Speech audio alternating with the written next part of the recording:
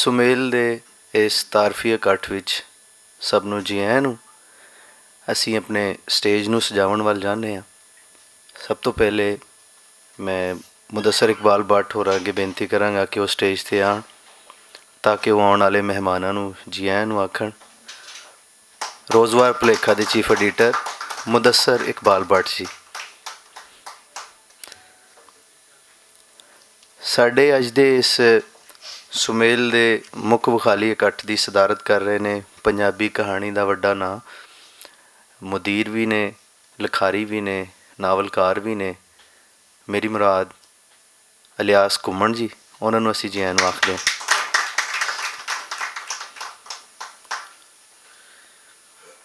ਸਾਡੇ ਅੱਜ ਦੇ ਇਸ ਇਕੱਠ ਦੇ ਉਚੇਚੇ ਪ੍ਰਾਹੁਣੇ ਬਰਤਾਨੀਆ ਤੋਂ ਤਸ਼ਰੀਫ ਲਿਆਈਆਂ ਨੇ ਔਰ ਗਿਮੀ ਫਾਊਂਡੇਸ਼ਨ UK ਦੀਆਂ ਆ ਰਹੀ ਨੇ, ਗਿਮੀ TV ਦੀਆਂ ਵੀ ਆ ਰਹੀ ਨੇ।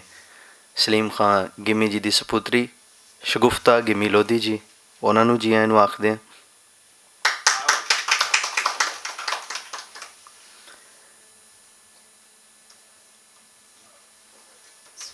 ਪੰਜਾਬੀ ਪਰਚਾਕਾਰੀ ਦਾ ਵੱਡਾ ਨਾਂ ਮੇਰੇ ਵਾਲਦ ਸਾਹਿਬ, ਕਹਾਣੀਕਾਰ, ਨਾਵਲਕਾਰ, ਮੁਦੀਰ, ਰੋਜ਼ਵਾਰ ਲੋਕਾਈ ਦੇ chief editor doctor Jamil Ahmed Pal Sahib ਨੂੰ ਵੀ ਅਸੀਂ ਜੀ ਆਇਆਂ ਨੂੰ ਆਖਦੇ ਹਾਂ।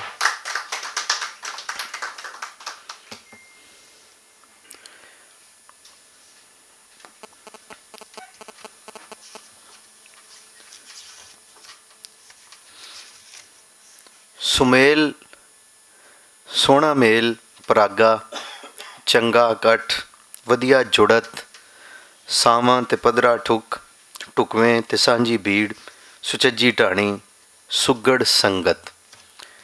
ਪੰਜਾਬੀ ਪਰਚਾਕਾਰੀ ਨਾਲ ਮੇਰਾ ਜਿਹੜਾ ਵਾਹ ਰਿਹਾ ਹੈ ਉਹ ਘੱਟ ਵੱਧ ਕੋਈ 10 ਵਰ੍ਹੇ ਪੁਰਾਣਾ ਹੈ। ਜਦੋਂ ਕਾਲਜ ਲੈਵਲ 'ਤੇ ਪੜ੍ਹਦੇ ਸਾਂ ਅਤੇ ਲਹਿਰਾਂ ਔਰ ਸਵੇਰ ਇੰਟਰਨੈਸ਼ਨਲ ਰਾਹੀਂ ਪੰਜਾਬੀ ਪਰਚਾਕਾਰੀ ਨਾਲ ਮੁਤਾਰਫ ਹੋਏ। ਫਿਰ ਉਸ ਤੋਂ ਬਾਅਦ ਵੱਖ-ਵੱਖ ਪੜਾਵਾਂ 'ਤੇ 1-2 ਰਸਾਲੇ ਛਾਪਣ ਦਾ ਮੌਕਾ ਵੀ ਮਿਲਿਆ, ਪਰ ਉਸ ਤਰ੍ਹਾਂ ਆਪਣਾ ਉਹਨਾਂ ਰਸਾਲਿਆਂ ਨੂੰ ਅਸੀਂ ਕਾਇਮ ਦਾਇਮ ਨਹੀਂ ਰੱਖ ਸਕੇ ਕਿ ਉਹ ਰਸਾਲੇ ਅੱਗੇ ਚੱਲਦੇ। ਉਹਨਾਂ ਦੇ ਵਿੱਚ ਫੈਸਲਾਬਾਦ ਤੋਂ ਛਪਣ ਵਾਲਾ ਰਸਾਲਾ ਕੁਕਨਸ, ਉਹਦੀ ਇਦਾਰਤ ਮੈਂ ਕਰਦਾ ਰਿਹਾ। ਫਿਰ ਪੀਲੂ ਰਸਾਲਾ ਛਾਪਦੇ ਰਹੇ, 1-2 ਕਾਲਜਾਂ ਦੇ ਰਸਾਲੇ ਵੀ ਅਸੀਂ ਛਾਪੇ। ਲੇਕਿਨ ਸੁਮੇਲ ਇੱਕ ਲੰਮੇਰੇ ਅਰਸੇ ਤੋਂ ਖ਼ਾਬ ਸੀ ਪੰਜਾਬੀ ਪਰਚਾਕਾਰੀ ਦੇ ਲਈ ਕਿ ਇਸ ਨੂੰ ਪੰਜਾਬੀ ਅਦਬ ਨੂੰ ਉਹਦੀ ਵਧੀਆ ਸ਼ਕਲ ਵਿੱਚ ਵੇਖਣ ਦਾ ਉਪਰਾਲਾ ਕੀਤਾ ਜਾਵੇ। ਉਸ ਲਈ 3-4 ਚੀਜ਼ਾਂ ਜਿਹੜੀਆਂ ਸਾਡੇ ਸਾਹਮਣੇ ਸਨ ਪਹਿਲੀ ਪਰਚਾਕਾਰੀ ਵਿੱਚ ਵੀ ਔਰ ਜੋ ਅਸੀਂ ਕਰਨੀਆਂ ਸਨ, ਉਹਨਾਂ ਦੇ ਵਿੱਚ ਸਭ ਤੋਂ ਪਹਿਲੇ ਤਰਜਮਾ ਨਗਾਰੀ ਸੀ, ਜਿਸ ਨੂੰ ਅਸੀਂ ਇਸ ਪਰਚੇ ਦੇ ਵਿੱਚ ਖੁੱਲ੍ਹੀ ਥਾਂ ਦਿੱਤੀ ਹੈ। ਉਸ ਤੋਂ ਬਾਅਦ ਨਵੇਂ ਪੰਜਾਬੀ ਅਦਬ 'ਤੇ ਤਨਕੀਦ ਬਹੁਤ ਘੱਟ ਲਿਖੀ ਜਾ ਰਹੀ ਸਾਡੇ ਪਾਸੇ, ਉਸ ਨੂੰ ਵੀ ਅਸੀਂ ਇਸ ਰਸਾਲੇ ਰਾਹੀਂ ਅੱਗੇ ਟੋਰਾਂਗੇ। ਅਤੇ ਮੈਂ ਹੁਣ ਆਪਣੇ ਇਸ ਇਕੱਠ ਦੇ ਪਹਿਲੇ ਜਿਹੜੇ ਸਪੀਕਰ ਨੇ ਉਹਨਾਂ ਨੂੰ ਸਟੇਜ 'ਤੇ ਸੱਦਾ ਦਿਆਂਗਾ ਕਿ ਉਹ ਆਪਣੇ ਵਿਚਾਰ ਸਾਂਝੇ ਕਰਨ। ਸਾਡੇ ਨਾਲ ਨੇ ਜਿਸ ਯੂਨੀਵਰਸਿਟੀ ਦੇ ਪ੍ਰੋਫੈਸਰ, ਪੰਜਾਬੀ ਦੇ ਬਹੁਤ ਹੀ ਅੱਛੇ ਸੇਵਕ, ਨਿੱਘੇ ਮਿੱਤਰ ਡਾਕਟਰ ਕਲਿਆਣ ਸਿੰਘ ਕਲਿਆਣ ਜੀ। ਮੈਂ ਉਹਨਾਂ ਨੂੰ ਆਖਾਂਗਾ ਕਿ ਉਹ ਸਟੇਜ 'ਤੇ ਆਉਣ ਅਤੇ ਆਪਣੇ ਵਿਚਾਰ ਸਾਡੇ ਨਾਲ ਸਾਂਝੇ ਕਰਨ।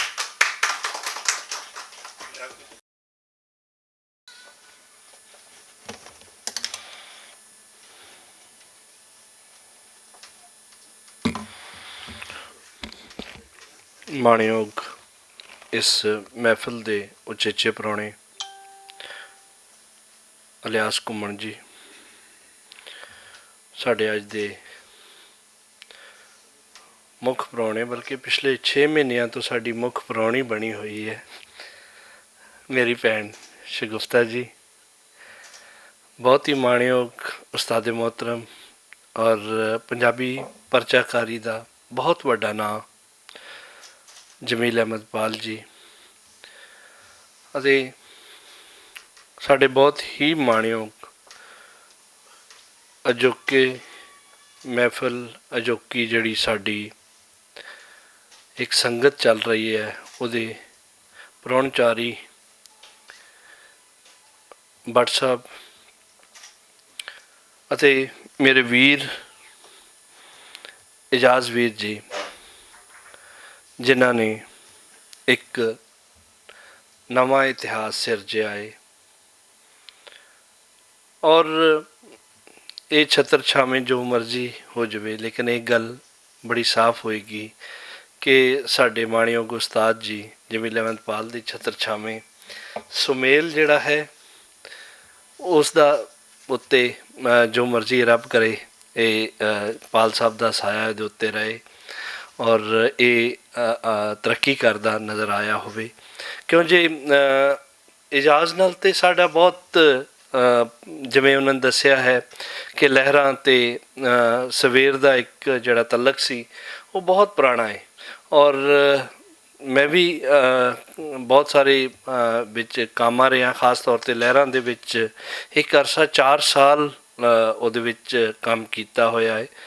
ਔਰ ਉਹਦੇ ਵਿੱਚ ਵੀ ਅਸੀਂ ਇਹਨਾਂ ਦੀਆਂ ਲਿਖਤਾਂ ਜਿਹੜੀਆਂ ਨੇ ਉਹ ਵੇਖਦੇ ਰਹੇ ਹਾਂ। ਫਿਰ ਐਜ਼ ਏ ਸਾਡੀਆਂ ਮੁਲਾਕਾਤਾਂ ਵੀ ਹੁੰਦੀਆਂ ਰਹੀਆਂ। ਫਿਰ ਦੂਜੀ ਗੱਲ ਇਹ ਹੈ ਕਿ ਇਹ ਵੀ ਸਾਡੇ ਸੁਭਾਗੇ ਕਿ ਰੇਸ਼ਮ ਭੈਣ ਅਤੇ ਮੈਂ ਅਸੀਂ ਦੋਵੇਂ ਕਲਾਸ ਫੈਲੋ ਵੀ ਹਾਂ ਅਤੇ ਹੁਣ ਵੀ ਸਾਡਾ ਜਿਹੜਾ ਇੱਕ ਭੈਣ ਭਰਾ ਦਾ ਰਿਸ਼ਤਾ ਹੈ ਉਹ ਵੀ ਮੌਜੂਦ ਹੈ।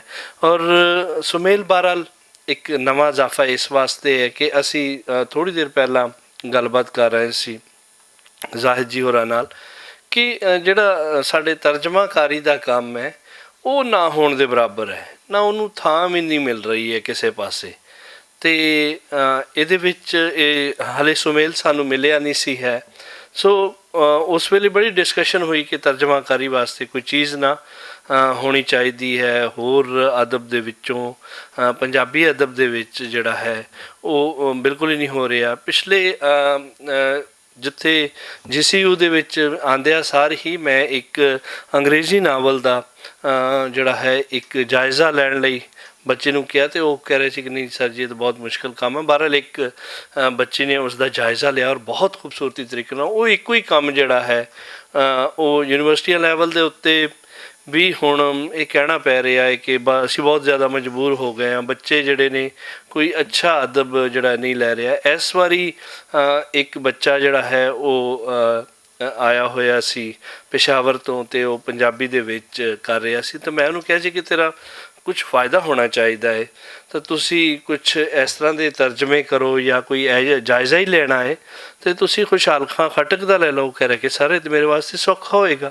ਮੈਂ ਕਿਹਾ ਜੀ ਬਿਲਕੁਲ, ਮੈਨੂੰ ਵੀ ਪਸ਼ਤੋ ਆਉਂਦੀ ਹੈ, ਤੁਹਾਨੂੰ ਵੀ ਪਸ਼ਤੋ ਆਉਂਦੀ ਹੈ, ਅਸੀਂ ਇਕੱਠੇ ਰਲ ਕੇ ਇਹ ਕੰਮ ਕਰ ਲਾਂਗੇ। ਸੋ ਮੇਰਾ ਮਤਲਬ ਇਹ ਸੀ ਕਿ ਪੰਜਾਬੀ ਦੇ ਵਿੱਚ ਜਿਹੜੀ ਤਰਜਮਾ ਨਿਗਾਰੀ ਹੈ ਦੂਸਰੇ ਉਸ ਤੋਂ ਉਹ ਸਾਨੂੰ ਉਲੱਥਿਤ ਹੋ ਰਹੇ ਨੇ, ਲੇਕਿਨ ਤਰਜਮਾ ਟਰਾਂਸਲੇਸ਼ਨ ਜਿਹੜੀ ਹੈ ਉਹ ਬਿਲਕੁਲ ਹੀ ਜਿਹੜੀ ਹੈ ਸਾਡੀ ਵੀਕ ਪੁਆਇੰਟ ਆ ਰਿਹਾ ਹੈ। ਔਰ ਸਾਡੇ ਜਦੋਂ ਆਪਣੇ ਬੰਦਿਆਂ ਨੂੰ ਦੂਸਰੇ ਅਦਬ ਦਾ ਪਤਾ ਨਾ ਹੋਏਗਾ ਤਾਂ ਮੇਰਾ ਖਿਆਲ ਹੈ ਕਿ ਇਹ ਵੀ ਸਾਡੇ ਪੰਜਾਬੀ ਲਈ ਕੋਈ ਚੰਗਾ ਨਹੀਂ ਹੈ। ਸੁਮੇਲ ਇਸ ਕਮੀ ਨੂੰ ਪੂਰਾ ਕਰ ਰਿਹਾ ਹੈ ਕਿ ਇਹਦੇ ਵਿੱਚ ਨਾ ਸਿਰਫ ਉਹਦੇ ਤਰਜਮੇ ਆ ਰਹੇ ਨੇ ਬਲਕਿ ਸਾਡਾ ਬਿਲਕੁਲ ਹੀ ਮੈਂ ਤੁਹਾਨੂੰ ਸਾਫ਼ ਕਹਿ ਦਿਆਂ ਕਿ ਤਨਕੀਦ ਦਾ ਤਾਂ ਅਜੇ ਤੱਕ ਕੋਈ ਪਰਚਾ ਨਜ਼ਰ ਨਹੀਂ ਆਇਆ। ਕੋਈ ਇੱਕ ਅੱਧਾ ਮਜ਼ਮੂਨ ਕਿਸੇ ਨੇ ਲਾ ਦਿੱਤਾ, ਕੋਈ ਉਹ ਹੈ। ਇਹਦੇ ਵਿੱਚ ਉਹ ਜਿਹੜੀ ਆਲੋਚਨਾ ਹੈ ਉਹ ਵੀ ਸਾਨੂੰ ਜਿਹੜੀ ਹੈ ਬਹੁਤ ਡੂੰਘੀ ਤਰੀਕੇ ਨਾਲ ਜਿਹੜੀ ਹੈ ਉਹ ਨਜ਼ਰ ਆ ਰਹੀ ਹੈ। ਸੋ ਸੁਮੇਲ ਦਾ ਜਿਹੜਾ ਹੈ ਮੈਂ ਵਧਾਈ ਦਿੰਦਾ ਹਾਂ। ਮੈਂ ਆਪਣੀ ਭੈਣ ਰੇਸ਼ਮ ਨੂੰ ਔਰ ਖ਼ਾਸ ਤੌਰ 'ਤੇ ਆਪਣੇ ਜੀਜੇ ਜਿਹੜੇ ਹੈ ਨੇ ਇਜਾਜ਼ ਨੂੰ ਵੀ ਵਧਾਈ ਦੇ ਪਾਤਰ ਹਨ ਕਿ ਉਹਨਾਂ ਨੇ ਜਿਹੜਾ ਹੈ ਬਹੁਤ ਸੋਹਣਾ ਰਸਾਲੇ ਦਾ ਉਪਰਾਲਾ ਕੀਤਾ ਹੈ। ਔਰ ਆਪਣੀ ਭੈਣ ਵੱਡੀ ਭੈਣ ਗਿੰਮੀ ਜੀ ਨੂੰ ਵੀ ਮੈਂ ਹਰ ਵਾਰੀ ਉਹਨਾਂ ਨੂੰ ਤਨਕੀਦ ਕਰਦਾ ਹੁੰਦਾ ਸੀ ਕਿ ਇਹ ਬੰਦੇ ਚੰਗੇ ਨਹੀਂ, ਤੁਸੀਂ ਇਹਨਾਂ ਦੇ ਮਗਰ ਲੱਗੇ ਹੋ, ਇਹ ਚੰਗੇ ਨਹੀਂ ਇਹਨਾਂ ਦੇ ਮਗਰ ਲੱਗੇ ਹੋ। ਸ਼ੁਕਰ ਹੈ ਆਖਰ ਪਹਿਲੀ ਵਾਰੀ ਉਹਨਾਂ ਨੂੰ ਕੁਝ ਚੰਗੇ ਬੰਦੇ ਲੱਭ ਵੀ ਗਏ ਆਖਰ। ਉਹ ਬਹੁਤ ਸਾਰੇ ਪਾਸਿਓਂ ਫਿਰ ਫੁਰਾ ਕੇ ਪਿਛਲੇ ਦੂਸਰਾ ਫੇਰਾ ਹੈ। ਸੋ ਇਹਨਾਂ ਨੂੰ ਮੁਬਾਰਕਾਂ ਕਿ ਇਹਨਾਂ ਨੂੰ ਆਖਰ ਸੁਚੱਜੇ ਬੰਦੇ ਮਿਲ ਹੀ ਗਏ ਨੇ। ਸੋ ਇਹ ਵੀ ਇੱਕ ਚੀਜ਼ ਹੈ। ਔਰ ਫਿਰ ਸਾਥ ਜਿਹੜਾ ਹੈ ਉਸਤਾਦ ਮੁਹੱਤਰਮ ਕੋਈ ਸ਼ੱਕ ਨਹੀਂ ਹੈ ਕਿ ਉਹ ਸਾਡੇ ਰੂਹਾਨੀ ਤੌਰ 'ਤੇ ਉਸਤਾਦ ਨੇ। ਉਹਨਾਂ ਦੇ ਪਰਚੇ ਪੜ੍ਹ ਕੇ, ਉਹਨਾਂ ਦੀ ਲਿਖਤਾਂ ਪੜ੍ਹ ਕੇ ਅਸੀਂ ਜਮੀਲ ਅਹਿਮਦਪਾਲ ਦੀ ਇਹ ਮੇਰੇ ਵਾਸਤੇ ਸੁਭਾਗੇ ਹੈ ਕਿ ਮੈਂ ਸਮਕਾਲੀ ਵੀ ਹਾਂ ਉਹਨਾਂ ਦਾ, ਫਿਰ ਉਹਨਾਂ ਦੇ ਨਾਲ ਵੀ ਕੁਛ ਅਰਸਾ ਜਿਹੜਾ ਹੈ ਰਿਹਾ ਹੈ। ਔਰ ਉਸ ਤੋਂ ਬਾਅਦ ਇਹ ਹੈ ਕਿ ਮੇਰੀ ਕੋਸ਼ਿਸ਼ ਇਹ ਹੁੰਦੀ ਹੈ ਕਿ ਮੇਰੇ ਥੀਸਸ ਜਿਹੜੇ ਨੇ ਉਹ ਪਾਲ ਸਾਹਿਬ ਚੈੱਕ ਕਰਨ। ਮੇਰੀ ਬੜੀ ਕੋਸ਼ਿਸ਼ ਹੁੰਦੀ ਹੈ ਕਿ ਉਹ ਹੀ ਚੈੱਕ ਕਰਨ ਤਾਂ ਕਿ ਉਹ ਦੇਖਣ ਕਿ ਕਿੰਨੀ ਕੁ ਗਲਤੀਆਂ ਨੇ। ਔਰ ਅੱਜ ਕੱਲ੍ਹ ਤਾਂ ਬਹੁਤ ਜ਼ਿਆਦਾ ਗਲਤੀਆਂ ਹੋ ਰਹੀਆਂ ਨੇ, ਔਰ ਮੈਨੂੰ ਉਮੀਦ ਹੈ ਕਿ ਉਹ ਵੀ ਮਾਫ਼ ਫਰਮਾਣਗੇ ਕਿਉਂਕਿ ਅਜੇ ਸ਼ੁਰੂਆਤ ਹੈ। ਸੋ ਅੱਜ ਦਾ ਜਿਹੜਾ ਸੁਮੇਲ ਦਾ ਇੱਕ ਪਿਆਰਾ ਇਕੱਠ ਹੈ, ਉਹ ਵਾਕਈ ਸੁਮੇਲ ਵਰਗਾ ਹੀ ਹੈ। ਸੋ ਸੁਮੇਲ ਨੇ ਪੰਜਾਬੀ ਜਿਵੇਂ ਚੜ੍ਹਤ ਦੇ ਵਿੱਚ ਇੱਕ ਆਉਣ ਵਾਲੇ, ਮੈਂ ਅਰਦਾਸ ਕਰਦਾ ਹਾਂ ਕਿ ਇੱਕ ਵੱਡਾ ਨਾਂ ਹੋਵੇ। ਜਿਹੋ ਜਿਹਾ ਪਹਿਲੇ ਪਰਚਾ ਦੇ ਵਿੱਚ ਇਹਨਾਂ ਨੇ ਮੁਆਦ ਰੱਖਿਆ, ਮੈਂ ਮੈਂ ਮਿਹਨਤ ਬਹੁਤ ਇਸ ਯਕੀਨ ਹੈ ਕਿ ਆਉਣ ਵਾਲਾ ਜਿਹੜਾ ਹੈ ਵੇਲਾ ਉਹ ਸੁਮੇਲ ਦਾ ਹੀ ਹੋਏਗਾ, ਕਿਉਂਕਿ ਦੋਵੇਂ ਬੰਦੇ ਜਿਹੜੇ ਨੇ ਬਹੁਤ ਸੋਹਣੇ ਕਾਮੇ ਨੇ ਔਰ ਬਹੁਤ ਉਹਨਾਂ ਦਾ ਕੰਮ ਹੈ। ਪਿਛਲੇ ਕੋਈ 15 ਸਾਲਾਂ ਤੋਂ ਅਸੀਂ 20 ਸਾਲਾਂ ਤੋਂ ਇਹਨਾਂ ਨੂੰ ਜਾਣਦੇ ਹਾਂ। ਦੋਵਾਂ ਨੇ ਬਹੁਤ ਸੋਹਣਾ ਕੰਮ ਕੀਤਾ ਹੈ। ਰੇਸ਼ਮ ਨੇ ਵੀ ਹਮੇਸ਼ਾ ਜਿੰਨਾ ਕੰਮ ਕੀਤਾ ਹੈ ਸੋਹਣਾ ਕੀਤਾ। ਫਿਰ ਇਜਾਜ਼ ਨੇ ਬਹੁਤ ਸੋਹਣਾ ਕੰਮ ਕੀਤਾ ਹੈ। ਇਹਨਾਂ ਦੇ ਨਾਵਲਾਂ ਨੂੰ ਵੇਖੋ, ਇਹਨਾਂ ਦੇ ਜਿੰਨੇ ਵੀ ਮਜ਼ਮੂਨਾਂ ਨੂੰ ਜਿੱਥੇ ਵੀ ਇਹ ਪੜ੍ਹਦੇ ਨੇ, ਸਾਡੀ ਕੋਸ਼ਿਸ਼ ਹੁੰਦੀ ਹੈ ਕਿ ਉਹਨੂੰ ਖ਼ਾਸ ਤੌਰ 'ਤੇ ਸੁਣਿਆ ਜਾਵੇ। ਫਿਰ ਜੋ ਮਰਜ਼ੀ ਹੈ ਸਰਪ੍ਰਸਤੀ ਔਰ ਜਿਹੜਾ ਹੈ ਉਹ ਪਾਲ ਸਾਹਿਬ ਦੀ ਹੋਵੇ, ਅਤੇ ਮੇਰਾ ਖਿਆਲ ਹੈ ਕਿ ਇਹ ਬਹੁਤ ਛੇਤੀ ਹੀ ਸੁਹਾਗੇ ਵਾਲੀ ਗੱਲ ਹੈ। ਫਿਰ ਤਰੱਕੀ ਵੀ ਬੜੀ ਜਲਦੀ ਮਿਲ ਜਾਏਗੀ ਇਸ ਨੂੰ, ਕਿਉਂਕਿ ਉਹ ਕਿਸੇ ਪਾਲ ਸਾਹਿਬ ਇੱਕ ਐਸਾ ਨਾਂ ਹੈ ਕਿ ਕੋਈ ਸ਼ੱਕ ਨਹੀਂ ਇਸ ਗੱਲ ਦੇ ਵਿੱਚ ਕਿ ਪਾਕਿਸਤਾਨੀ ਪੰਜਾਬੀ ਅਦਬ ਦੇ ਵਿੱਚ ਉਹਨਾਂ ਤੋਂ ਵੱਧ ਕੇ ਕੋਈ ਨਹੀਂ ਹੋ ਸਕਦਾ ਵਾ। ਇਹ ਗੱਲ ਇਮਾਨ ਦੀ ਹੱਦ ਤੱਕ ਅਸੀਂ ਕਹਿ ਸਕਦੇ ਹਾਂ। ਔਰ ਅੱਜ ਦੇ ਜਿਹੜੇ ਮੁੱਖ ਪ੍ਰਾਹੁਣੇ ਘੁੰਮਣ ਸਾਹਿਬ ਨੇ, ਇਹ ਵੀ ਕੋਈ ਸ਼ੱਕ ਨਹੀਂ ਹੈਗਾ ਕਿ ਚਲੋ ਵਾਪਸ ਆਏ, ਪਰਤ ਕੇ ਆਏ, ਚਲੋ ਮਜਬੂਰੀਆਂ ਕਾਰਨ ਜਿੱਥੇ ਵੀ ਗਏ ਸੀ। ਅਤੇ ਉਹਨਾਂ ਨੂੰ ਵੀ ਇਹ ਹੈ ਕਿ ਅਸੀਂ ਸਾਰੇ ਰਲ ਕੇ ਇਸ ਸੁਮੇਲ ਨੂੰ ਕਾਮਯਾਬ ਵੀ ਬਣਾਉਣਾ ਹੈ। ਇਸ ਪੰਜਾਬੀ ਦੇ ਸੁਮੇਲ ਦਾ ਅਸੀਂ ਹਿੱਸਾ ਵੀ ਬਣਨਾ ਹੈ, ਔਰ ਪਹਿਲੇ ਵੀ ਹਿੱਸਾ ਹੀ ਹਾਂ, ਲੇਕਿਨ ਹੁਣ ਖ਼ਾਸ ਤੌਰ 'ਤੇ ਸਾਨੂੰ ਇਸ ਸੁਮੇਲ ਦੀ ਤਰੱਕੀ ਵਾਸਤੇ ਸਾਨੂੰ ਬਹੁਤ ਮਿਹਨਤ ਕਰਨੀ ਪੈਣੀ ਹੈ। ਅਤੇ ਮੈਂ ਆਸ ਰੱਖਦਾ ਹਾਂ ਕਿ ਜਿਵੇਂ ਦੇ ਇਹਨਾਂ ਦਾ ਹੈ ਉਹ ਜ਼ਿਆਦਾ ਤਰੱਕੀ ਕਰਨਗੇ। ਸੋ ਆਖਰ ਦੇ ਵਿੱਚ ਮੈਂ ਇਹੀ ਕਹਾਂਗਾ ਕਿ ਵਧਾਈ ਦੇ ਪਾਤਰ ਹਨ ਸਾਰੇ ਹੀ ਇਹਦੇ ਕਾਮੇ, ਸਾਰੇ ਹੀ ਇਹਦੇ ਬਣਾਉਣ ਵਾਲੇ। ਔਰ ਜਿੱਥੇ ਤੱਕ ਸਾਡਾ ਉਹ ਹੈ ਕਿ ਅਸੀਂ ਤਨ ਮਨ ਧਨ ਨਾਲ ਪਹਿਲੇ ਵੀ ਇਜਾਜ਼ ਵੀਰ ਨਾਲ ਹੈ ਸੀ, ਹੁਣ ਵੀ ਇਜਾਜ਼ ਵੀਰ ਦੇ ਬਾਹਾਂ ਬਣ ਕੇ, ਸੇਵਕ ਬਣ ਕੇ ਉਹਨਾਂ ਦਾ ਸਾਥ ਦਿਆਂਗੇ। ਬਹੁਤ ਧੰਨਵਾਦ, ਸ਼ੁਕਰੀਆ।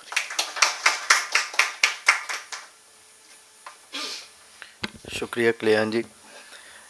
ਤਰਜਮਾਕਾਰੀ ਉਹ ਇੱਕ ਖ਼ਾਸ ਖੇਤਰ ਹੈ ਕਿ ਜਿਹਦੇ ਰਾਹੀਂ ਅਸੀਂ ਬਹੁਤ ਸਾਰੀਆਂ ਚੀਜ਼ਾਂ ਜਿਹੜੀਆਂ ਨੇ ਉਹ ਪੰਜਾਬੀ ਅਦਬ 'ਚ ਨਵੀਆਂ ਲਿਆ ਸਕਦੇ ਹਾਂ।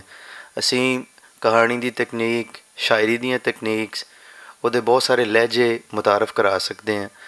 ਇਹੀ ਵਜ੍ਹਾ ਹੈ ਕਿ ਬਾਕੀ ਜਿਹੜੇ ਮਮਾਲਕ ਨੇ ਜਾਂ ਬਾਕੀ ਜਿਹੜੀਆਂ ਜ਼ਬਾਨਾਂ ਨੇ ਉਹ ਗਾਂਹ ਤਰੱਕੀ ਕਰ ਰਹੀਆਂ ਨੇ, ਅਤੇ ਉਹਨਾਂ ਦੀ ਵਜੂਹਾਤ ਵਿੱਚ ਇੱਕ ਤਰਜਮੇ ਦਾ ਅਨਸਰ ਵੀ ਹੈ ਕਿ ਅੱਜ ਅਮਰੀਕਾ ਵਿੱਚ ਅਗਰ ਸਾਲ ਵਿੱਚ 100 ਕਿਤਾਬ ਛਪਦੀ ਹੈ ਅਤੇ ਉਹਦੇ ਵਿੱਚੋਂ ਕਮ ਅਜ਼ ਕਮ ਅੱਧੀਆਂ ਜਿਹੜੀਆਂ ਕਿਤਾਬਾਂ ਨੇ ਉਹ ਤਰਜਮੇ ਦੀਆਂ ਹੁੰਦੀਆਂ ਨੇ, ਜਿਹੜੀਆਂ ਉਹ ਮੁਖਤਲਿਫ ਬੋਲੀਆਂ ਦੇ ਵਿੱਚੋਂ ਤਰਜਮਾ ਕਰਵਾਉਂਦੇ ਨੇ। ਅਤੇ ਸਾਡੇ ਅਗਲੇ ਮੁਕਰਰ ਨੇ ਜ਼ਾਹਦ ਹਸਨ ਜੀ, ਜਿਹੜੇ ਕਿ ਪੰਜਾਬੀ ਦਾ ਇੱਕ ਫਿਕਸ਼ਨ ਦਾ ਇੱਕ ਵੱਡਾ ਨਾਂ ਨੇ, ਡਾਹਾਂ ਅਵਾਰਡ ਜੀਤੂ, 2 ਵਾਰੀ ਵਾਰਿਸ ਸ਼ਾਹ ਅਵਾਰਡ ਜੀਤੂ ਜ਼ਾਹਦ ਹਸਨ ਜੀ।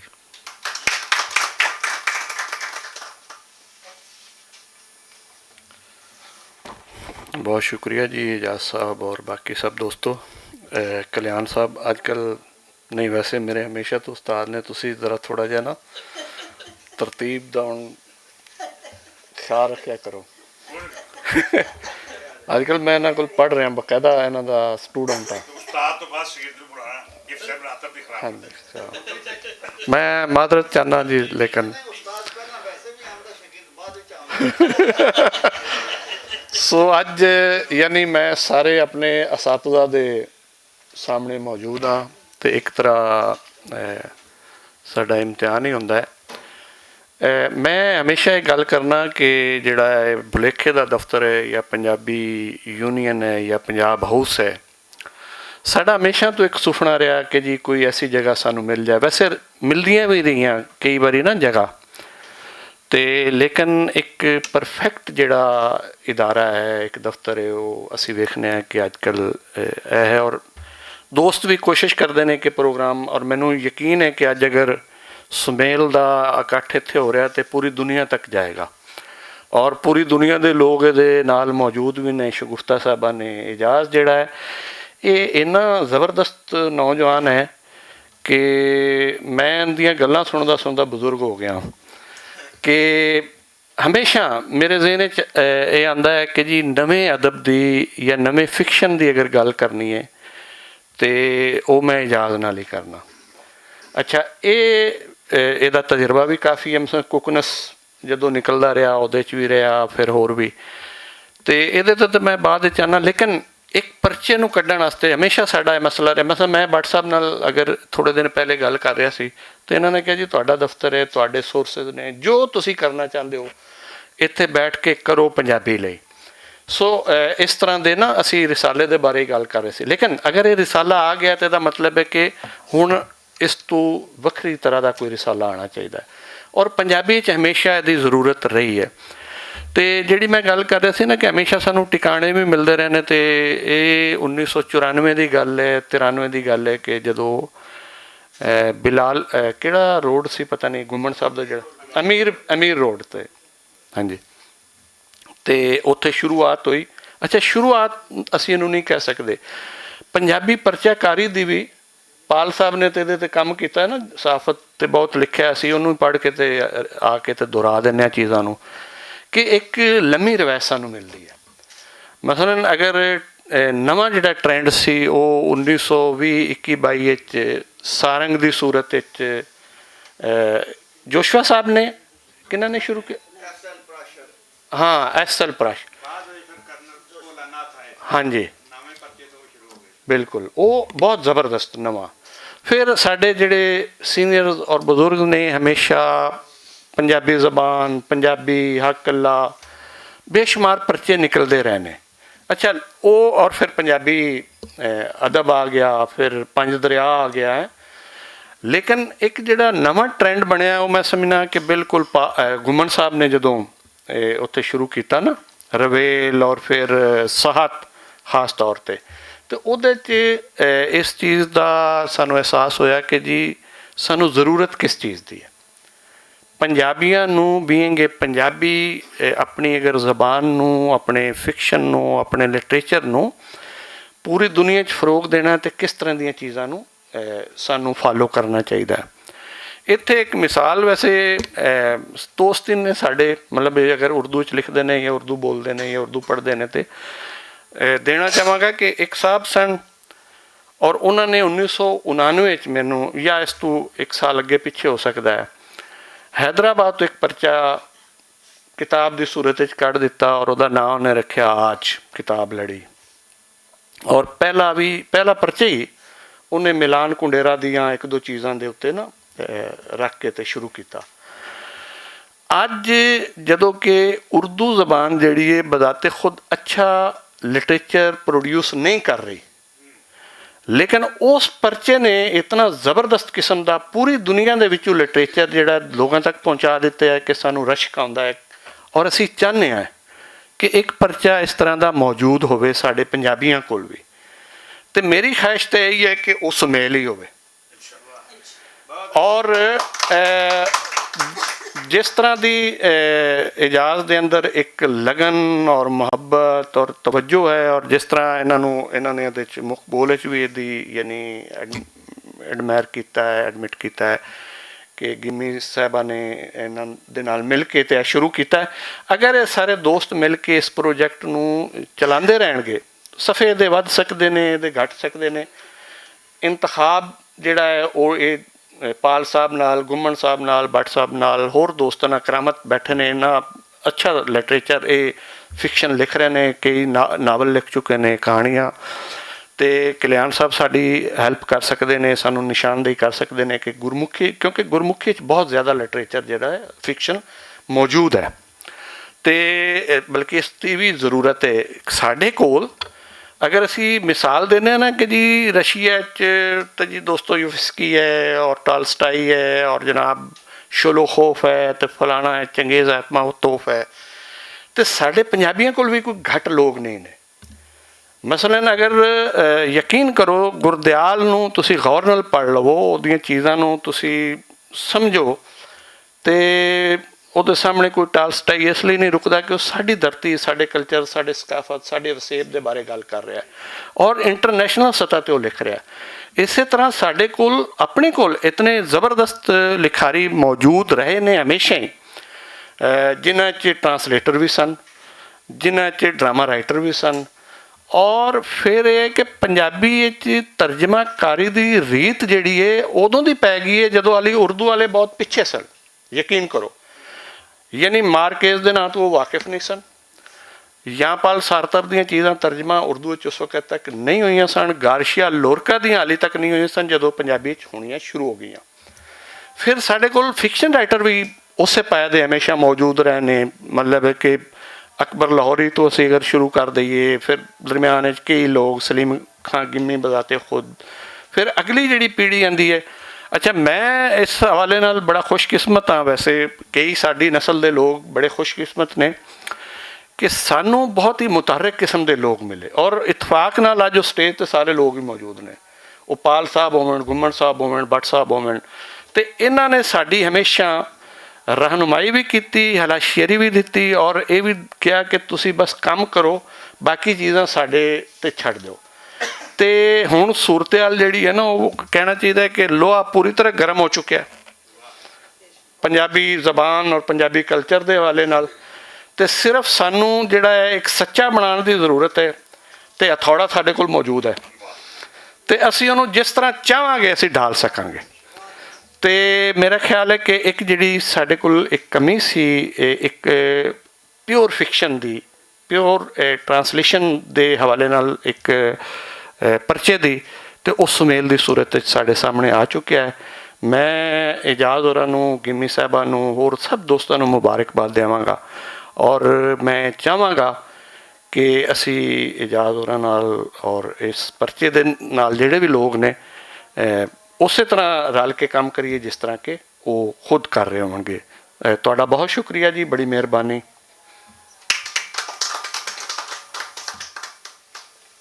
ਜੀ ਹੁਣੇ ਗੱਲ ਹੋ ਰਹੀ ਸੀ ਗੁਰਦਿਆਲ ਸਿੰਘ ਦੀ ਅਤੇ ਰਸ਼ੀਅਨ ਲਿਟਰੇਚਰ ਦੀ, ਅਤੇ ਮੈਨੂੰ ਇਹ ਦੱਸਦਿਆਂ ਕਈ ਵਾਰੀ ਹੈਰਤ ਵੀ ਹੁੰਦੀ ਅਤੇ ਖੁਸ਼ੀ ਵੀ ਕਿ ਸਾਡੇ ਇੱਥੇ ਪਹਿਲੇ 1000 ਕਿਤਾਬ ਛਪਦੀ ਹੁੰਦੀ ਸੀ ਕਿਸੇ ਲਿਖਾਰੀ ਦੀ, ਫਿਰ 500 'ਤੇ ਗੱਲ ਆ ਗਈ, ਹੁਣ ਉਹ 200 'ਤੇ ਚਲੀ ਗਈ।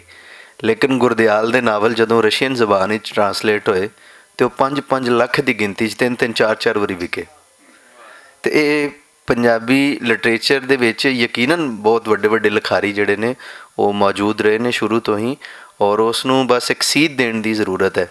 ਦੂਸਰਾ, ਅਸੀਂ ਇਸ ਪਰਚੇ ਦੇ ਵਿੱਚ ਇੱਕ ਪੋਰਸ਼ਨ ਐਸਾ ਰੱਖਿਆ ਹੈ ਕਿ ਜਿਹਦੇ ਵਿੱਚ ਅਸੀਂ ਚੜ੍ਹਦੇ ਪੰਜਾਬ ਦੀਆਂ ਲਿਖਤਾਂ ਵੀ ਜਿਹੜੀਆਂ ਉਹ ਲਿਪੀ ਅੰਤਰ ਕਰਕੇ ਛਾਪ ਰਹੇ ਹਾਂ। ਉਹਦੇ ਵਿੱਚ ਤਨਕੀਦ ਵੀ ਹੈ, ਉਹਦੇ ਵਿੱਚ ਨਵਾਂ ਅਦਬ ਵੀ ਹੈ। ਅਤੇ ਅਗਲੇ ਸਾਡੇ ਸਪੀਕਰ ਹੋਣਗੇ ਪੰਜਾਬੀ ਪਰਚਾਕਾਰੀ ਨਾਲ ਵੀ ਜੁੜੇ ਹੋਏ ਨੇ, ਰਵੇਲ ਦੇ ਨਾਂ ਤੋਂ ਤੁਸੀਂ ਵਾਕਫ ਹੀ ਹੋਵੋਗੇ, ਹੁਣ ਉਹਦਾ ਭਰਾ ਦੂਸਰਾ ਆ ਗਿਆ ਸੁਮੇਲ, ਅਤੇ ਕਹਾਣੀਕਾਰ ਨੇ, ਬੜੇ ਅੱਛੇ ਉਸਤਾਦ ਵੀ ਨੇ, ਡਾਕਟਰ ਕਰਾਮਤ ਮੁਗਲ ਜੀ।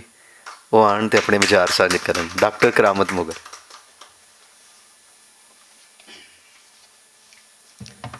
ਇਜਾਜ਼ ਬਹੁਤ ਸੋਹਣਾ ਸ਼ਾਇਰ ਹੈ। ਸ਼ਾਇਰ ਸੁਪਨੇ ਵੇਖਦਾ ਹੈ, ਅਤੇ ਜਦੋਂ ਸੁਪਨੇ ਹਕੀਕਤ ਬਣ ਜਾਣ ਅਤੇ ਫਿਰ ਇੱਕ ਸੁਚੱਜੀ ਢਾਣੀ ਬਣ ਜਾਂਦੀ ਹੈ, ਉਹ ਸੁਮੇਲ ਵਰਗੀ ਹੈ।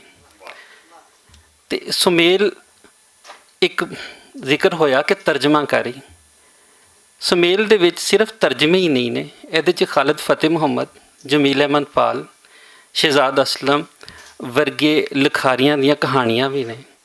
ਇਹਦੇ ਵਿੱਚ ਬਹੁਤ ਸੋਹਣੇ ਕਹਾਣੀਕਾਰ ਹਨੀਫ ਬਾਵਾ ਦਾ ਇੰਟਰਵਿਊ ਵੀ ਹੈ।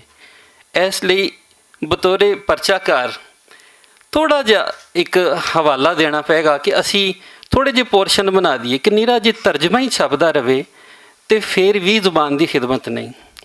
ਚੰਗੀ ਲਿਖਤ ਜਿਹਦੀ ਵੀ ਜਿੱਥੇ ਵੀ ਹੋਵੇ ਨਵੀਂ ਹੋਵੇ ਉਸ ਨੂੰ ਛਾਪ ਕੇ ਪੰਜਾਬੀ ਜ਼ੁਬਾਨ ਨੂੰ ਅਦਬ ਦਾ ਮੁਹਾਂਦਰਾ ਜਿਹੜਾ ਹੈ ਉਹ ਨਵੇਂ ਪਰਚੇ ਵਿੱਚ ਆਉਣਾ ਚਾਹੀਦਾ ਹੈ। ਅਤੇ ਇਜਾਜ਼ ਨਵੀਆਂ ਲਿਖਤਾਂ ਲੱਭ ਲੈਂਦਾ ਹੈ। ਕਿਉਂ ਜੇ ਇਜਾਜ਼ ਜਿਵੇਂ ਸ਼ੁਰੂ 'ਚ ਗੱਲ ਕੀਤੀ ਕਿ ਸੁਚੱਜੀ ਢਾਣੀ ਜਿਹੜੀ ਹੈ ਉਹ ਬਣਾ ਲੈਂਦਾ ਹੈ। ਕਿਉਂ ਜੀ ਇਹਨੂੰ ਪਤਾ ਹੈ ਕਿ ਲੋਕਾਂ ਕੋਲੋਂ ਕਿਵੇਂ ਲਿਖਵਾਉਣਾ ਹੈ। ਉਹ ਭਾਵੇਂ ਤਹਿਕੀਕ ਹੋਵੇ, ਭਾਵੇਂ ਤਨਕੀਦ ਹੋਵੇ, ਭਾਵੇਂ ਚੰਗੀ ਲਿਖਤ ਹੋਵੇ। ਬੜੀ ਮੁਖਤਸਰ ਜੀ ਗੱਲ ਕਰਾਂਗੇ। ਇੱਥੇ ਵੱਡੇ ਪਰਚਾਕਾਰ ਸਾਡੇ ਕੋਲ ਬੈਠੇ ਨੇ। ਪੰਜਾਬੀ ਅਦਬ ਦੇ ਵਿੱਚ ਜਦੋਂ ਨਵਾਂ ਰਿਸਾਲਾ ਆਉਂਦਾ ਹੈ ਬੜੀ ਖੁਸ਼ੀ ਹੁੰਦੀ। ਮੈਨੂੰ ਯਾਦ ਆ ਰਿਹਾ ਕਿ ਅੱਜ ਤੋਂ ਕੋਈ ਤਕਰੀਬਨ 20 ਵਰ੍ਹੇ ਹੋ ਗਏ ਨੇ, ਪ੍ਰੈਸ ਕਲੱਬ 'ਚ ਪ੍ਰੋਗਰਾਮ ਸੀ, ਸਵੇਰ ਦੀ ਪਹਿਲੀ ਸਾਲਗਿਰਾ ਸੀ, ਅਤੇ ਜਮੀਲ ਅਹਿਮਦ ਪਾਲ ਹੋਰਾਂ ਨੂੰ ਸਾਡੇ ਉਸਤਾਦ ਉਹਨਾਂ ਨੇ ਕਿਹਾ ਸੀ ਕਿ ਪਰਚਾ ਕੱਢਣਾ ਪੰਜਾਬੀ ਦੇ ਵਿੱਚ ਇੰਝ ਹੀ ਹੈ ਜਿਵੇਂ ਮੋਮਬੱਤੀ ਨੂੰ ਦੋਵਾਂ ਪਾਸੋਂ ਬਾਲਣਾ ਹੈ। ਅਤੇ ਇਜਾਜ਼ ਹੋਰਾਂ ਵਰਗੇ ਜਿਹੜੇ ਜੀਦਾਰ ਬੰਦੇ ਨੇ ਉਹਨਾਂ ਨੇ ਦੋਵਾਂ ਪਾਸੋਂ ਮੋਮਬੱਤੀ ਬਾਲ ਲਈ ਹੈ। ਅਤੇ ਜਿੰਨੀ ਖੁਸ਼ੀ ਸਾਨੂੰ ਨਵੇਂ ਪਰਚੇ ਆਉਣ ਦੀ ਹੁੰਦੀ ਹੈ ਉਸ ਤੋਂ ਵੱਧ ਪੰਜਾਬੀ ਸੇਵਕ ਨੂੰ, ਪੰਜਾਬੀ ਲਿਖਾਰੀ ਨੂੰ ਦੁੱਖ ਉਦੋਂ ਹੁੰਦਾ ਹੈ ਕਿ ਜਦੋਂ ਉਹ ਪਰਚਾ ਬੰਦ ਹੋ ਜਾਂਦਾ ਹੈ। ਇਹਦੇ ਕਾਰਨਾਂ ਨੂੰ ਮੈਂ ਬਹੁਤ ਜ਼ਿਆਦਾ ਤਫਸੀਲ 'ਚ ਨਹੀਂ ਜਾਂਦਾ, ਉਹਦੇ ਤੁਸੀਂ ਵੀ ਜਾਣਦੇ ਹੋ, ਮੈਂ ਵੀ ਜਾਣਦਾ ਵਾਂ, ਕਿਉਂਕਿ ਇਹ ਜਿਹੜੇ ਸਾਰੇ ਸਾਡੇ ਜਿਨ੍ਹਾਂ ਨੂੰ ਵੇਖ ਕੇ ਅਸੀਂ ਲਿਖਣਾ ਸ਼ੁਰੂ ਕੀਤਾ, ਜਿਨ੍ਹਾਂ ਨੂੰ ਵੇਖ ਕੇ ਅਸੀਂ ਪੜ੍ਹਨਾ ਸ਼ੁਰੂ ਕੀਤਾ। ਜਮੀਲ ਅਹਿਮਦ ਪਾਲ ਹੋਰੀ FC ਕਾਲਜ ਦੇ ਵਿੱਚ ਕਲਾਸ ਅੰਦਰ ਢੇਰ ਸਾਰੇ ਰਵੇਲ ਦੇ ਪਰਚੇ ਦੇ ਰਹੇ ਹੁੰਦੇ ਸੀ, ਕਿਤਾਬਾਂ ਦੇ ਰਹੇ ਹੁੰਦੇ ਸੀ ਕਿ ਯਾਰ ਪੜ੍ਹੋ, ਕਿਉਂਕਿ ਉਹਨਾਂ ਨੇ ਪੜ੍ਹਨ ਵਾਲੇ ਪਾਸੇ ਲਾ ਦਿੱਤਾ। ਅਤੇ ਅੱਜ ਤੀਕਰ ਅਸੀਂ ਉਸੇ ਹੀ ਪਾਸੇ ਲੱਗੇ ਹੋਏ ਹਾਂ। ਔਰ ਇਹ ਨਵੇਂ ਅਦਬ ਦੇ ਨਾਲ ਰੋਸ਼ਨਾਸ ਉਦੋਂ ਹੀ ਇਨਸਾਨ ਹੁੰਦਾ ਹੈ ਜਦੋਂ ਉਹ ਚੰਗਾ ਰਿਸਾਲਾ ਮਾਰਕੀਟ 'ਚ ਤੁਹਾਡੇ ਕੋਲ ਆਉਂਦਾ ਹੈ। ਸੁਮੇਲ ਇੱਕ ਐਸਾ ਵਧੀਆ ਰਿਸਾਲਾ ਹੈ ਜਿਹਦੇ ਵਿੱਚ ਸਾਨੂੰ ਪੰਜਾਬ ਦੀਆਂ ਲਿਖਤਾਂ ਨਹੀਂ, ਸਗੋਂ ਬਾਹਰਲੇ ਦੇਸ਼ਾਂ ਵਿੱਚ ਵਸਦੇ ਪੰਜਾਬੀਆਂ ਦੀਆਂ, ਚੜ੍ਹਦੇ ਪੰਜਾਬ ਦੇ, ਫਿਰ ਇਸ ਦੇ ਨਾਲ ਨਾਲ ਉਹਨਾਂ ਲੋਕਾਂ ਦੇ ਜਿਨ੍ਹਾਂ ਦੇ ਅਸੀਂ ਨਾਂ ਵੀ ਨਹੀਂ ਸੁਣੇ, ਉਹਨਾਂ ਦੇ ਤਰਜਮੇ ਸਾਨੂੰ ਪੜ੍ਹਨ ਲਈ ਮਿਲ ਜਾਂਦੇ ਨੇ। ਮੈਂ ਹੁਣੇ ਸਰ ਨਾਲ ਕਹਿ ਰਿਹਾ ਸੀ, ਮੈਂ ਕਿਹਾ ਜੀ ਗਲੋਬ ਕਹਾਣੀ ਜਿਨ੍ਹਾਂ ਤੁਸੀਂ ਤਰਜਮਾ ਕੀਤਾ ਹੈ ਉਹ ਲੋਕੀ ਪੰਜਾਬੀ ਅਦਬ ਦੇ ਵਿੱਚ ਪੂਰੀ ਜ਼ਿੰਦਗੀ ਰਹਿ ਕੇ ਵੀ ਉਨੀ ਕਿਤਾਬ ਨਹੀਂ ਲਿਖਦੇ, ਜਿਹੜਾ ਸਿਰਫ ਤਰਜਮਾ ਹੈ। ਉਹ ਬਹੁਤ ਵੱਡੀ ਦੇਣ ਹੈ। ਅਤੇ ਸੁਮੇਲ ਨੂੰ ਅਸੀਂ ਜੀ ਆਇਆਂ ਨੂੰ ਕਹਿੰਦੇ ਹਾਂ ਅਤੇ ਆਸ ਕਰਨੇ ਹਾਂ ਕਿ ਇਹ ਜਿਹੜੇ ਦੋਵਾਂ ਪਾਸੋਂ ਮੋਮਬੱਤੀ ਬਲਦੀ ਹੈ ਇਹ ਇੱਕ ਬਹੁਤ ਅੱਗੇ ਤੱਕ ਜਾਵੇ, ਇਹ ਪਰਚਾ ਹਮੇਸ਼ਾ ਚੱਲਦਾ ਰਹੇ, ਇਹਨੂੰ ਕਦੇ ਵੀ ਨਹੂਸਤ ਵਾਲੀ ਗੱਲ, ਕਦੇ ਵੀ ਮੌਤ ਨਾ ਆਏ, ਕਦੀ ਖ਼ਤਮ ਨਾ ਹੋਵੇ, ਅੱਗੇ ਤੋਂ ਅੱਗੇ ਹੀ ਸਫ਼ਰ ਕਰਦਾ ਰਹੇ। ਬਹੁਤ ਸਾਰੀਆਂ ਦੁਆਵਾਂ, ਬਹੁਤ ਸਾਰੀਆਂ ਜਿਹੜੀਆਂ ਨੇ ਖਾਹਿਸ਼ਾਂ, ਸਦਰਾਂ ਸਾਰੀਆਂ ਇਜਾਜ਼ ਦੇ ਨਾਲ ਨੇ। ਇਜਾਜ਼ ਜਿਹੜੀਆਂ ਮੌਜਾਂ ਮਾਣੇ, ਹਮੇਸ਼ਾ ਖੁਸ਼ ਰਹੇ। ਬਹੁਤ ਮਿਹਰਬਾਨੀ।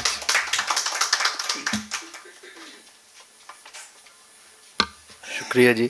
ਹੁਣ ਅਸੀਂ ਸਟੇਜ ਵੱਲ ਆਉਂਦੇ ਹਾਂ ਅਤੇ ਸਾਡੇ ਅੱਜ ਦੇ ਮੇਜ਼ਬਾਨ ਵੀ ਨੇ ਅਤੇ ਰੋਜ਼ਵਾਰ ਭੁਲੇਖਾ ਦੇ ਚੀਫ ਐਡੀਟਰ ਵੀ ਨੇ, ਅਤੇ ਇਹਨਾਂ ਦੀ ਮੁਹੱਬਤ ਕਿ ਇਹਨਾਂ ਨੇ 4-5 ਅਖਬਾਰਾਂ ਵਿੱਚ ਸਾਡੇ ਇਸ਼ਤਿਹਾਰ ਵੀ ਲਾਏ ਅਤੇ ਸਾਨੂੰ ਇਹ ਥਾਂ ਵੀ ਮੁਹੱਈਆ ਕੀਤੀ ਕਿ ਅਸੀਂ ਇੱਥੇ ਆਣ ਕੇ ਅੱਜ ਖੁਸ਼ੀਆਂ ਦਾ ਵਿਹੜਾ ਇੱਕ ਸਜਾ ਸਕੀਏ ਅਤੇ ਆਪਣੇ ਇਸ ਨਵੇਕਲੇ ਪਰਚੇ ਦੀ ਤਕਰੀਬੀ ਰੂਨਮਾਈ ਕਰ ਸਕੀਏ। ਮੁਦੱਸਰ ਇਕਬਾਲ ਭੱਟ ਜੀ ਹੋਰਾਂ ਨੂੰ ਦਾਵਤ ਦਿਆਂਗਾ ਕਿ ਉਹ ਆਉਣ ਸਟੇਜ 'ਤੇ ਅਤੇ ਆਪਣੀ ਗੱਲਬਾਤ ਕਰਨ। ਸੱਜਣੋ ਤੇ ਮਿੱਤਰੋ, एजाज चूँकि साडा बेटा भी है माशाअल्लाह और बहुत सारे मामलात में समझना कि वो पंजाबी ज़बान वास्ते बड़ा खूबसूरत काम कर रहा। तो जमील पाल साहब साडे उस्ताद भी ने और मैं समझना कि असी उन्होंने कोलों बहुत कुछ सीखा और ये सीखने की आस भी रखने। ਇਲਿਆਸ ਘੁੰਮਣ ਸਾਹਿਬ, ਮੈਂ ਅੱਗੇ ਥੱਲੇ ਬੈਠਾ ਜ਼ਿਕਰ ਕਰ ਰਿਹਾ ਸਾਂ ਕਿ ਜਦੋਂ ਅਸੀਂ ਪੰਜਾਬੀ ਦੀ ਗੱਲ ਸੁਣੀ, ਪੰਜਾਬੀ ਦਾ ਨਾਂ ਸੁਣਿਆ ਅਤੇ ਉਦੋਂ ਇਲਿਆਸ ਘੁੰਮਣ ਦਾ ਨਾਂ ਸੁਣਿਆ। ਚੂँਕਿ ਮੇਰਾ ਤਾਲਕ ਅਤੇ ਮੇਰੀ ਮਿੱਟੀ ਜਿਹੜੀ ਉਹ ਵਜ਼ੀਰਾਬਾਦ ਨਾਲ ਹੈ ਔਰ ਘੁੰਮਣ ਸਾਹਿਬ ਔਰ ਪਾਲ ਸਾਹਿਬ ਵੀ ਤਕਰੀਬਨ ਵਜ਼ੀਰਾਬਾਦ ਦੇ ਨੇ। ਲਾਲੇ ਮੂਸੇ ਦੇ ਵਜ਼ੀਰਾਬਾਦ ਫਰਕ ਕੋਈ ਨਹੀਂ ਸੀ। ਅਤੇ ਸੋ ਜਦੋਂ ਅਸੀਂ, ਮੇਰਾ ਛੋਟਾ ਜਿਹਾ ਪਿੰਡ ਹੈ ਅਹਿਮਦ ਨਗਰ, ਅਸੀਂ ਅਹਿਮਦ ਨਗਰ ਤੋਂ ਨਿਕਲ ਕੇ ਥੋੜ੍ਹਾ ਜਿਹਾ ਬਾਹਰਲੀਆਂ ਫਜ਼ਾਵਾਂ 'ਚ ਸਾਹ ਲਿਆ ਅਤੇ ਉੱਥੇ ਮੈਨੂੰ ਇਹ 2-3-4 ਨਾਂ ਜਿਨ੍ਹਾਂ 'ਚ ਇਲਿਆਸ ਘੁੰਮਣ ਸਾਹਿਬ, ਜਮੀਲ ਪਾਲ ਸਾਹਿਬ, ਹਫੀਜ਼ ਖਿਲਜੀ, ਤਾਹਿਰ ਵਜ਼ੀਰਾਬਾਦੀ, ਅੱਛਾ ਇਹ ਸਾਰੇ ਲੋਕ ਹੀ ਵਜ਼ੀਰਾਬਾਦ ਦੇ ਸਨ ਜਿਨ੍ਹਾਂ ਪੰਜਾਬੀ ਜ਼ਬਾਨ ਵਾਸਤੇ। ਬਾਬਾ ਜੀ ਉੱਤੇ ਆ ਜਾਓ। ਬਾਬਿਆਂ ਦਾ ਕੰਮ ਉੱਤੇ ਬਿਸਮਿਲ੍ਲਾ ਤਸ਼ਰੀਫ ਲਿਆਓ, ਆ ਜਾਓ ਨਾ, ਆਓ ਹੋ ਗਿਆ, ਆ ਜਾਓ ਬਿਸਮਿਲ੍ਲਾ। ਤੇ ਇਹ ਸਾਨੂੰ ਇਹ ਲਗਨ, ਇਹ ਜਿਹੜੀ ਸੀ ਇਹ ਤਹਿਰੀਕ, ਉਹ ਇਹਨਾਂ ਕੋਲ ਮਿਲੀ। ਜਦੋਂ ਅਮਲੀ ਤੌਰ 'ਤੇ ਮੈਂ ਲਾਹੌਰ ਆਇਆ ਤੇ ਪਾਲ ਸਾਹਿਬ ਦੀ ਸੁਹਬਤ ਤੋਂ ਇਸਤਫਾਦਾ ਕੀਤਾ ਤੇ ਮੈਂ ਸਮਝਣਾ ਕਿ ਅਸੀਂ ਪੰਜਾਬੀ ਨਾਲ ਪੂਰੇ ਦੇ ਪੂਰੇ ਜੁੜ ਗਿਆ। ਔਰ ਅਲਹਮਦੁਲਿਲਾ ਮੈਂ ਸਮਝਣਾ ਕਿ ਉਹਨਾਂ ਦੀ ਰਹਿਨੁਮਾਈ ਵਿੱਚ, ਉਹਨਾਂ ਦੀ ਦੋਸਤੀ ਵਿੱਚ ਔਰ ਉਹਨਾਂ ਦੀ ਮੁਆਵਨਤ ਵਿੱਚ ਅਸੀਂ ਪੰਜਾਬੀ ਵਾਸਤੇ ਬਹੁਤ ਸਾਰਾ ਤਾਂ ਨਹੀਂ ਕਹਿ ਸਕਦੇ, ਲੇਕਿਨ ਆਪਣੀ ਇਸਤਾਦ ਦੇ ਮੁਤਾਬਕ ਬਹੁਤ ਕੰਮ ਕੀਤਾ। ਔਰ ਅਲਹਮਦੁਲਿਲਾ ਇਹ ਇਦਾਰਾ, ਇਹ ਸਾਰਾ ਕੰਮ ਕਾਜ, ਮੈਂ ਇਮਾਨਦਾਰੀ ਦੀ ਗੱਲ ਕਹਾਂਗਾ ਕਿ ਇਹਦੇ ਪਿੱਛੇ ਅਗਰ ਕੋਈ ਤਹਿਰੀਕ ਹੈ ਤਾਂ ਜਮੀਲ ਪਾਲ ਦੀ ਤਹਿਰੀਕ ਹੈ। ਔਰ ਇਹਨਾਂ ਦੇ ਹਵਾਲੇ ਨਾਲ ਮੈਂ ਬਹੁਤ ਜਜ਼ਬਾਤੀ ਵੀ ਹਾਂ ਔਰ ਮੇਰੇ ਚੂੰਕਿ ਮੇਰੇ ਭਾਈ ਵੀ ਰਹੇ।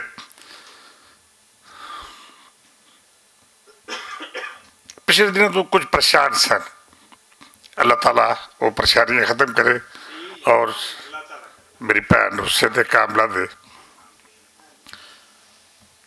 ਸੋ ਅੱਜ ਦਾ ਇਹ ਜਿਹੜਾ ਪਰਚਾ ਹੈ ਸੁਮੇਲ, ਮੈਂ ਸਮਝਦਾ ਕਿ ਇਹਦੇ 'ਚ ਇਜਾਜ਼ ਦੀ ਕੋਸ਼ਿਸ਼, ਮਿਹਨਤ ਤੇ ਹਿੰਮਤ ਸ਼ਾਮਲ ਹੈ। ਪੰਜਾਬੀ ਪਰਚਾਕਾਰੀ ਦੇ ਹਵਾਲੇ ਨਾਲ ਬਹੁਤ ਸਾਰੇ ਦੋਸਤਾਂ ਨਾਲ ਗੱਲ ਕੀਤੀ ਵੀ ਔਰ ਗੱਲ ਹੁੰਦੀ ਵੀ ਰਹੇਗੀ। ਯਕੀਨਨ ਇੱਕ ਬਹੁਤ ਮੁਸ਼ਕਿਲ ਮਰਲਾ ਹੈ। ਕਰਾਮਤ ਮੁਗਲ ਸਾਹਿਬ ਕਹਿ ਰਹੇ ਸਨ ਕਿ ਮੋਮਬੱਤੀ ਨੂੰ ਦੋਵਾਂ ਪਾਸਿਓਂ ਅੱਗ ਲਾਉਣ ਵਾਲੀ ਗੱਲ ਹੈ। ਮੈਂ ਸਮਝਦਾ ਬਿਲਕੁਲ ਗੱਲ ਦਰੁਸਤ ਹੈ। ਲੇਕਿਨ ਜਮੀਲ ਪਾਲ ਸਾਹਿਬ ਨੇ ਔਰ ਮੇਰੇ ਇਦਾਰੇ ਨੇ ਇਹ ਸਾਬਤ ਕੀਤਾ ਕਿ ਪੰਜਾਬੀ ਅਖਬਾਰ ਕੱਢਿਆ ਜਾ ਸਕਦਾ ਹੈ, ਪੰਜਾਬੀ ਅਖਬਾਰ ਨੂੰ ਜ਼ਿੰਦਾ ਰੱਖਿਆ ਜਾ ਸਕਦਾ ਹੈ। ਇੱਕ ਜਗ੍ਹਾ ਤੇ ਗੱਲ ਹੋ ਰਹੀ ਸੀ ਤੇ ਸਾਡੇ, ਮੈਂ ਇਖਤਲਾਫ ਨਹੀਂ ਕਰਾਂਗਾ, ਸਾਡੇ ਇੱਕ ਬਹੁਤ ਹੀ ਲਿਬਰਲ ਖਾਤੂਨ ਸੀ ਤੋਂ ਉਸ ਮੀਟਿੰਗ ਵਿੱਚ ਤਨਕੀਦ ਨਾਲ ਕਿਹਾ ਮੈਨੂੰ ਕਿ ਮੈਨੂੰ ਨਹੀਂ ਪਤਾ ਕਿ ਤੁਸੀਂ ਕਿੱਥੋਂ ਪੈਸੇ ਲਿਆ ਕੇ ਅਖਬਾਰ ਕੱਢਦੇ ਹੋ ਜਾਂ ਤੁਹਾਡਾ ਸੋਰਸ ਆਫ ਇਨਕਮ ਕੀ ਹੈ। ਤੇ ਮੈਂ ਉਹਨੂੰ ਕਿਹਾ, ਮੈਂ ਕਿਹਾ ਮੇਰੀ ਭੈਣ, ਅਗਰ ਮੈਂ ਤੈਨੂੰ ਗੱਲ ਦੱਸਾਂਗਾ ਤੇ ਬੜੀ ਅਫਸੋਸਨਾਕ ਗੱਲ ਹੈ। ਆਂਦੀ ਹੈ ਨਹੀਂ ਮੈਨੂੰ ਨਹੀਂ ਪਤਾ। ਉਹ ਉਸ ਤਨਜ਼ੀਆ ਅੰਦਾਜ਼ ਦੀ ਗੱਲ ਕੀਤੀ ਤੇ ਮੈਂ ਉਹਨੂੰ ਦੱਸਿਆ ਕਿ ਜਮੀਲ ਪਾਲ ਸਾਹਿਬ ਆਪਣੀ ਤਨਖਾਹ ਨਾਲ ਰੋਜ਼ਨਾਮਾ ਲੁਕਾਏ ਕਰ ਰਹੇ ਨੇ ਔਰ ਘਰ ਦੇ ਅਖਰਾਜਾਤ ਉਹਨਾਂ ਦੀ ਬੇਗਮ ਦੀ ਤਨਖਾਹ ਨਾਲ ਪੂਰੇ ਹੁੰਦੇ ਨੇ। ਤੇ ਬਸ ਇਹ ਉਹ ਅਮਲ ਹੈ, ਮੈਂ ਸਮਝਣਾ ਜਿਹੜਾ ਬਹੁਤ ਹੀ ਬਾਇਸੇ ਤਕਰੀਰ ਵੀ ਔਰ ਬਾਇਸੇ ਫਖਰ ਵੀ ਔਰ ਬਾਇਸੇ ਮਸਰਤ ਵੀ। ਅਲਹਮਦੁਲਿਲਾ ਅਸੀਂ ਜਿਹੜੀ ਸਾਡੀ ਪੀੜ੍ਹੀ ਹੈ, ਅਸੀਂ ਉਹਦੇ 'ਚ ਕਾਫੀ ਕੋਸ਼ਿਸ਼ ਕਰਕੇ ਪੰਜਾਬੀ ਨੂੰ ਅੱਗੇ ਵਧਾਉਣ ਦੀ ਗੱਲ ਕੀਤੀ ਹੈ। ਪੰਜਾਬੀ ਪਰਚਾਕਾਰੀ ਦੇ ਹਵਾਲੇ ਨਾਲ ਮੈਂ ਇਹ ਦਾਅਵਾ ਨਹੀਂ ਕਰਦਾ, ਲੇਕਿਨ ਮੈਂ ਆਪਣੇ ਬਲਬੋਤੇ 'ਤੇ, ਆਪਣੀ ਲੜਾਈ ਨਾਲ, ਆਪਣੀ ਕੋਸ਼ਿਸ਼ ਤੇ ਹਿੰਮਤ ਨਾਲ ਇਹ ਕੋਸ਼ਿਸ਼ ਕੀਤੀ ਕਿ ਪੰਜਾਬੀ ਨੂੰ ਤਾਂ ਹੱਕ ਦਿਵਾਇਆ ਜਾਏ। ਔਰ ਮੈਂ ਅੱਜ ਇਹ ਗੱਲ ਦਾਅਵੇ ਨਾਲ ਕਰਨਾ ਪਿਆ ਕਿ ਪੰਜਾਬੀ ਅਖਬਾਰ ਨੂੰ ਅਸੀਂ ਇੱਕ ਬੈਨੀਫੀਸ਼ੀਅਲ ਪ੍ਰੋਜੈਕਟ ਦੇ ਤੌਰ 'ਤੇ ਸਾਹਮਣੇ ਲੈ ਕੇ ਆ ਗਏ। ਮੈਂ ਹਰਗਿਜ਼ ਨਹੀਂ ਕਹਿ ਰਿਹਾ ਹੁਣ ਕਿ ਭੁਲੇਖਾ ਘਾਟੇ ਦਾ ਸੌਦਾ ਹੈ, ਮੈਂ ਨਹੀਂ ਕਹਿ ਰਿਹਾ ਲੁਕਾਈ ਘਾਟੇ ਦਾ ਸੌਦਾ ਹੈ। ਔਰ ਮੈਂ ਲੋਕਾਂ ਨੂੰ ਇਹ ਤਹਿਰੀਕ ਦੇ ਰਿਹਾ ਕਿ ਉਹ ਆਉਣ, ਪੰਜਾਬੀ ਅਖਬਾਰ ਕੱਢਣ, ਪੰਜਾਬੀ ਰਸਾਲਾ ਕੱਢਣ ਔਰ ਉਹ ਇੱਕ ਬੈਨੀਫੀਸ਼ੀਅਲ ਪ੍ਰੋਜੈਕਟ ਦੇ ਤੌਰ 'ਤੇ ਸਾਹਮਣੇ ਆਵੇਗਾ। ਔਰ ਉਹਦੀ ਕੋਸ਼ਿਸ਼ ਵੀ ਅਸੀਂ ਕਰਤੀ। ਅਲਹਮਦੁਲਿਲਾ ਇੱਕ ਦੋ ਅਖਬਾਰ ਬੰਦ ਪਏ ਸਨ, ਪੰਜਾਬੀ ਜ਼ੁਬਾਨ ਦੇ ਨਾਂ 'ਤੇ ਇੱਕ ਅਖਬਾਰ ਸੀ, ਉਹ ਅਰਸਾ ਦਰਾਜ਼ ਤੋਂ ਬੰਦ ਸੀ। ਮੈਂ ਉਹ ਆਪਣੇ ਇੱਕ ਦੋਸਤ ਨੂੰ ਕਿਹਾ ਕਿ ਵੀ ਉਹਨੂੰ ਆਰਗੇਨਾਈਜ਼ ਕਰੋ। ਬੇਸ਼ੱਕ ਤੁਸੀਂ 200-400, 100, 200, 300 ਛਾਪੋ, ਉਹਨੂੰ ਬਣਾਓ, ਮੇਰਾ ਇਦਾਰਾ ਉਹਦੀ ਮੁਆਮਲਤ ਕਰੇਗਾ। ਅਸੀਂ ਇੱਕ ਦੂਜੇ ਦੀਆਂ ਖਬਰਾਂ ਸ਼ੇਅਰ ਕਰ ਲਈਏ, ਲੇਕਿਨ ਕਮ ਅਜ਼ ਕਮ ਤਾਦਾਦ ਵਧੇਗੀ। ਅਖਬਾਰਾਤ ਦੀ ਤਾਦਾਦ ਵਧਣ ਨਾਲ ਸਾਡਾ ਥੋੜ੍ਹਾ ਜਿਹਾ ਭਾਰ ਵਧੇਗਾ। ਅਤੇ ਮੇਰਾ ਖਿਆਲ ਹੈ ਕਿ ਇਸ ਸਾਲ ਪੰਜਾਬੀ ਸਹਾਫਤ ਦਾ ਚੰਗਾ ਸਾਲ ਹੋਏਗਾ ਔਰ ਉਹਦਾ ਆਗਾਜ਼ ਸੁਮੇਲ ਦੀ ਆਮਦ ਨਾਲ ਹੋਇਆ। ਮੈਂ ਸਮਝਦਾ ਕਿ ਬਹੁਤ ਖੁਸ਼ਾਇੰਦ ਗੱਲ ਹੈ। ਸੁਮੇਲ ਇੱਕ ਐਸਾ ਖੂਬਸੂਰਤ ਔਰ ਠੰਡੀ ਹਵਾ ਦਾ ਚੌਂਕ ਹੈ ਜਿਹੜਾ ਇਨਸ਼ਾਅੱਲਾ ਸਾਡੇ ਸੀਨੇ ਨੂੰ ਠੰਡ ਪਾਉਣ 'ਚ ਆਪਣਾ ਕਿਰਦਾਰ ਅਦਾ ਕਰੇਗਾ। ਮੈਂ ਬਹੁਤ ਮਸ਼ਕੂਰ ਹਾਂ ਆਪਣੀ ਬੇਟੀ, ਆਪਣੀ ਛੋਟੀ ਭੈਣ ਸ਼ਗੁਫਤਾ ਗੁਮੀਰਾਂ ਦਾ ਕਿ ਉਹਨਾਂ ਵੀ ਇਸ ਪੰਜਾਬੀ ਲਹਿਰ 'ਚ ਆਪਣਾ ਹਿੱਸਾ ਪਾਇਆ। ਜਿੱਥੇ ਬਹੁਤ ਸਾਰੀਆਂ ਮੇਰੀਆਂ ਭੈਣਾਂ ਤੇ ਸੁਆਣੀਆਂ ਪੰਜਾਬੀ ਐਸੇ ਕੰਮ ਕਰ ਰਹੀਆਂ ਨੇ, ਮੈਂ ਸਮਝਦਾ ਕਿ ਇੱਕ ਐਸੀ ਕੁੜੀ ਜਿਹੜੀ ਬਾਹਰੋਂ ਮੁਲਕੋਂ ਆਉਂਦੀ ਹੈ ਔਰ ਆਪਣੇ ਵਸਾਇਲ ਇਸ ਤਹਿਰੀਕ ਵਿੱਚ ਝੋਂਕਣ ਦੀ ਕੋਸ਼ਿਸ਼ ਕਰਦੀ ਹੈ। ਕਲਿਆਣ ਸਾਹਿਬ ਨੇ ਇਸ਼ਾਰਤਨ ਕੋਈ ਗੱਲਾਂ ਕੀਤੀਆਂ, ਮੈਂ ਕਰੋ ਗੱਲਾਂ ਨਹੀਂ ਕਰਾਂਗਾ। ਕੋਈ ਵੀ ਹੈ, ਮੇਰਾ ਤੇ ਜ਼ਾਤੀ ਤੌਰ 'ਤੇ ਖਿਆਲ ਹੈ ਕਿ ਪੰਜਾਬੀ ਵਾਸਤੇ ਕੋਈ ਵੀ ਜਿਹੜਾ ਕੰਮ ਕਰ ਰਿਹਾ, ਜਿੰਨਾ ਵੀ ਕਰ ਰਿਹਾ, ਸਾਡੇ ਵਾਸਤੇ ਬਾਇਸ ਇੱਜ਼ਤ ਵੀ ਹੈ, ਬਾਇਸ ਇਹਤਰਾਮ ਵੀ ਹੈ। ਔਰ ਮੈਂ ਜਾਂ ਮੇਰਾ ਇਦਾਰਾ ਜਾਂ ਪਾਲ ਸਾਹਿਬ, ਅਸੀਂ ਹਰਗਿਜ਼ ਕਦੀ ਕਿਸੇ ਨੂੰ ਤਨਕੀਦ ਦਾ ਨਿਸ਼ਾਨਾ ਨਹੀਂ ਬਣਾਇਆ ਜਿਹੜਾ ਪੰਜਾਬੀ ਨੇ। ਔਰ ਮੌਜੂਦਾ ਲਹਿਰ 'ਚ ਵੀ ਮੈਂ ਘੁੰਮਣ ਸਾਹਿਬ ਨੂੰ ਵੀ ਬਾਕੀ ਦੋਸਤਾਂ ਨੂੰ ਵੀ ਕਿਹਾ ਕਿ ਸਾਡੀ ਖਾਸ਼ ਹੈ ਕਿ ਅਸੀਂ ਬਲਾ ਤਖਸੀਸ ਹਰ ਉਸ ਬੰਦੇ ਨੂੰ ਆਪਣੀ ਤਾਰੀਖ ਦਾ ਹਿੱਸਾ ਬਣਾਈਏ ਜਿਹੜਾ ਪੰਜਾਬੀ ਵਾਸਤੇ ਦਰਮੇ ਕਦਮੇ ਸੁਖਣੇ ਥੋੜ੍ਹਾ ਬਹੁਤ ਵੀ ਕੰਮ ਕਰ ਰਿਹਾ। ਔਰ ਇਨਸ਼ਾਅੱਲਾ ਮੇਰੀ ਇਹ ਵੀ ਖਾਸ਼ ਹੈ ਕਿ ਮੈਂ ਇਸ ਸਾਲ 'ਚ ਇਹ ਸਾਰੇ ਪੰਜਾਬੀ ਤਨਜ਼ੀਮਾਂ ਨੂੰ ਇੱਕ ਲੜੀ 'ਚ ਪਰੋਣ ਦੀ ਕੋਸ਼ਿਸ਼ ਕਰਾਂ। ਔਰ ਅਗਰ ਮੈਂ ਇਸ ਨੂੰ ਇੱਕ ਤਸਵੀਰ 'ਚ ਪਰੋਣ 'ਚ ਕਾਮਯਾਬ ਹੋ ਗਿਆ ਤਾਂ ਮੈਂ ਸਮਝਦਾ ਕਿ ਇੱਕ ਲਹਿਰ ਬਣ ਜਾਏਗੀ। ਬਾਬਾ ਨਜ਼ਮੀ ਸਾਹਿਬ ਨਾਲ ਵੀ ਇਸ ਸਿਲਸਿਲੇ ਬੇਸ਼ੁਮਾਰ ਦਫਾ ਗੱਪਸ਼ਪ ਵੀ ਹੁੰਦੀ ਰਹਿੰਦੀ ਹੈ। ਔਰ ਅਸੀਂ ਇਹ ਤਾਂਘ ਰੱਖਦੇ ਹਾਂ, ਆਸ ਰੱਖਦੇ ਹਾਂ, ਉਮੀਦ ਰੱਖਦੇ ਹਾਂ ਕਿ ਬੇਸ਼ੁਮਾਰ ਖਾਮੀਆਂ ਅਤੇ ਕਬਾਹਤਾਂ ਦੇ ਬਾਵਜੂਦ ਪੰਜਾਬੀ ਤਨਜ਼ੀਮਾਂ ਨੂੰ, ਪੰਜਾਬੀ ਸੇਵਕਾਂ ਨੂੰ, ਪੰਜਾਬੀ ਦਾਨਸ਼ਵਰਾਂ ਨੂੰ, ਪੰਜਾਬੀ ਸਕਾਲਰਸ ਨੂੰ ਜੋੜਿਆ ਜਾ ਸਕਦਾ। ਇਹ ਨਾਮੁਮਕਿਨ ਕੰਮ ਨਹੀਂ। ਔਰ ਇਨਸ਼ਾਅੱਲਾ ਮੈਂ ਸਮਝਦਾ ਕਿ ਇਲਿਆਸ ਘੁੰਮਣ ਦੀ ਕਿਆਦਤ 'ਚ ਅਸੀਂ ਇਹਨੂੰ ਜੋੜਨ 'ਚ ਕਾਮਯਾਬ ਹੋ ਜਾਵਾਂਗੇ। ਮੈਂ ਅੱਗੇ ਜ਼ਿਕਰ ਕਰ ਰਿਹਾ ਸੀ ਕਿ ਅਸੀਂ ਚੂँਕਿ ਇਲਿਆਸ ਘੁੰਮਣ ਸਾਹਿਬ ਇੱਕ ਤਵੀਲ ਅਰਸਾ ਨੌਕਰੀ ਕਰਨ ਤੋਂ ਬਾਅਦ ਜਿਸਲੇ ਉਹਨਾਂ ਦੇ ਹੱਥ ਪੈਰ ਖੁੱਲ੍ਹੇ ਨੇ ਅਤੇ ਮੇਰੀ ਖਾਸ਼ ਸੀ ਕਿ ਅਸੀਂ ਉਹਨਾਂ ਦੇ ਇਜ਼ਾਜ਼ ਵਿੱਚ ਇੱਕ ਖੂਬਸੂਰਤ ਤਕਰੀਬ ਕਰੀਏ। ਸੋ ਤਕਰੀਬ ਡਿਊ ਹੈ। ਮੈਂ ਪਾਲ ਸਾਹਿਬ ਦੀ ਮੁਸ਼ਾਵਰਤ ਨਾਲ ਇਨਸ਼ਾਅੱਲਾ ਅਗਲੇ 1 ਅੱਧੇ 2 4 10 ਦਿਨਾਂ 'ਚ ਇਹ ਕੋਸ਼ਿਸ਼ ਕਰਨੀ ਹੈ ਕਿ ਉਸ ਤਕਰੀਬ ਵਿੱਚ ਅਸੀਂ ਪੰਜਾਬ ਦੇ ਤਮਾਮ ਸੇਵਕਾਂ ਨੂੰ ਬਲਾ ਤਖਸੀਸ ਬੁਲਾਉਣ ਦੀ ਕੋਸ਼ਿਸ਼ ਕਰੀਏ ਔਰ ਉਹਨੂੰ ਬੁਲਾ ਕੇ ਦੱਸੀਏ ਕਿ ਅਸੀਂ ਬਈ ਨਾ ਸਾਨੂੰ ਕਿਆਦਤ ਦੀ ਲੋੜ ਹੈ, ਨਾ ਸਾਨੂੰ ਐਡੀ ਚੌਧਰ ਦੀ ਲੋੜ ਹੈ। ਅਸੀਂ ਇਹ ਸਮਝਦੇ ਹਾਂ ਕਿ ਪੰਜਾਬੀ ਤਹਿਰੀਕ ਵਧੇਗੀ ਤਾਂ ਸਾਡਾ ਨਾਂ ਵਧੇਗਾ। ਔਰ ਪੰਜਾਬੀ ਤਹਿਰੀਕ ਵਧਣ ਨਾਲ ਹਰ ਉਸ ਪੰਜਾਬੀ ਕਾਮੇ ਦੀ ਇੱਜ਼ਤ ਹੋਏਗੀ ਜਿਹੜਾ ਪੰਜਾਬੀ ਨਾਲ ਜੁੜਿਆ ਹੋਇਆ। ਸੋ ਅਲਹਮਦੁਲਿਲਾ ਅੱਜ ਸੁਮੇਲ ਦੀ ਆਮਦ 'ਤੇ ਮੈਂ ਇਜਾਜ਼ ਨੂੰ, ਆਪਣੀ ਬੇਟੀ ਰਿਸ਼ਮ ਨੂੰ ਲੱਖ ਲੱਖ ਮੁਬਾਰਕਾਂ। ਮੇਰਾ ਇਦਾਰਾ, ਮੈਂ ਦਰਮੇ ਕਦਮੇ ਸੁਖਨੇ ਹਰ ਤਰ੍ਹਾਂ ਸੁਮੇਲ ਵਾਸਤੇ ਸਾਡੀਆਂ ਸਰਵਿਸਿਜ਼ ਹਾਜ਼ਰ ਨੇ। ਔਰ ਅਸੀਂ ਇਨਸ਼ਾਅੱਲਾ ਇਹਦੇ ਨਾਲ ਮੋਢੇ ਨਾਲ ਮੋਢਾ ਲਾ ਕੇ ਇਹਨੂੰ ਬਹੁਤ ਖੂਬਸੂਰਤ ਬਣਾਉਣ ਦੀ ਕੋਸ਼ਿਸ਼ ਕਰਨ ਵਿੱਚ ਆਪਣੀ ਮੁਆਵਨਤ, ਆਪਣੀ ਰਹਿਨੁਮਾਈ ਪੇਸ਼ ਕਰਾਂਗੇ। ਔਰ ਫਿਰ ਮੈਂ ਤਾਂ ਸਮਝਦਾ ਕਿ ਜਿੱਥੇ ਮੇਰੇ ਉਸਤਾਦ ਦੀ ਸਰਪ੍ਰਸਤੀ ਸ਼ਾਮਲ ਹੋਏਗੀ ਜਮੀਲ ਪਾਲ ਦੀ, ਉੱਥੇ ਕੋਈ ਕਮੀ ਰਹੇਗੀ ਨਹੀਂ। ਔਰ ਇਨਸ਼ਾਅੱਲਾ ਸੁਮੇਲ ਪੰਜਾਬੀ ਅਦਬ ਦਾ ਉਹ ਅੱਛਾ ਪਰਚਾ ਤਸੱਵਰ ਹੋਵੇਗਾ ਜਿਹਨੂੰ ਇਨਸ਼ਾਅੱਲਾ ਅਸੀਂ ਫਖਰ ਨਾਲ ਲੋਕਾਂ ਦੇ ਹੱਥਾਂ 'ਚ ਫੜਾ ਸਕਾਂਗੇ। मेरे ख्याल काफ़ी हो गई है। बहुत शुक्रिया, बहुत मेहरबानी। अल्लाह ताला खुश रखे और इंशाअल्लाह इस तरह असीं दोस्तां दी महफिल सजांदे रहिए, गपशप लांदे रहिए और पंजाबी दी गल करदे रहिए। बाबा जी तुहाडा बहुत शुक्रिया, देर आए दुरुस्त आए, तुसीं तशरीफ लिआए, साडा मान वधाया।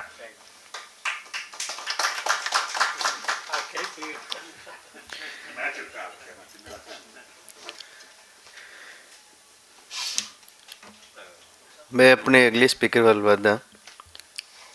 ਪੰਜਾਬੀ ਪਰਚਾਕਾਰੀ ਦਾ ਉੱਚਾ ਨਾਂ ਸੁਚੱਜੇ ਕਹਾਣੀਕਾਰ, ਲੇਖਕ, ਨਾਵਲਕਾਰ ਉਸਤਾਦ ਡਾਕਟਰ ਜਮੀਲ ਅਹਿਮਦ ਪਾਲ ਜੀ ਹੋਰਾਂ ਨੂੰ ਜੀ ਆਇਆਂ ਨੂੰ ਕਹਿਣਾ ਕਿ ਉਹ ਆਉਣ ਤੇ ਆਣ ਕੇ ਆਪਣੇ ਵਿਚਾਰ ਸਾਂਝੇ ਕਰਨ।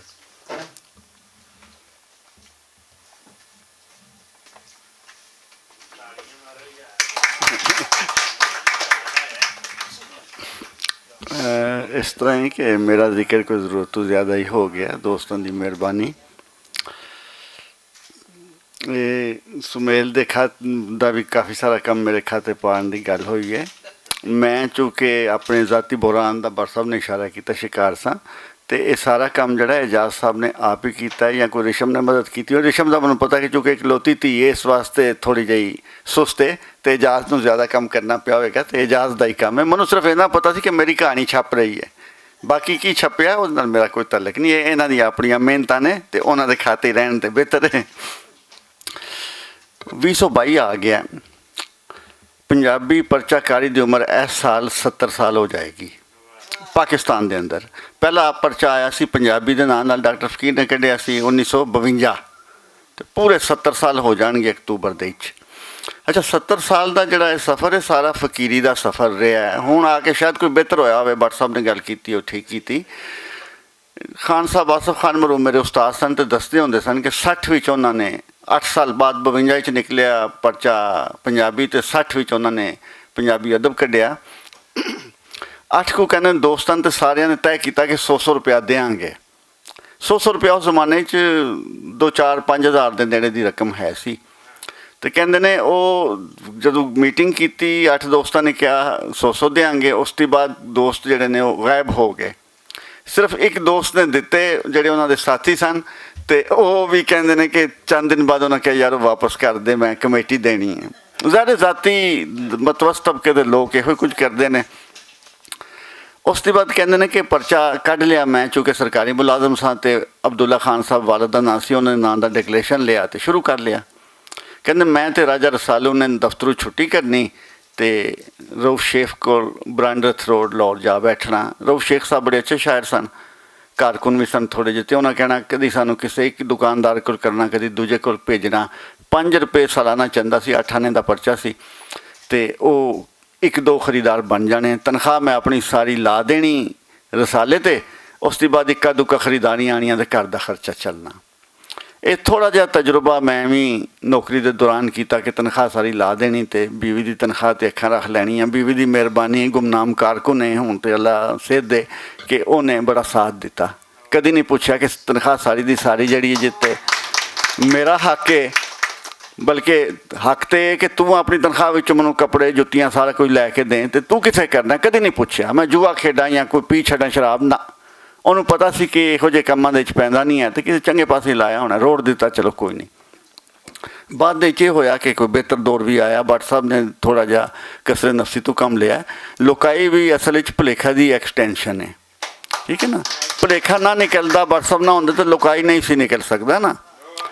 ਸੱਜਣ ਤੋਂ ਬਾਅਦ ਹਾਲਾਤ ਐਸੇ ਸਨ ਕਿ ਸਾਰੇ ਡਿਸਹਾਰਟੈਂਟ ਸਨ, ਅਸੀਂ ਸਾਰੇ ਰੋਂਦੇ ਰੋਂਦੇ ਹੀ ਨਿਕਲੇ। ਬਹੁਤ ਸਾਰੇ ਜਿਹੜੇ ਉਸ ਵੇਲੇ ਉੱਥੇ ਮੌਜੂਦ ਸਨ ਕਿ ਹੁਣ ਅਖਬਾਰ ਨਹੀਂ ਨਿਕਲਦਾ। ਇੱਕ ਦੋ ਪੰਜਾਬੀ ਪਿਆਰੇ ਜਨਾਬ ਬੜਕਾ ਮਾਰ ਕੇ ਕਹਿੰਦੇ ਸਨ ਜੀ ਕੱਢਿਆ ਹੀ ਇਸ ਲਈ ਗਿਆ ਸੀ ਕਿ ਇਹਨੂੰ ਬੰਦ ਕੀਤਾ ਜਾਏ ਤਾਂ ਜੇ ਲੋਕ ਡਰ ਜਾਣ ਅਤੇ ਅਖਬਾਰ ਨਾ ਨਿਕਲੇ। ਤੋ ਡਰੇ ਹੋਣਗੇ, ਪਤਾ ਨਹੀਂ ਭੱਟ ਸਾਹਿਬ ਡਰਨ ਵਾਲੇ ਨਹੀਂ, ਇਹਨਾਂ ਲੋਕਾਂ ਭੁਲੇਖਾ ਕੱਢ ਲਿਆ। ਉਸ ਤੋਂ ਬਾਅਦ ਖਬਰਾਂ ਵੀ ਨਿਕਲਿਆ, ਚੂँਕਿ ਉਹਨਾਂ ਦੇ ਹੋਰ ਮਸਾਇਲ ਸਨ, ਬੰਦ ਹੋ ਗਿਆ।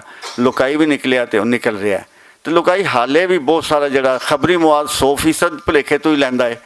ਇਸ਼ਤਿਹਾਰ ਵੀ ਜੇ ਆਮਦੇ ਨੇ ਤਾਂ ਭੱਟ ਸਾਹਿਬ ਦੀ ਵਜ੍ਹਾ ਨਾਲ ਲਾਉਂਦੇ ਨਹੀਂ, ਅਤੇ ਮਨ ਤਾਂ ਕੋਈ ਨਹੀਂ ਦੇਣ ਨੂੰ ਤਿਆਰ ਇਸ਼ਤਿਹਾਰ। ਖੈਰ, ਅਤੇ ਉਹ ਲੋਕਾਈ ਜਾਂ ਉੱਥੋਂ ਪੰਜਾਬੀ ਤੋਂ ਲੈ ਕੇ ਅਤੇ ਭੁਲੇਖੇ ਤੱਕ ਦਾ ਸਫ਼ਰ, ਜਾਂ ਸਵੇਰ ਤੋਂ ਲੈ ਕੇ ਸੁਮੇਲ ਤੱਕ ਦਾ ਸਫ਼ਰ ਇੱਕ ਲੰਮਾ ਸਫ਼ਰ ਹੈ, ਜਿਹਦੇ 'ਚ ਸਾਡੇ ਪੈਰ ਜਿਹੜੇ ਨੇ ਕੰਡਿਆਂ ਨਾਲ ਜ਼ਿਆਦਾ ਪੁੜੇ ਗਏ ਨੇ। ਅਤੇ ਇਹਦੇ 'ਚ ਕੋਈ ਖੁਸ਼ੀ ਦੀਆਂ ਵੀ ਖਬਰਾਂ ਹੈ ਨੇ, ਕੋਈ ਚੰਗੀ ਚੀਜ਼ ਛਾਪ ਲਈ, ਤਾਰੀਫ ਹੋ ਗਈ ਅਤੇ ਠੀਕ ਹੈ।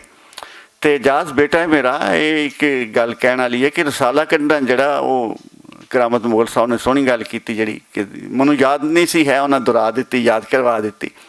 2 ਪਾਸਿਓਂ ਮੋਮਬੱਤੀ ਨੂੰ ਬਾਲਣਾ। ਅਤੇ ਇਹਦੇ 'ਚ ਇੱਕ ਹੋਰ ਚੀਜ਼ ਜਿਨ੍ਹਾਂ ਨੂੰ ਲੋਕਾਂ ਨੂੰ ਉਰਦੂ ਸਾਫਤ ਵਿੱਚ ਮੈਂ ਉਸਤਾਦ ਕਹਿਣਾ, ਉਹਨਾਂ 'ਚ ਇੱਕ ਸ਼ਕੀਲ ਆਦਲਜ਼ਾਦਾ ਵੀ ਨੇ ਜਿਹਨਾਂ ਸਬਰੰਗ ਡਾਈਜੈਸਟ ਕੱਢਿਆ। ਉਹਨੇ ਇੱਕ ਸੋਹਣੀ ਗੱਲ ਕੀਤੀ ਸੀ ਕਿ ਇਸ ਪੇਸ਼ੇ 'ਚ ਆਉਣ ਲਈ ਬੰਦੇ ਦੇ ਅਸਾਬ ਮਜ਼ਬੂਤ ਹੋਣੇ ਚਾਹੀਦੇ ਨੇ। ਕੋਈ ਨਾ ਕੋਈ ਚੀਜ਼ ਛਪ ਗਈ, ਕਿਸੇ ਦੇ ਚਿਹਰੇ 'ਤੇ ਜਨਾਬ ਤਿਉੜੀ ਆ ਗਈ, ਕਿਸੇ ਨੇ ਘੂਰ ਕੇ ਵੇਖਿਆ, ਕਿਸੇ ਨੇ ਕਿਹਾ ਇਹ ਕੀ ਛਾਪਿਆ ਜੇ, ਇਹ ਕਿਉਂ ਛਾਪਿਆ ਜੇ। ਹਾਲਾਂਕਿ ਅਸੀਂ ਆਪਣੇ ਪੱਲਿਓਂ ਛਾਪਨੇ ਹਾਂ ਨਾ, ਜੋ ਮਰਜ਼ੀ ਛਾਪੀਏ। ਇਸ ਤਰ੍ਹਾਂ 2-3 ਵਾਕਿਆ, ਹੁਣ ਗੱਲ ਲੰਮੀ ਹੋ ਜਾਏਗੀ। ਯਾਦ ਆ ਰਹੀ ਹੈ ਕਿ ਇੱਕ ਸਾਹਿਬ ਪੰਜਾਬੀ ਦੇ ਬੜੇ ਸੀਨੀਅਰ ਲਿਖਾਰੀ, ਬੜਾ ਇਹਤਰਾਮ ਸੀ ਉਹਨਾਂ ਦੇ ਬਾਰੇ, ਕੋਈ ਛਪ ਗਿਆ ਸਵੇਰ ਦੇ 'ਚ। ਸਾਡੇ ਇੱਕ ਜੂਨੀਅਰ ਸਾਥੀ ਫੈਸਲਾਬਾਦ ਦੇ ਸਨ, ਉਹਨਾਂ ਕੋਲ ਗਏ ਤਾਂ ਉਹਨੇ ਕਿਹਾ ਇਹ ਕੀ ਛਾਪਦੇ ਰਹਿੰਦੇ, ਤੁਸੀਂ ਇਹ ਕਰਦੇ ਹੋ। ਜਵਾਨ ਰੋਣਕਾ ਹੋ ਕੇ ਮੇਰੇ ਕੋਲ ਆ ਗਿਆ ਕਿ ਇਹ ਦੇਖੋ ਜੀ ਤੁਸੀਂ ਯਾਰ ਤੂੰ ਇੰਝ ਛਾਪਣਾ, ਅਤੇ ਉਹ ਮੇਰੇ 'ਤੇ ਲੋਕ ਵਰਸਦੇ ਨੇ। ਮੈਂ ਅਗਲੇ ਪਰਚੇ 'ਚ ਦਾਰੀਆ ਲਿਖ ਦਿੱਤਾ ਕਿ ਮੈਂ ਕਿਹਾ ਸਾਨੂੰ ਸਾਫਤ ਸਿਖਾਉਣ ਦੀ ਕੋਸ਼ਿਸ਼ ਨਾ ਕੀਤੀ ਜਾਏ। ਸਾਨੂੰ ਪਤਾ ਕਿ ਅਸੀਂ ਕੀ ਛਾਪ ਰਹੇ ਹਾਂ, ਅਤੇ ਇਸ ਵਾਸਤੇ ਜੋ ਮਰਜ਼ੀ ਅਸੀਂ ਛਾਪਾਂਗੇ, ਸਾਨੂੰ ਨਾ ਸਿਖਾਉਣ ਦੀ ਕੋਸ਼ਿਸ਼ ਕੀਤੀ ਜਾਏ। ਉਸ ਤੋਂ ਬਾਅਦ ਅਗਲੇ ਮਹੀਨੇ ਲਿਖਾਰੀਆਂ ਦੀ ਕਾਨਫਰੰਸ ਸੀ, ਮੈਂ ਇਸਲਾਮਾਬਾਦ ਗਿਆ ਅਤੇ ਜ਼ਾਹਿਦ ਹਸਨ ਨੇ ਕਿਹਾ ਫਲਾਣੇ ਸਾਹਿਬ ਨੂੰ ਮਿਲੇ ਹੋ। ਮੈਂ ਕਿੱਥੇ ਨੇ? ਉਹ ਜਨਾਬ ਉਹ ਫਲਾਂ ਉਹ ਉੱਥੇ ਖਲੋਤੇ ਨੇ। ਮੈਂ ਗਿਆ ਅਤੇ ਉਹ ਮੈਂ ਸਲਾਮ ਮਾਰਿਆ, ਮੈਂ ਕਿਹਾ ਜਨਾਬ ਸਲਾਮ ਮਰਦੇ। ਉਹਨਾਂ ਜੱਫੀ ਪਾ ਲਈ। ਮੈਨੂੰ ਨਹੀਂ ਸੀ ਪਤਾ ਮੇਰਾ ਨਿੱਕਾ ਭਰਾ ਹੈ, ਨਾ ਗੁੱਸੇ ਦਾ ਤੇਜ਼ ਹੈ, ਹੋ ਜਾਂਦਾ। ਰਵੇਲ ਵਿੱਚ ਇੱਕ ਵਾਰੀ ਫੀਚਰ ਫੈਜ਼ ਸਾਹਿਬ ਬਾਰੇ ਛਾਪ ਦਿੱਤਾ ਕਿ ਫੈਜ਼ ਸਾਹਿਬ ਨੇ ਪੰਜਾਬੀ ਹੋ ਕੇ ਵੀ ਪੰਜਾਬੀ 'ਚ ਨਹੀਂ, 6 ਚੀਜ਼ਾਂ ਉਹਨਾਂ ਲਿਖੀਆਂ ਨੇ ਜਿਹੜੀਆਂ ਕੁਝ ਉਹਨਾਂ ਦੇ ਦੋਸਤਾਂ ਨੇ ਅਹਿਮਦ ਸਲੀਮ ਵਗੈਰਾ ਨੇ ਤਰਜਮਾ ਕਰਕੇ ਕਿਤਾਬ ਬਣਾ ਦਿੱਤੀ, ਪਰ ਉਹ ਪੰਜਾਬੀ 'ਚ ਵੀ ਉਹਨਾਂ ਨੇ ਕੋਈ ਐਡਾ ਮਾਇਆਰੀ ਨਹੀਂ ਲਿਖਿਆ। ਉਹ ਫੀਚਰ ਛਪ ਗਿਆ ਅਤੇ ਜਨਾਬ ਇੱਕ ਦੋਸਤ, ਤਰੱਕੀ ਪਸੰਦ ਦੋਸਤ ਜਨਾਬ ਮਿਲ ਗਏ ਮੈਨੂੰ ਪਾਰਟੀ ਹਾਊਸ। ਉਹਨਾਂ ਕਿਹਾ ਜੀ ਇੱਕ ਦੀ ਬਕਵਾਸ ਛਾਪ ਦਿੱਤੀ ਜੇ। ਮੈਂ ਕਿਹਾ ਜੀ ਕਿਹੜੀ ਬਕਵਾਸ? ਤੁਸੀਂ ਟਾਈਟਲ ਸਟੋਰੀ ਬਣਾਈ ਹੈ ਫਲਾਣੀ। ਮੈਂ ਕਿਹਾ ਹਾਂਜੀ, ਕੀ ਹੈ ਉਹਦੇ 'ਚ? ਨਹੀਂ ਇਹ ਚੀਜ਼ ਅਗਲੀ ਵਾਰੀ ਮਾਜ਼ਰਤ ਕਰੋ। ਮੈਂ ਕਿਹਾ ਜੀ ਕਿਉਂ ਮਾਜ਼ਰਤ ਕਰਾਂ, ਮੈਂ ਸੋਚ ਸਮਝ ਕੇ ਛਾਪੀ ਹੈ, ਨਤਾਇਜ ਦਾ ਵੀ ਮੈਨੂੰ ਪਤਾ ਹੈ। ਅਤੇ ਉਹ ਠੀਕ ਹੈ ਚੀਜ਼, ਤੁਸੀਂ ਤਰਦੀਦੀ ਮਜ਼ਮੂਨ ਲਿਖੋ, ਮੈਂ ਛਾਪ ਦੇਣਾ ਕਿ ਇਹ ਗਲਤ ਹੈ। ਨਹੀਂ ਨਹੀਂ ਮੈਂ ਨਹੀਂ ਲਿਖਣਾ, ਤੂੰ ਮਾफ़ी ਮੰਗ। ਮੈਂ ਕਿਹਾ ਜੀ ਮੈਂ ਕਿਉਂ ਮਾफ़ी ਮੰਗਾਂ, ਸਵਾਲ ਹੀ ਨਹੀਂ ਪੈਦਾ ਹੁੰਦਾ। ਮੈਂ ਸੋਚ ਸਮਝ ਕੇ ਛਾਪਿਆ। ਉਹ ਸਾਹਿਬ ਫਿਰ ਮਰਹੂਮ ਹੋ ਗਏ ਨੇ, ਉਹ ਸਾਰੀ ਉਮਰ ਉਹ ਮੇਰੇ ਨਾਲ ਸਿੱਧੇ ਮੂੰਹ ਬੋਲੇ ਹੀ ਨਹੀਂ, ਸਲਾਮ ਦੁਆ ਵੀ ਨਹੀਂ ਲਈ। ਠੀਕ ਹੈ, ਮਰਜ਼ੀ। ਤਾਂ ਉਹ ਸਾਹਿਬ ਮਜ਼ਬੂਤ ਹੋਣੇ ਚਾਹੀਦੇ ਨੇ ਨਾ। ਜੇ ਅਸੀਂ ਪੈਸੇ ਵੀ ਆਪ ਲਾਣੇ ਨੇ, ਪਰਚਾ ਮੁਫਤ ਵੰਡਣਾ ਹੈ, ਤਾਂ ਫਿਰ ਇੰਨਾ ਕੁ ਹੱਕ ਸਾਡਾ ਹੈ ਕਿ ਅਸੀਂ ਮਰਜ਼ੀ ਦੀ ਚੀਜ਼ ਛਾਪੀਏ। ਗੋ ਕਿਸੇ ਦੀ ਬੇਇੱਜ਼ਤੀ ਕਰਨਾ, ਕਿਸੇ ਦੀ ਤਹਿਕੀਰ ਕਰਨਾ ਯਕੀਨਨ ਬੁਰੀ ਗੱਲ ਹੈ, ਨਹੀਂ ਕਰਨੀ ਚਾਹੀਦੀ। ਜਿਹੜੀਆਂ ਚੀਜ਼ਾਂ ਅਸੂਲ ਦੇ ਮੁਤਾਬਿਕ ਹੁੰਦੀਆਂ ਨੇ, ਤੁਹਾਨੂੰ ਮਿਆਰੀ ਲੱਗਦੀਆਂ ਨੇ, ਤੁਸੀਂ ਸਮਝਦੇ ਹੋ ਕਿ ਇਹ ਨਾਲ ਪੜ੍ਹਨ ਵਾਲੇ ਦੀਆਂ ਮਾਲੂਮਾਤ ਵਿੱਚ, ਇਲਮ ਵਿੱਚ ਜਾਂ ਤਫਰੀਹ ਵਿੱਚ ਕੁਝ ਬਿਹਤਰੀ ਵਾਧਾ ਹੋਵੇਗਾ, ਉਹ ਜ਼ਰੂਰ ਛਾਪਣੀਆਂ ਚਾਹੀਦੀਆਂ ਨੇ। ਜਿਸ ਤੱਕ ਤਰਜਮਿਆਂ ਦਾ ਤਲਕ ਹੈ, ਤਰਜਮੇ ਵੀ ਹੋਣੇ ਚਾਹੀਦੇ ਨੇ ਹਰ ਚੰਗੀ ਜ਼ਬਾਨ ਵਿੱਚ। ਗੋ ਮਗਰ ਸਾਹਿਬ ਨੇ ਜਿਸ ਤਰ੍ਹਾਂ ਕਿ ਕਿਹਾ ਕਿ ਬਹੁਤ ਸਾਰੀਆਂ ਚੀਜ਼ਾਂ ਹੋਰ ਵੀ ਹੈ ਨੇ, ਸ਼ੋਬੇ ਨੇ, ਤਰਜਮਾ ਇੱਕ ਹਿੱਸਾ ਹੈ। ਹਰ ਜ਼ਬਾਨ ਵਿੱਚ ਵੱਡੇ ਤਖਲੀਕੀ ਦੌਰ ਤੋਂ ਪਹਿਲਾਂ ਇੱਕ ਤਰਜਮੇ ਦਾ ਵੱਡਾ ਦੌਰ ਜ਼ਰੂਰ ਆਉਂਦਾ ਹੈ। ਅੰਗਰੇਜ਼ੀ ਜੇ ਅਰਬੀ ਜੇ ਵੱਡੀ ਜ਼ਬਾਨ ਹੈ ਨਾ, ਤੇ ਐਵੇਂ ਨਹੀਂ ਬਣ ਗਈ। ਗੋ ਕੁਰਾਨ ਸ਼ਰੀਫ ਨਾਜ਼ਲ ਹੋਇਆ, ਉਸ ਤੋਂ ਬਾਅਦ ਇੱਕ ਤਰਜਮੇ ਦਾ ਵੱਡਾ ਦੌਰ, ਯੂਨਾਨ ਸਾਰਾ ਉਹਨਾਂ ਤਰਜਮਾ ਕੀਤਾ, ਫਿਰ ਅਰਬੀ ਇਸ ਕਾਬਲ ਹੋ ਸਕੀ ਕਿ ਸਰਕਾਰੀ ਜ਼ਬਾਨ ਵੀ ਬਣੇ ਤੇ ਵੱਡੀ। ਗੋ ਅੱਜ ਫਿਰ ਆਪਣੀ ਅਸਲ ਥਾਂ ਤੇ ਆ ਗਈ। ਅੰਗਰੇਜ਼ੀ ਵੀ ਤਰਜਮੇ ਨਾਲ ਵੱਡੀ ਦੌਰ ਹੈ ਨਾ। ਕੁਰਾਨ ਸ਼ਰੀਫ ਪੜ੍ਹਨਾ 10 ਤਰਜਮੇ ਮੌਜੂਦ ਨੇ, ਬਾਈਬਲ ਪੜ੍ਹਨੀ ਹੈ 20 ਤਰਜਮੇ ਮੌਜੂਦ ਨੇ, ਤਾਮਪਦ ਪੜ੍ਹਨੀ ਹੈ, ਬੁੱਧ ਮਤ ਦੀ ਕਿਤਾਬ ਜਾਂ ਗੀਤਾ ਪੜ੍ਹਨੀ ਹੈ ਜਾਂ ਫਲਾਂ ਪੜ੍ਹਨੀ ਹੈ, ਮੌਜੂਦ ਹੈ। ਨਾਵਲ ਪੜ੍ਹਨੇ ਨੇ ਚੰਗੇ ਤੋਂ ਚੰਗਾ, ਕਹਾਣੀ ਪੜ੍ਹਨੀ ਹੈ ਚੰਗੇ ਤੋਂ ਚੰਗੀ, ਬਕਵਾਸ ਪੜ੍ਹਨੀ ਹੈ, ਫਜ਼ੂਲੀਆਤ ਪੜ੍ਹਨੀ ਹੈ, ਉਹ ਵੀ ਵੱਧ ਤੋਂ ਵੱਧ ਮੌਜੂਦ ਹੈ। ਨੈੱਟ ਦੇ ਉੱਤੇ ਸਰਚ ਕਰ ਲਈ ਦੀ, ਹਰ ਚੀਜ਼ ਮੌਜੂਦ ਹੈ। ਇਸ ਲਈ ਅੰਗਰੇਜ਼ੀ ਅੱਗੇ ਇੱਕ ਜ਼ਮਾਨੇ 'ਚ ਹੁੰਦਾ ਸੀ ਕਿ ਚੰਗੇ ਬੰਦੇ ਨੂੰ, ਚੰਗੇ ਲਿਖਾਰੀ ਨੂੰ 5-7 ਜ਼ਬਾਨਾਂ ਆਉਣੀਆਂ ਚਾਹੀਦੀਆਂ ਨੇ, ਵੱਡੀਆਂ ਜ਼ਬਾਨਾਂ। ਹੁਣ ਸਿਰਫ ਅੰਗਰੇਜ਼ੀ ਆ ਜਾਏ ਤਾਂ ਮਾਮਲਾ ਮੁੱਕ ਜਾਂਦਾ। ਅੰਗਰੇਜ਼ੀ 'ਚ ਹਰ ਚੀਜ਼ ਮੌਜੂਦ ਹੈ। ਸੋ ਸੁਮੇਲ ਦੇ ਵਿੱਚ ਵੀ ਬੜਾ ਅੱਛਾ ਕੀਤਾ ਇਹਨਾਂ ਤਰਜਮੇ ਦਾ, ਇੱਕ ਮਾਕੂਲ ਹਿੱਸਾ ਰੱਖਿਆ। ਬਾਕੀ ਚੀਜ਼ਾਂ ਵੀ ਅੱਛੀਆਂ ਨੇ। ਤੋ ਇਨਸ਼ਾਅੱਲਾ ਦੁਆਵਾਂ ਦੇ ਨਾਲ, ਤਰੱਕੀ ਦੀਆਂ ਦੁਆਵਾਂ ਦੇ ਨਾਲ ਇਹ ਪਰਚਾ ਤਰੱਕੀ ਕਰੇਗਾ। ਬੰਦ ਹੋਣ ਲਈ ਨਹੀਂ ਨਿਕਲਿਆ। ਗੋ ਪਰਚੇ ਛੇਤੀ। ਇਜਾਜ਼ ਸਾਹਿਬ ਨੂੰ ਮੈਂ ਇੱਕੋ ਕਿਹਾ ਸੀ ਕਿ ਮੈਂ ਕਿਹਾ ਇਹ ਪਰਚਾ ਸ਼ੌਕ ਨਾਲ ਨਹੀਂ ਨਿਕਲਦਾ, ਹੋਰ ਵੀ ਚੀਜ਼ਾਂ ਚਾਹੀਦੀਆਂ ਨੇ। ਸ਼ੌਕ ਨਾਲ ਬੰਦਾ ਇੱਕ ਪਰਚਾ ਕਰਦਾ। ਸਾਡੇ ਵੇਖਦੇ ਹਾਂ ਪੰਜਾਬ 'ਚ 1 ਦਰਜਨ ਪਰਚੇ ਐਸੇ ਨੇ ਜਿਹੜੇ ਇੱਕ ਨਹੀਂ ਤਾਂ 2 ਪਰਚੇ ਆਏ, ਤੀਜਾ ਪਰਚਾ ਆਉਣ ਦੀ ਨੌਬਤ ਨਹੀਂ ਆਈ। ਵਜ੍ਹਾ ਸੀ ਕਿ ਸਿਰਫ ਸ਼ੌਕ ਸੀ, ਜਿੱਦੋਜਹਿਦ ਕੋਈ ਨਹੀਂ ਸੀ। ਅਤੇ ਉਹ ਸ਼ੌਕ 1-2 ਪਰਚੇ ਨਿਕਲ ਕੇ ਪੂਰਾ ਹੋ ਜਾਂਦਾ। ਪਰ ਜੇ ਪਰਚਾ ਕੱਢਣਾ ਹੋਵੇ ਤਾਂ ਅਸਾਬ ਵੀ ਮਜ਼ਬੂਤ ਹੋਣੇ ਚਾਹੀਦੇ ਨੇ, ਥੋੜ੍ਹਾ ਜਿਹਾ ਢੀਠ ਵੀ ਹੋਣਾ ਚਾਹੀਦਾ, ਪੱਕਾ ਵੀ ਹੋਣਾ ਚਾਹੀਦਾ, ਫਿਰ ਪਰਚਾ ਨਿਕਲਦਾ। ਅਤੇ ਇਹਦੇ ਨਾਲ ਹੀ ਮਿਹਰਬਾਨੀ, ਇਜਾਜ਼ਤ।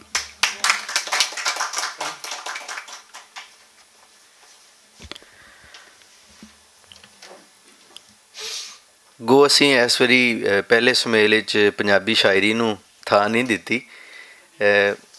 ਕੁਝ ਤਰਾਜਮ ਵੀ ਆਏ ਸਨ, ਕੁਝ ਸ਼ਾਇਰੀ ਉਲੱਥਾ ਵੀ ਅਸੀਂ ਕੀਤੀ ਸੀ, ਲੇਕਿਨ ਉਹ ਚੂँਕਿ ਫਿਰ ਪਰਚੇ ਦੀ ਸੈਟਿੰਗ ਐਸੀ ਹੋ ਗਈ ਕਿ ਅਸੀਂ ਉਹਨੂੰ ਨਹੀਂ ਛਾਪ ਸਕੇ। ਅਤੇ ਪੰਜਾਬ ਦਾ ਮਹਾਂਦਰਾ ਸ਼ਾਇਰ ਸਾਡੇ ਵਿੱਚ ਮੌਜੂਦ ਹੈ, ਅਤੇ ਮੈਂ ਉਹਨਾਂ ਨੂੰ ਵੀ ਬੇਨਤੀ ਕਰਾਂਗਾ ਕਿ ਉਹ ਆਣ ਕੇ ਸਾਡੇ ਨਾਲ ਵਿਚਾਰ ਸਾਂਝੇ ਕਰਨ। ਬਾਬਾ ਨਜ਼ਮੀ ਜੀ ਨੂੰ ਸੱਦਾ ਦਿਆਂਗਾ ਕਿ ਉਹ ਇਸ ਰਸਾਲੇ ਬਾਰੇ ਆਪਣੇ ਵਿਚਾਰ ਸਾਂਝੇ ਕਰਨ। ਬਹੁਤ ਸ਼ੁਕਰੀਆ ਜੀ, ਮੁਹੱਬਤ ਤੁਹਾਡੀ। ਵਟਸਐਪ ਨੇ ਥੋੜ੍ਹਾ ਜਿਹਾ ਇਸ ਵਾਰੀ ਕੁਛ ਲੇਟ ਦੱਸਿਆ। ਬਹਰਹਾਲ ਮੈਂ ਘਰ ਬੈਠਾ ਸੀ, ਕਹਿੰਦਾ ਕਿੱਥੋਂ? ਮੈਂ ਘਰ ਹੈ ਆਓ। ਮੈਂ ਕਿਹਾ ਜੀ ਹਾਜ਼ਰ। ਅਸੀਂ ਉਸ ਵੇਲੇ ਹਾਜ਼ਰ ਹੋ ਗਏ ਨੇ ਦੀ ਹਾਜ਼ਰੀ ਦੇ ਰਹੇ ਹਾਂ ਇਸ ਵੇਲੇ। ਗੁਜ਼ਾਰਿਸ਼ ਵੀ ਕਿ ਪਾਲ ਸਾਹਿਬ ਤੋਂ ਬਾਅਦ ਜਾਂ ਭੱਟ ਸਾਹਿਬ ਤੋਂ ਬਾਅਦ ਲੰਮੀ ਚੌੜੀ ਗੱਲ ਕਰਨਾ ਜਿਹੜਾ ਨਾ ਉਹ ਜ਼ਰਾ ਔਖਾ ਹੈ, ਕਿਉਂਕਿ ਪਾਲ ਸਾਹਿਬ ਹਰ ਹਵਾਲੇ ਨਾਲ ਹਰ ਮੈਦਾਨ ਦੇ ਵਿੱਚ, ਉਸ ਨਾਵਲ ਦਾ ਮੈਦਾਨ ਹੋਵੇ, ਕਹਾਣੀਕਾਰੀ ਦਾ ਮੈਦਾਨ ਹੋਵੇ, ਜਾਂ ਸਿਆਸਤ ਦਾ ਮੈਦਾਨ ਹੋਵੇ, ਜਾਂ ਜੋ ਤਾਰੀਖ ਦਾ ਮੈਦਾਨ ਹੋਵੇ, ਉਹ ਸਾਰੇ ਉਹਦੇ ਬਾਰੇ 'ਚ ਉਹ ਜਾਣਦੇ ਨੇ, ਕਿਉਂਕਿ ਬੜੀ ਦੇਰ ਦੇ ਲੱਗੇ ਹੋਏ ਨੇ ਇਸ ਕੰਮ ਨੂੰ, ਔਰ ਇਸ ਤਰ੍ਹਾਂ ਜੁਟੇ ਹੋਏ ਨੇ ਕਿ ਸ਼ਾਇਦ ਕੋਈ ਇਸ ਤਰ੍ਹਾਂ ਨਾ ਜੁਟ ਸਕੇ। ਬਹਰਹਾਲ ਮੈਂ ਇਸ ਪਰਚੇ ਨੂੰ ਮੁਬਾਰਕ, ਢੇਰ ਮੁਬਾਰਕ, ਕਿਉਂਕਿ ਜਿਹੜੇ ਸਾਡੇ ਜੱਜ ਸਾਹਿਬ ਨੇ, ਇਹਨਾਂ ਦਾ ਸ਼ੌਕ ਅਤੇ ਜਿਹੜਾ ਇਹਨਾਂ ਦੇ ਸਿਰ 'ਤੇ ਸਾਇਆ ਹੈ ਉਹ ਇੰਨਾ ਵੱਡਾ ਹੈ ਕਿ ਮੇਰਾ ਖਿਆਲ ਹੈ ਕਿ ਇਹਨਾਂ ਨੂੰ ਹਾਰ ਨਹੀਂ ਹੋਵੇਗੀ। ਹਾਂ, ਬਹਰਹਾਲ ਬੜੀ ਢੇਰ ਮੁਬਾਰਕ।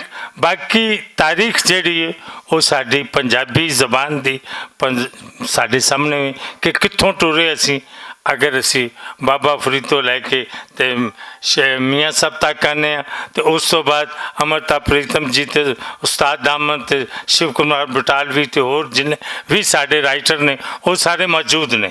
ਬਹਰਹਾਲ ਦੀਵੇ ਨਾਲ ਦੀਵਾ ਜਗਦਾ ਪਿਆ, ਔਰ ਅੱਜ ਇਹਨਾਂ ਸਾਰਿਆਂ ਦੇ ਜਿਹੜੇ ਸਟੇਜ 'ਤੇ ਲੋਕ ਬੈਠੇ ਨੇ, ਇਲਿਆਸ ਸਾਹਿਬ ਇਹਨਾਂ ਦੀ ਕਰਾਚੀ ਤੋਂ, ਬਾਅਦ ਲਾਹੌਰ ਦੇ ਵਿੱਚ ਕਾਬਜ਼ ਜਿਹੜੀ ਹੈ ਉਹ ਤੁਹਾਡੇ ਕੋਲ ਮੌਜੂਦ ਹੈ, ਤੁਹਾਡੇ ਸਾਹਮਣੇ ਨੇ ਕਿ ਕਿੱਡੇ ਕਿੱਡੇ ਵੱਡੇ ਪਰਚੇ ਇਹਨਾਂ ਨੇ ਕੱਢੇ ਨੇ। ਇਹ ਬੜੀਆਂ ਹਿੰਮਤਾਂ ਨੇ, ਲੇਕਿਨ ਜਦ ਕਿ ਘਾਟੇ ਦਾ ਸੌਦਾ ਹੈ। ਲੇਕਿਨ ਅਸੀਂ ਪੰਜਾਬੀ ਜਿਹੜੇ ਆ, ਅਸੀਂ ਇਹਨੂੰ ਘਾਟੇ ਦਾ ਸੌਦਾ ਨਹੀਂ ਸਮਝਦੇ। ਇਹ ਇਨਸ਼ਾਅੱਲਾ ਫਾਇਦੇਮੰਦ ਹੈ, ਅੱਜ ਵੀ ਫਾਇਦੇਮੰਦ ਹੈ ਔਰ ਆਇੰਦਾ ਵੀ ਇਨਸ਼ਾਅੱਲਾ ਢੇਰ ਫਾਇਦੇਮੰਦ ਹੋਵੇਗਾ। ਉਹਦਾ ਰਿਜ਼ਲਟ ਤੁਹਾਡੇ ਸਾਹਮਣੇ ਹੈ ਕਿ ਭੁਲੇਖਾ, ਲੁਕਾਈ ਤੋਂ ਬਾਅਦ ਚਾਨਣ, ਸੁਮੇਲ, ਸਵੇਰ, ਬਹੁਤ ਸਾਰੇ ਚੀਜ਼ਾਂ ਮੈਦਾਨ ਦੇ ਵਿੱਚ ਆ ਰਹੀਆਂ ਨੇ। ਪਰ ਅੱਲਾ ਕਰੇ ਕਿ ਸਾਡੀ ਇਹ ਜਿਹੜੀ ਤਾਰੀਖ ਹੈ, ਇਨਸ਼ਾਅੱਲਾ ਅੱਜ ਅਸੀਂ ਕਮਜ਼ੋਰ ਇਸ ਮੈਦਾਨ ਵਿੱਚ ਹਾਂ, ਲੇਕਿਨ ਜਦੋਂ ਵੱਡਾ ਮੈਦਾਨ ਹੋ ਗਿਆ ਤੇ ਇਹਦੇ ਵਿੱਚ ਬੜੇ ਸਰਮਾਇਆਦਾਰਾਂ ਨੇ ਛਾਲਾਂ ਮਾਰਨੀਆਂ ਨੇ। ਉਹ ਕਾਹਦੇ ਵਾਸਤੇ? ਕਿ ਉਹਨਾਂ ਨੇ ਆਪਣੇ ਫਾਇਦੇ ਵਾਸਤੇ। ਲੇਕਿਨ ਇਹ ਲੋਕ ਜਿਹੜੇ ਨੇ ਇਹ ਆਪਣੇ ਫਾਇਦੇ ਵਾਸਤੇ ਨਹੀਂ ਕੰਮ ਕਰ ਰਹੇ। ਅਸੀਂ ਸੇਵਕ ਹਾਂ, ਅੱਜ ਵੀ ਸੇਵਕ ਹਾਂ ਔਰ ਕੱਲ੍ਹ ਵੀ ਸੇਵਕ ਰਹਾਂਗੇ। ਢੇਰ ਮੁਬਾਰਕਾਂ ਜੀ, ਬਹੁਤ ਬਹੁਤ ਸਲਾਮ। ਤੇ WhatsApp ਵਾਲੀ ਗੱਲ ਤੇ ਹੁਣ ਮੇਰਾ ਖਿਆਲ ਹੈ ਕਿ ਕਰਨੀ ਕੀ ਹੈ ਕਿ ਬਹੁਤ ਜਿਹੜਾ ਸ਼ਖਸ ਵੀ ਆਉਂਦਾ ਉਹ WhatsApp ਬਾਰੇ ਨਾ ਗੱਲ ਕਰੇ ਤੇ ਹੱਕ ਅਦਾ ਨਹੀਂ ਹੁੰਦਾ। ਪਰ WhatsApp ਜਿਸ ਮੈਦਾਨ ਦੇ ਵਿੱਚ ਖਲੋਤੇ ਹੋਏ ਨੇ ਔਰ ਉਸ ਲੜੀ ਨੂੰ ਲੈ ਕੇ ਅੱਗੇ ਟੁਰ ਰਹੇ ਨੇ, ਮੇਰਾ ਖਿਆਲ ਹੈ ਕਿ ਬੜੀ ਬੜੀ ਬੜੀ ਹਿੰਮਤ ਵਾਲੀ ਗੱਲ ਹੈ ਕਿ ਹਰ ਆਦਮੀ ਵਾਸਤੇ ਫੰਕਸ਼ਨ ਰੱਖ ਦੇਣਾ। ਖਰੇ ਤੇ ਆਪਣੇ ਬੱਚੇ ਨੇ ਤੇ ਇਹਨਾਂ ਵਾਸਤੇ ਰੱਖਣਾ ਸੀ, ਕੋਈ ਆਦਮੀ ਵੀ ਹੋਵੇ, ਇਹ ਬਹੁਤ ਵੱਡੀ ਗੱਲ ਹੈ। ਕਿਸੇ ਦੀ ਸੇਵਾ ਕਰਨੀ ਤੇ ਪੱਲਿਓਂ ਕਰਨੀ ਔਖਾ ਕੰਮ ਹੈ। ਜਿੰਦੇ ਰਹੋ, ਸਲਾਮਤ ਰਹੋ। ਨਹੀਂ, ਮੈਂ ਬਸ ਇੱਕੋ ਹੀ ਸ਼ੇਰ ਇਹਨਾਂ ਬੱਚਿਆਂ ਵਾਸਤੇ ਜਿਹੜਾ ਬੜਾ ਮਸ਼ਹੂਰ ਹੈ ਕਿ ਦੋ ਸ਼ੇਰ ਸੁਣਾ ਦੇਣਾ ਵੱਖਰੇ ਵੱਖਰੇ। ਕਿ ਤਾਜ਼ਾ ਸ਼ੇਰ ਹੈ ਕਿ ਜਾਗਣ ਵੇਲੇ ਜਿਹੜੇ ਜਾ ਕੇ ਸੁੱਤੇ ਨੇ, ਜਾਗਣ ਵੇਲੇ ਜਿਹੜੇ ਜਾ ਕੇ ਸੁੱਤੇ ਨੇ, ਲੇਖਾਂ ਉੱਤੇ ਮਿੱਟੀ ਪਾ ਕੇ ਸੁੱਤੇ ਨੇ। ਜਾਗਣ ਵੇਲੇ ਜਿਹੜੇ ਜਾ ਕੇ ਸੁੱਤੇ ਨੇ, ਲੇਖਾਂ ਉੱਤੇ ਮਿੱਟੀ ਪਾ ਕੇ ਸੁੱਤੇ ਨੇ। ਤੇ ਉਹ ਸ਼ੇਰ ਮਸ਼ਹੂਰ ਹੈ ਕਿ ਇਹੋ ਜਿਹੇ ਨੌਜਵਾਨ ਕਿ ਬੇਹਿੰਮਤੇ ਨੇ ਜਿਹੜੇ ਬਹਿ ਕੇ ਸ਼ਿਕਵਾ ਕਰਨ ਮੁਕੱਦਰਾਂ ਦਾ, ਬੇਹਿੰਮਤੇ ਨੇ ਜਿਹੜੇ ਬਹਿ ਕੇ ਸ਼ਿਕਵਾ ਕਰਨ ਮੁਕੱਦਰਾਂ ਦਾ। ਉੱਗਣ ਵਾਲੇ ਉੱਗ ਪੈਂਦੇ ਨੇ ਸੀਨਾ ਪਾੜ ਕੇ ਪੱਥਰਾਂ ਦਾ। ਤੇ ਮੰਜ਼ਲ ਦੇ ਇਹ ਲੋਕ ਘਰੋਂ ਟੁਰੇ ਨੇ, ਮੰਜ਼ਲ ਦੇ ਮੱਥੇ ਦੇ ਉੱਤੇ ਤਖਤੀ ਲੱਗਦੀ ਉਹਨਾਂ ਦੀ, ਜਿਹੜੇ ਘਰੋਂ ਬਣਾ ਕੇ ਟੁਰਦੇ ਨਕਸ਼ਾ ਆਪਣੇ ਸਫ਼ਰਾਂ ਦਾ। Thank you. ਬਹੁਤ ਖੂਬ ਜੀ। ਸੁਮੇਲ ਨੂੰ ਛਾਪਣ ਦਾ ਜਿਹੜਾ ਸਿਰ ਹੈ ਉਹ ਗਿੰਮੀ ਫਾਊਂਡੇਸ਼ਨ ਦੇ ਸਿਰ ਵੀ ਹੈ ਕਿ ਸੁਮੇਲ ਮੇਰੇ ਨਾਲ ਸੀ। ਤੇ ਇਸ ਦੌਰਾਨ ਇੱਕ ਦੋਸਤ ਨਾਲ ਗੱਲ ਹੋਈ, ਅਫਜ਼ਲ ਸਾਹਰ ਨਾਲ, ਕਿ ਮੈਂ ਕਿਹਾ ਮੈਂ ਇੰਜ ਰਸਾਲਾ ਕਰਨਾ ਚਾਹਨਾ। ਤੇ ਉਹੀ ਗੱਲ ਫਿਰ ਬਾਅਦ ਵਿੱਚ ਗਿੰਮੀ ਸਾਹਿਬਾ ਹੋਰਾਂ ਨਾਲ ਸ਼ੇਅਰ ਹੋਈ। ਤੇ ਉਹ ਅਫਜ਼ਲ ਸਾਹਰ ਨੇ ਤੇ ਕੁਝ ਵੀ ਨਹੀਂ ਕੀਤਾ, ਨਾ ਹੀ ਉਹਨਾਂ ਨੇ ਕੋਈ ਹਲਾਸ਼ੇਰੀ ਦਿੱਤੀ। ਹੁਣ ਤੱਕ ਸਾਡੇ ਇਸ ਰਸਾਲੇ ਨੂੰ ਉਰਦੂ ਅਦਬ ਦੇ ਵੱਡੇ ਵੱਡੇ ਲਿਖਾਰੀ ਜਿਹੜੇ ਨੇ ਉਹ ਖਰੀਦ ਕੇ ਪੜ੍ਹਨਾ ਚਾਹ ਰਹੇ ਨੇ। ਘੱਟ ਵੱਧ ਅੱਧੇ ਰਸਾਲੇ ਦੀ ਬੁਕਿੰਗ ਜਿਹੜੀ ਹੈ ਨਾ, ਸਾਲ ਵਾਸਤੇ ਬੁਕਿੰਗ ਜਿਹੜੀ ਹੈ ਉਹ ਹੋ ਚੁੱਕੀ ਹੈ।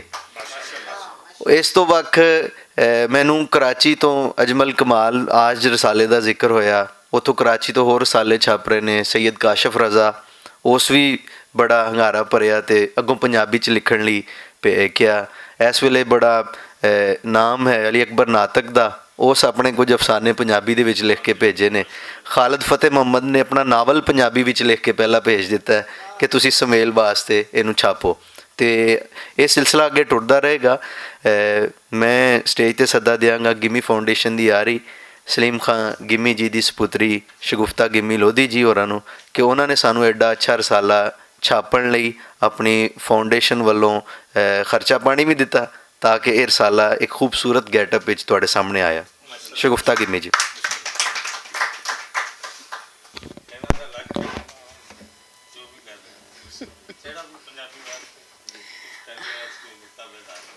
ਸੱਜਣੋ ਤੇ ਮਿੱਤਰੋ, ਮੇਰੇ ਇੱਥੇ ਸਭ ਤੋਂ ਪਹਿਲੇ ਤਾਂ ਮੈਂ ਭੁਲੇਖਾ ਦੇ ਚੀਫ ਐਡੀਟਰ ਔਰ ਪੂਰੇ ਪ੍ਰੋਡਕਸ਼ਨ ਹਾਊਸ ਦੇ ਜਨਾਬ ਮੁਦੱਸਰ ਭੱਟ ਸਾਹਿਬ ਦੀ ਬਹੁਤ ਸ਼ੁਕਰਗੁਜ਼ਾਰ ਹਾਂ ਸੁਮੇਲ ਦੇ ਹਵਾਲੇ ਨਾਲ ਕਿ ਉਹਨਾਂ ਨੇ ਜਗ੍ਹਾ ਦਿੱਤੀ। ਉਹਨਾਂ ਨੇ ਆਪਣੇ ਤਾਲੁਕਾਤ ਦੇ ਹਵਾਲੇ ਨਾਲ ਤੇ ਜਿਹੜੇ ਹੈ ਨੇਪਾਲ ਸਾਹਿਬ ਨਾਲ ਜਾਂ ਬਾਕੀ, ਲੇਕਿਨ ਗਿੰਮੀ ਫਾਊਂਡੇਸ਼ਨ ਬਹੁਤ ਥੈਂਕਫੁਲ ਆ ਕਿ ਇਸ ਰਸਾਲੇ ਨਾਲ ਜਿਹੜੀ ਸਾਡੀ ਜੁੜਤ ਆ ਉਹਦੇ ਨਾਲ ਇਸ ਜਗ੍ਹਾ 'ਤੇ ਇੱਕ ਸੋਹਣੇ ਆਰ ਦਾ ਪ੍ਰਬੰਧ ਕੀਤਾ ਤੇ ਸਾਰੇ ਜਣੇ ਇੰਨੇ ਵੱਡੇ ਵੱਡੇ ਨਾਂ ਇਕੱਠੇ ਹੋਏ। ਉਹਦੇ ਬਾਅਦ ਮੈਂ ਜਜ਼ਬਾਤੀ ਹਾਂ ਬਹੁਤ ਜ਼ਿਆਦਾ, ਕਿਉਂਕਿ ਜਿਹੜੇ ਦੋ ਨਾਂ ਜਮੀਲ ਸਾਹਿਬ ਔਰ ਇਲਿਆਸ ਘੁੰਮਣ ਸਾਹਿਬ, ਇਹ ਉਹ ਨਾਂ ਨੇ ਜਿਹੜੇ ਜਿਨ੍ਹਾਂ ਨੇ ਮੇਰੇ ਪਿਓ ਤੋਂ ਦੀਆਂ ਕਹਾਣੀਆਂ ਲੈ ਕੇ ਆਪਣੇ ਪਰਚਾਕਾਰੀਆਂ 'ਚ ਲਿਖਦੇ ਰਹੇ ਨੇ। ਅਤੇ ਅੱਜ ਮੈਂ ਕਿੱਡੀ ਨਸੀਬਾਂ ਵਾਲੀ ਹਾਂ ਕਿ ਮੇਰੇ ਨਾਲ ਇਹ ਵੀ ਪਿਓਾਂ ਦੀ ਜਾ ਹੈਗੇ ਨੇ। ਕਿਉਂ? ਇੱਕ ਤਾਂ ਮੇਰੇ ਨਾਲ ਮੇਰੇ ਅੰਦਰ ਜਿਹੜਾ ਖੂਨ ਜਿਹਦੇ ਵਿੱਚ ਪੰਜਾਬੀ ਲਿਖਤਾਂ ਔਰ ਉਹ ਸਾਰਾ ਮੇਰੇ ਅੰਦਰ ਆ, ਅਤੇ ਵਕਤ ਔਰ ਵਿਦੇਸ਼ ਨੇ ਜਾਂ ਪਿਓ ਦੇ ਨਾਂ ਹੋਣ ਨੇ ਮੈਨੂੰ ਇਹੋ ਜਿਹੇ ਪਿਓ ਮਿਲਾ ਦਿੱਤੇ ਕਿ ਮੈਂ ਉਸ ਤਰ੍ਹਾਂ ਪੰਜਾਬੀ ਜ਼ਬਾਨ ਦੇ ਨਾਲ ਟਰਾਂਸਫਾਰਮ ਹੋ ਰਹੀ ਹਾਂ ਅਤੇ ਹੋਈ ਹਾਂ। ਸਬਜੈਕਟ ਜੋ ਅੰਗਰੇਜ਼ੀ ਰਿਹਾ, ਪਰ ਤੁਸੀਂ ਦੇਖੋ ਕਿ ਇਸ ਰਸਾਲੇ ਦੇ ਨਾਲ ਜੁੜਨ ਦੇ ਨਾਲ ਮੈਂ ਇਹਨਾਂ ਦੇ ਨਾਲ ਜੁੜ ਗਈ ਹਾਂ। ਔਰ ਇਹ ਮੇਰਾ ਮੈਂ ਕਹਿੰਦੀ ਹਾਂ, ਮੈਂ ਪਿਓਰਲੀ ਇਸ ਚੀਜ਼ ਨੂੰ ਸਮਝਦੀ ਹਾਂ ਕਿ ਕਦੀ ਮੈਨੂੰ ਯਾਦ ਹੈ ਮੈਂ ਕੋਈ ਜਦੋਂ 15-16 ਸਾਲ ਦੀ ਸਾਂ, ਅਤੇ ਜਿਸ ਤਰ੍ਹਾਂ ਜਮੀਲ ਸਾਹਿਬ ਉਹਨਾਂ ਨੇ ਆਪਣੀਆਂ ਤਨਖਾਹਾਂ ਲਾਈਆਂ ਪੰਜਾਬੀ ਦੇ ਕੰਮ ਵਾਸਤੇ ਅਤੇ ਇੱਕ ਉਹ ਪੂਰੇ ਕੌਜ਼ ਵਾਸਤੇ, ਇਹ ਕੋਈ ਛੋਟੀ ਗੱਲ ਨਹੀਂ। ਕਿਉਂਕਿ ਮੈਂ ਆਪਣੇ ਘਰ 'ਚ ਆਪਣੇ ਬਚਪਨ, ਜਵਾਨੀ ਔਰ ਟੌਡਲਰਸ ਟਾਈਮ ਤੋਂ ਦੇਖਦੀ ਆਈ ਕਿ ਤਨਖਾਹ ਇੱਕ ਆਉਂਦੀ ਸੀ ਅਤੇ ਸਾਲ ਦੇ ਬਾਅਦ ਅੱਬਾ ਜੀ ਦੀ, ਔਰ ਸਾਲ ਦੇ ਬਾਅਦ ਇੱਕ ਸਾਡਾ ਜ਼ਮੀਨ ਦਾ ਠੇਕਾ ਆਉਂਦਾ ਸੀ। ਮੇਰੇ ਵਾਲਿਦ ਸਾਹਿਬ ਨੂੰ ਮੈਂ ਖੁਦ ਦੇਖਿਆ ਜਦੋਂ ਤੱਕ ਮੈਂ 12-13 ਸਾਲ ਦੀ ਸਾਂ ਕਿ ਉਹ ਪੂਰੀ ਤਨਖਾਹ ਮੇਰੀ ਮਾਂ ਦੇ ਹੱਥ 'ਚ ਫੜਾਉਂਦੇ ਸਨ, ਉਹਨਾਂ ਕੋਲੋਂ ਸਿਗਰਟ ਦੇ ਪੈਸੇ ਲੈਂਦੇ ਸੀ, ਅਤੇ ਫਿਰ ਇਹ ਜਿਹੜੇ ਆਰਟੀਕਲ ਲਿਖਣਾ, ਜਰਨਲਿਜ਼ਮ 'ਚ ਲਿਖਣਾ, ਕਹਾਣੀਆਂ ਲਿਖਣੀਆਂ, ਉਹ ਸਭ ਉਹ ਲਿਖ ਕੇ ਜਿਹੜੇ ਪਹਿਲੀ ਗੱਲ ਕਿ ਪੰਜਾਬੀ ਦੇ ਤਾਂ ਖੈਰ ਪੈਸੇ ਨਹੀਂ ਸੀ ਮਿਲਦੇ, ਫਿਰ ਉਹਨਾਂ ਨੇ ਅੰਗਰੇਜ਼ੀ ਦੇ ਆਰਟੀਕਲ ਲਿਖਣੇ, ਫਿਰ ਉਰਦੂ ਦੇ ਆਰਟੀਕਲ ਲਿਖਣੇ, ਉਹ ਪੈਸੇ ਮਿਲਣੇ, ਅਤੇ ਉਹਦੇ ਵਿੱਚ ਵੀ ਉਹਨਾਂ ਦੀ ਕੋਸ਼ਿਸ਼ ਹੁੰਦੀ ਸੀ ਕਿ ਮੈਂ ਉਹ ਨਾ ਆਪਣੇ ਇਸ ਜ਼ਬਾਨ ਵਾਸਤੇ ਵਕਫ ਕਰਦਾ। ਅਤੇ ਬਿਲਕੁਲ ਮੈਂ ਇਸ ਚੀਜ਼ ਨਾਲ ਰਿਲੇਟ ਕਰ ਸਕਦੀ ਹਾਂ ਕਿ ਕਿਸ ਤਰ੍ਹਾਂ ਪਾਲ ਸਾਹਿਬ ਨੇ ਜਾਂ ਘੁੰਮਣ ਸਾਹਿਬ ਨੇ ਇਸ ਪੰਜਾਬੀ ਦੀ ਤਹਿਰੀਕ ਨੂੰ, ਪੰਜਾਬੀ ਦੇ ਪੂਰੇ ਸਫ਼ਰ ਨੂੰ, ਤਹਿਰੀਕ ਇੱਕ ਛੋਟਾ ਲਫ਼ਜ਼ ਹੈ ਇਹਨਾਂ ਦੇ ਕੰਮ ਦੇ ਹਵਾਲੇ ਨਾਲ, ਜਿਹੜੇ ਆਪਣੇ 30-30, 40-40, 45-45 ਸਾਲ ਪੂਰੀ ਜ਼ਿੰਦਗੀ ਵਕਫ ਕਰਦੇ ਨੇ। ਕਿਉਂਕਿ ਮੈਂ ਇਹ 5-6 ਸਾਲ ਤੋਂ ਆਪਣੀ ਜ਼ਿੰਦਗੀ ਵਕਫ ਕੀਤੀ ਹੈ ਕਿਸੇ ਕੌਜ਼ ਲਈ, ਸਿਰਫ 5 ਸਾਲ ਨੇ ਹਲੇ ਮੈਂ ਸਿਰਫ ਸਫ਼ਰ ਸ਼ੁਰੂ ਕੀਤਾ ਹੈ। ਮਤਲਬ ਇਹ ਮੇਰਾ ਦੂਸਰਾ ਚੱਕਰ ਹੈ ਪਾਕਿਸਤਾਨ ਦਾ, ਅਤੇ ਮੇਰੇ ਮੀਆਂ ਦੀ ਬਹੁਤ ਮੈਨੂੰ ਸਪੋਰਟ ਹੈ। ਲੇਕਿਨ ਮੈਂ ਹੁਣ ਜਿਹੜੇ ਪੈਸੇ ਲਾਉਂਦੀ ਸਾਂ ਨਾ, ਮਤਲਬ ਆਪਣੇ ਬ੍ਰਾਂਡਾਂ ਦੇ ਕੱਪੜਿਆਂ 'ਤੇ ਉਹਦੇ, ਮੈਂ ਉਹ ਪੈਸੇ ਬਚਾਉਣੇ ਸ਼ੁਰੂ ਕਰ ਦਿੱਤੇ ਨੇ ਕਿ ਮੈਂ ਜੀ ਹੁਣ ਪਾਕਿਸਤਾਨ ਜਾਣਾ, ਅਗਲੇ ਵਾਰੇ ਜਾਣਾ, 2020 'ਚ ਆਈ ਅਤੇ 2021 ਦਾ ਸੋਚਿਆ, ਅਤੇ ਉਹਦੇ ਵਿੱਚ ਮੈਂ ਸਮਝਦੀ ਹਾਂ ਕਿ ਉਹ ਸੋਚ ਸੀ ਮੇਰੀ, ਅਤੇ ਮੈਨੂੰ ਖੁਦਾ ਨੇ ਜਾਂ ਇਹ ਪੂਰੀ ਜਿਹੜੀ ਕਮਿਊਨਿਟੀ ਆ ਉਹਨੇ ਇੰਨਾ ਕੁ ਮੋਟੀਵੇਸ਼ਨ ਦਿੱਤੀ ਆ ਕਿ ਇਸ ਸੁਮੇਲ ਦੇ ਵਿੱਚ ਮੈਂ ਵੀ ਆਪਣਾ ਕੁਝ ਹਿੱਸਾ ਪਾ ਸਕੀ। ਗੋ ਕਿ ਇੱਕ ਹੁੰਦਾ T.S. Eliot ਕਹਿੰਦਾ ਨਾ ਕਿ ਅਸੀਂ ਪਾਸਟ ਨੂੰ ਪ੍ਰੈਜ਼ੈਂਟ ਨੂੰ ਫਿਊਚਰ ਨਾਲ ਕਰੀਏ। ਸੋ ਆਈ ਡੂ ਬਿਲੀਵ, ਮੈਂ ਖੁਦ ਬਹੁਤ ਵਿਜ਼ਨਰੀ ਜਿਹੀ ਬੰਦੀ ਹਾਂ ਕਿ ਪਾਸਟ ਨੂੰ ਰੱਖਣੇ ਆ। ਜਿਸ ਤਰ੍ਹਾਂ ਮੈਂ ਗਿੰਮੀ ਸਾਹਿਬ ਦੀ ਲੜੀ ਨੂੰ, ਗਿੰਮੀ ਸਾਹਿਬ ਨੇ ਫ਼ਕੀਰ ਅਹਿਮਦ ਫ਼ਕੀਰ ਦੀ ਲੜੀ ਨੂੰ ਦੇਖਿਆ, ਦੂਜੀ ਪੀੜ੍ਹੀ ਸੀ, ਤੀਜੀ ਪੀੜ੍ਹੀ ਆਪਣੇ ਇਹ ਸਾਰੇ ਜਿਹੜੇ ਸਾਡੇ ਵੱਢ ਕੇ ਬੈਠੇ ਨੇ, ਵੱਡੇ ਮਤਲਬ ਇਹਨਾਂ ਦੇ ਵਾਸਤੇ ਤਾਂ ਕਾਦਾਵਰ ਸ਼ਖਸੀਅਤ ਨਹੀਂ ਹੈ, ਤੇ ਵੱਡੇ ਵੱਡੇ ਮੀਨਾਰ ਨੇ ਪੰਜਾਬੀ ਦੇ। ਅਤੇ ਇਹਦੇ ਬਾਅਦ ਆਉਂਦੀ ਹੈ ਅਗਲੀ ਪੀੜ੍ਹੀ, ਇਜਾਜ਼ ਦੀ ਪੀੜ੍ਹੀ। ਮੈਂ ਇੱਕ ਮੋਡਰੇਟਰ ਹਾਂ ਇਸ ਸਾਰੇ ਦੇ ਵਿੱਚ, ਔਰ ਮੈਨੂੰ ਇਸ ਗੱਲ ਦਾ ਫਖਰ ਹੈ। ਔਰ ਮੈਂ ਫਿਰ ਅਗੇਨ ਇਹੀ ਕਹਿੰਦੀ ਹਾਂ ਕਿ ਪਤਾ ਨਹੀਂ ਕਿਹੜੀ ਕੋਈ ਮਾਪੇ ਦੀ ਜਾਂ ਪਿਓ ਦੀ ਕੋਈ ਦਵਾ ਲੱਗ ਗਈ ਕਿ ਉਹਨੇ ਚੁਣ ਲਿਆ ਜਾ ਕੇ ਕਿ ਨਹੀਂ ਇਹ ਮੇਰੀ ਇੱਕ ਕੁੜੀ ਹੈਗੀ ਹੈ ਜਿਹੜਾ ਕੰਮ ਤੋੜ ਲਵੇਗੀ, ਅਤੇ ਉਹ ਤੁਰ ਪਿਆ ਕੰਮ। ਅਤੇ ਇਜਾਜ਼ ਨਾਲ ਇਜਾਜ਼ ਬਹੁਤ ਮਿਹਨਤੀ, ਬਹੁਤ ਹੀ ਕਾਮਾ ਬੱਚਾ, ਕਿਉਂਕਿ ਮੈਂ ਖੁਦ ਐਜੂਕੇਸ਼ਨਿਸਟ ਰਹੀ ਹਾਂ, ਇੱਥੇ ਵੀ ਪੜ੍ਹਾਇਆ, ਔਰ ਬਾਹਰ ਦੇ ਮੁਲਕਾਂ 'ਚ ਅਸੀਂ ਮਲਟੀਕਲਚਰਲ ਬੱਚਿਆਂ ਨੂੰ ਪੜ੍ਹਾਉਂਦੇ ਹਾਂ, O level, A level, college ਦੇ ਵਿੱਚ, ਛੋਟੇ ਸਕੂਲ ਦੇ ਵੀ ਬੱਚਿਆਂ ਨੂੰ। ਸੋ ਸਾਨੂੰ ਨਾ ਉਹ ਛੋਟੇ ਹੁੰਦਿਆਂ ਤੋਂ ਉੱਥੇ ਜਿਹੜਾ ਸਾਨੂੰ ਪਤਾ ਚੱਲਦਾ ਨਾ, ਉਹ ਸ਼ਾਇਦ ਇੱਥੇ ਰਹਿ ਕੇ ਨਹੀਂ ਪਤਾ ਚੱਲਦਾ। ਇਜਾਜ਼ ਨੇ ਜਦੋਂ ਮੇਰੇ ਨਾਲ ਸ਼ੇਅਰ ਕੀਤਾ ਸੀ ਆਪਣਾ ਇਹ ਸੁਮੇਲ ਦਾ ਪ੍ਰੋਜੈਕਟ, ਤੇ ਫਸਟ ਟਾਈਮ ਇਹਦੀ ਜਿਹੜੀ ਮੇਰੀ ਟੈਲੀਫੋਨ ਤੇ ਗੱਲ ਹੋਈ ਸੀ ਲੰਡਨ 'ਚ ਸਮਾਂ ਉਦੋਂ, ਉਸ ਟੈਲੀਫੋਨ ਤੇ ਗੱਲ ਤੇ ਮੈਨੂੰ ਕੋਈ ਚੀਜ਼ ਕਲਿੱਕ ਕਰ ਗਈ ਸੀ ਔਰ ਮੈਨੂੰ ਪਤਾ ਚੱਲ ਗਿਆ ਸੀ, ਕਿਉਂਕਿ ਪਿਛਲੇ ਸਾਲ ਜਦੋਂ ਮੈਂ ਆਈ ਸਾਂ ਤੇ ਜਿੰਨੇ ਚੰਗੇ ਬੰਦੇ ਸੀ ਉਹ ਮੇਰੇ ਤੋਂ ਪਰੇ ਪਰੇ ਰਹੇ। ਕਲਿਆਣ ਵੀਰ ਦੀ ਗੱਲ ਬੜੀ ਸੁਥਰੀ ਆ, ਪਰ ਤੁਹਾਡਾ ਸਾਰਿਆਂ ਦਾ ਕਸੂਰ ਹੈ, ਤੁਸੀਂ ਮੇਰਾ 1 ਸਾਲ ਬੜਾ ਭੈੜਾ ਕਰਵਾਇਆ ਜੇ। ਤੁਸੀਂ ਮੈਨੂੰ ਬਹੁਤਾ ਕਸੂਰ ਹੀ ਕਲਿਆਣ ਦਾ। ਹੁਣ ਮੈਨੂੰ ਇਸ ਸਾਲ ਕਹਿੰਦਾ ਪਿਆ ਕਿ ਗਿੰਮੀ ਜੀ ਇੰਝ ਤੇ ਮੈਂ ਕਹਿੰਦੀ ਅੱਛਾ ਚਲੋ ਕੋਈ ਨਹੀਂ, ਲੇਕਿਨ ਇਹ ਵੇਖ ਕੇ ਰੱਬ ਨੇ ਮੈਨੂੰ ਬੜਾ ਜ਼ਰਫ ਦਿੱਤਾ ਹੋਇਆ। ਜੇ ਮੈਂ ਵੱਡੇ ਪਿਓ ਦੀ ਧੀ ਹਾਂ ਤੇ ਮੈਨੂੰ ਉਸੇ ਤਰ੍ਹਾਂ ਉਸੇ ਪ੍ਰੋਫਾਈਲ ਨਾਲ ਬਿਹੇਵ ਵੀ ਕਰਨਾ ਚਾਹੀਦਾ। ਸਭ ਵੱਲੋਂ ਦਿਲ ਵੀ ਸਾਫ਼ ਨੇ, ਪਰ ਜਿੱਥੇ ਪੰਜਾਬੀ ਆਏ ਔਰ ਪੰਜਾਬੀ ਨੂੰ ਮੈਂ ਇੱਥੇ ਰਿਲੇਟ ਕਰਾਂਗੀ ਜਿਹੜਾ ਭੱਟ ਸਾਹਿਬ ਨੇ ਕਿਹਾ ਕਿ ਇੱਕ ਲੜੀ 'ਚ ਅਸੀਂ ਪਰੋਣਾ ਸਾਰੇ ਪੰਜਾਬੀਆਂ ਨੂੰ ਧੜੇਬੰਦੀਆਂ ਤੋਂ ਆਜ਼ਾਦ ਹੋ ਕੇ। ਇਹ ਹੁਣ ਬਿਲਕੁਲ ਮੈਂ ਐਗਰੀ ਕਰਾਂਗੀ ਕਿ ਲੋਹਾ ਗਰਮ ਹੋ ਚੁੱਕਿਆ, ਲੀਡਰ ਵੀ ਆ ਚੁੱਕੇ ਨੇ, ਲਿਟਰੇਚਰ ਵੀ ਸਟਾਰਟ ਹੋ ਚੁੱਕਿਆ ਹੈ। ਸੁਮੇਲ ਦਾ ਜਿਹੜਾ ਇਹ ਗੱਲ ਕਹੀ ਕਿ ਸੁਮੇਲ ਕਦੀ ਵੀ ਬੰਦ ਨਹੀਂ ਹੋਏਗਾ, ਕਿਉਂਕਿ ਥੋੜਾ ਜਿਹਾ ਰਿਅਲਿਸਟਿਕ ਵੀ ਹੋਣਾ ਚਾਹੀਦਾ। ਦੇਖੋ ਖਾਬ ਹੁੰਦਾ ਨਾ, ਸੁਪਨੇ ਵਾਲਾ ਬੱਚਾ ਸਾਨੂੰ ਮਿਲ ਗਿਆ, ਉਹ ਸਾਡਾ ਫਿਊਚਰ ਹੈ। ਇਜਾਜ਼ ਔਰ ਰੇਸ਼ਮ ਦੀ ਸ਼ਕਲ 'ਚ, ਰੇਸ਼ਮ ਔਰ ਇਜਾਜ਼ ਇੱਕ ਪੂਰਾ ਪੈਕੇਜ ਆ, ਪੂਰਾ ਪੈਕੇਜ ਪੰਜਾਬੀ ਅਦਬ ਵਾਸਤੇ, ਫਿਕਸ਼ਨ ਵਾਸਤੇ ਮਾਸ਼ਾਅੱਲਾ। ਔਰ ਇਹਨਾਂ ਦੇ ਨਾਲ ਜਿਹੜਾ ਮਤਲਬ ਇਹ ਗੱਲ ਬਿਲਕੁਲ ਸਹੀ ਹੈ, ਕਿਉਂਕਿ ਜਿਸ ਵਕਤ ਮੈਂ ਪਹਿਲੇ ਹਫਤੇ ਹੀ ਆਈ ਸਾਂ ਤੇ ਮੈਂ ਜਾ ਕੇ ਮਾਂ ਜੀ ਹੋਰਾਂ ਨੂੰ ਮਿਲੀ ਸੀ। ਮੈਂ ਇੱਥੇ ਜ਼ਰੂਰ ਇਹ ਗੱਲ ਕਹਾਂਗੀ ਕਿ ਮੇਰੀ ਮਾਂ ਪਿਛਲੀ ਦਫਾ ਅਵਾਰਡ ਸ਼ੋਅ ਤੋਂ ਬਾਅਦ 2 ਮਹੀਨਿਆਂ ਬਾਅਦ ਪੂਰੇ ਹੋ ਗਏ, ਤੇ ਪਾਲ ਸਾਹਿਬ ਦੀ ਵਾਲਦਾ ਦੀ ਸ਼ਕਲ ਦੀ ਜਿਹੜੀ ਚਿਹਰੇ ਦੀ ਗੁਲਾਈ ਆ ਉਹ ਐਗਜ਼ੈਕਟ ਮੇਰੀ ਮਾਂ ਆ ਗਈ। ਔਰ ਆਈ ਓਨੈਸਟਲੀ ਫੀਲ ਲਾਈਕ ਕਿ ਮੈਂ ਪਹਿਲੇ ਉੱਧਰ ਜਾ ਕੇ ਉਹਨਾਂ ਨੂੰ ਮਿਲਾਂ, ਔਰ ਮੈਂ ਉਹਨਾਂ ਨੂੰ ਮਿਲੀ ਹਾਂ। ਉਹਦੇ ਬਾਅਦ ਮੇਰੀਆਂ ਈਵਨ ਜਿਹੜੇ ਪੰਜਾਬੀ ਦੇ ਸਕੋਲਰਸ਼ਿਪਸ ਦੇਣੇ ਸੀ ਉਹਦੇ ਬਾਅਦ 'ਚ ਸੀ। ਉਹ ਐਸੀ ਕੋਈ ਦੁਆ ਉਹਨਾਂ ਦੀ ਮਿਲੀ ਕਿ ਮੇਰੇ ਕੋਲੋਂ ਇੱਕ ਦਿਨ 'ਚ 3 ਫੰਕਸ਼ਨ ਤੇ 3 ਇਵੈਂਟ ਦੇ ਬਾਅਦ ਮਤਲਬ ਮੈਂ ਪੂਰੇ 2 ਮਹੀਨੇ 'ਚ ਇਹ ਕੰਮ ਹੁੰਦਾ ਰਿਹਾ। ਤੇ ਸੁਮੇਲ ਦੀ ਵੀ ਉਦੋਂ ਅਸੀਂ ਸੋਚ ਹੀ ਰਹੇ ਸਾਂ ਕਿ ਅੱਲਾ ਕਰੇ ਮੇਰੇ ਜਾਣ ਤੋਂ ਪਹਿਲੇ ਹੋ ਜਾਏ, ਅਸੀਂ ਇਹਦੀਆਂ ਵਧਾਈਆਂ ਲੈ ਜਾਈਏ। ਮੇਰੀ ਖਾਹਿਸ਼ ਸੀ ਕਿ ਚਲੋ ਅਸੀਂ ਮਿਲ ਕੇ ਬੈਠ ਕੇ ਮੈਂ ਵੀ ਇਸ ਚੀਜ਼ ਦਾ ਹਿੱਸਾ ਬਣ ਜਾ ਅੱਜ ਦੇ ਇਸ ਮੌਕੇ ਦੇ।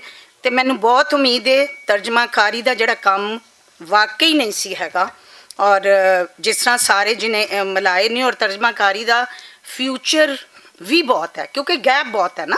ਤੇ ਫਿਰ ਸਾਡੇ ਕੋਲ ਬੱਚੇ ਸਾਡੇ ਐਸੇ ਮਿਲ ਗਏ ਜਿਹੜੇ ਕਿ ਮਿਹਨਤ ਕਰਨ ਵਾਲੇ ਨੇ, ਕੰਮ ਕਰਨ ਵਾਲੇ ਨੇ। ਔਰ ਤੁਸੀਂ ਅਗਰ ਇਹ 'ਚ ਦੇਖੋ ਲਿਪੀ ਅੰਤਰ ਦਾ ਵੀ ਕੰਮ ਹੈ ਬਾਕੀ ਵੀ, ਔਰ ਸਾਡੇ ਨਾਲ ਜਿਹੜੇ ਜੁੜੇ ਨੇ ਲੋਕ ਹੁਣ ਤੋਂ ਹੀ ਐਡਵਾਂਸ ਜਿਹੜੇ ਲੋਕ ਖਰੀਦ ਰਹੇ ਨੇ। ਤੇ ਇਹ ਰਸਾਲੇ ਨੇ, ਇਹ ਪਰਚੇ ਨੇ ਬਹੁਤ ਅੱਗੇ ਜਾਣਾ ਹੈ। ਔਰ ਸਿਰਫ ਇਹ ਲਹਿੰਦੇ ਚੜ੍ਹਦੇ ਪੰਜਾਬ ਤੱਕ ਨਹੀਂ ਹੋਏਗਾ, ਇਹ ਵੀ ਹੈ ਕਿ ਇਹ ਇੰਟਰਨੈਸ਼ਨਲੀ ਇਹਦਾ ਜਿਹੜਾ ਹੋਏਗਾ ਲੈ ਕੇ ਵੀ ਅਸੀਂ ਜਾ ਰਹੇ ਹਾਂ। ਅਸੀਂ ਬਕਾਇਦਾ ਉੱਥੇ ਵੀ ਇੰਗਲੈਂਡ ਤੇ ਮੈਂ ਖੁਦ ਕਰਾਂਗੀ, ਇੱਥੇ ਸਾਰਾ ਜੋ ਵੀ ਹੈ ਤੇ ਅੱਗੇ ਇਹ ਚੱਲਦਾ ਹੀ ਰਹਿਣਾ ਹੈ ਇਨਸ਼ਾ ਤਾਲਾ। ਵੱਡੇ ਵੀ ਨਾਲ ਨੇ, ਜਦੋਂ ਵੱਡਿਆਂ ਦੀਆਂ ਦੁਆਵਾਂ ਹੋਣ ਔਰ ਬੱਚੇ ਮਿਹਨਤ ਕਰਨ ਵਾਲੇ ਹੋਣ ਔਰ ਆਰਗੇਨਾਈਜ਼ਡ ਹੋਣ। ਤੇ ਸਾਡੇ ਆਪਣੇ ਦੋਸਤ ਪੁਰਾਣੇ ਦਾ ਜ਼ਿਕਰ ਵੀ ਇਹਨੇ ਕੀਤਾ ਤੇ ਬਈ ਨਸੀਬਾਂ ਦੀ ਗੱਲ ਹੁੰਦੀ ਹੈ। ਜੇ ਕੰਮ ਮੇਰੇ ਕੋਲ ਤੇ ਜਨਾਬ ਮੇਰੇ ਕੋਲ ਹੈਗਾ ਇੱਕ ਖਾਸ ਤੌਰ ਦਾ ਮਕਨਾਤੀਸ, ਜਿੱਥੇ ਜਿੱਥੇ ਚੰਗਾ ਬੀਬਾ ਬੰਦਾ ਉੱਥੇ ਮੈਂ ਉਹਨਾਂ ਨੂੰ ਅਟਰੈਕਟ ਕਰ ਲੈਂਦੀ ਹਾਂ, ਉਹ ਕੋਈ ਮੰਨੇ ਜਾਂ ਨਾ ਮੰਨੇ।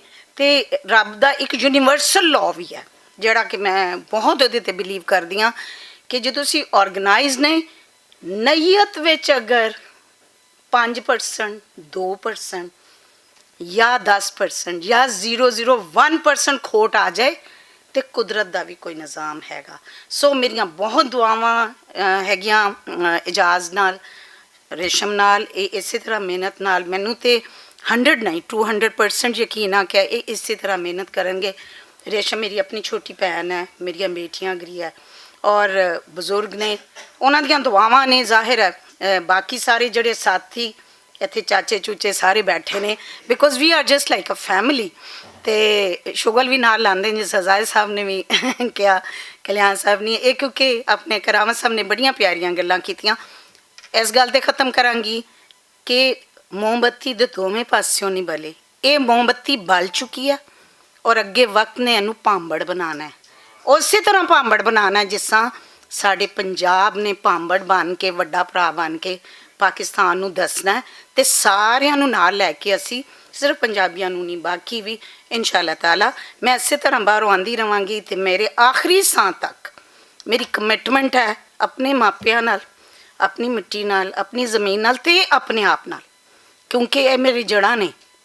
ਤੇ ਮੈਂ ਹਾਜ਼ਰ ਹਾਂ ਸੁਮੇਲ ਵਾਸਤੇ ਤੇ ਖਾਸ ਤੌਰ ਤੇ, ਕਿਉਂਕਿ ਮੈਂ ਦੱਸਿਆ ਮੇਰੀ ਇੱਕ ਜਜ਼ਬਾਤੀ ਵਾਬਸਤਗੀ ਹੈ ਇਹਦੇ ਨਾਲ।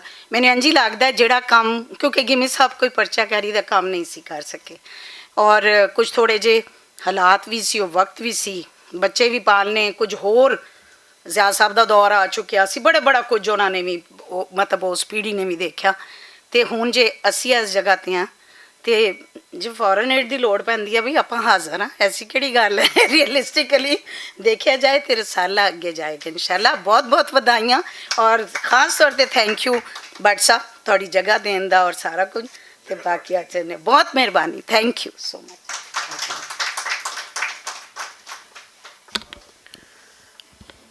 ਸੁਮੇਲ ਦੀ ਇਹ ਖੁਸ਼ਬਖਤੀ ਵੀ ਕਹਾਂਗਾ ਆਪਣੀ ਵੀ ਤੇ ਸਾਡੇ ਰਸਾਲੇ ਦੀ ਵੀ ਕਿ ਪੰਜਾਬੀ ਪਰਚਾਕਾਰੀ ਦੇ ਸਾਰੇ ਵੱਡੇ ਨਾਂ ਅੱਜ ਸਾਡੇ ਨਾਲ ਮੌਜੂਦ ਨੇ, ਜਿਨ੍ਹਾਂ ਨੇ ਪੰਜਾਬੀ ਪਰਚਾਕਾਰੀ ਨੂੰ ਇੱਕ ਨਵੀਂ ਦਿਸ਼ਾ ਦਿੱਤੀ, ਇੱਕ ਨਵੀਂ ਸਿਮਤ ਦਿੱਤੀ। ਉਹ ਸਾਰੇ ਦੋਸਤ ਸਾਡੇ ਵਿੱਚ ਮੌਜੂਦ ਨੇ। ਤੇ ਹੁਣ ਮੈਂ ਅੱਜ ਦੀ ਇਸ ਤਕਰੀਬ ਦੇ ਸਦਰ ਉਹਨਾਂ ਨੂੰ ਸੱਦਾ ਦਿਆਂਗਾ। ਉਹ ਵੀ ਬੜੇ ਅੱਛੇ ਮੁਦੀਰ ਰਹੇ ਨੇ ਆਪਣੇ ਰਸਾਲੇ ਸਾਹਤ ਦੇ, ਰਵੇਲ ਦੇ, ਮੀਟੀ ਦੇ। ਮੇਰੀ ਮੁਰਾਦ ਇਲਿਆਸ ਘੁੰਮਣ ਜੀ।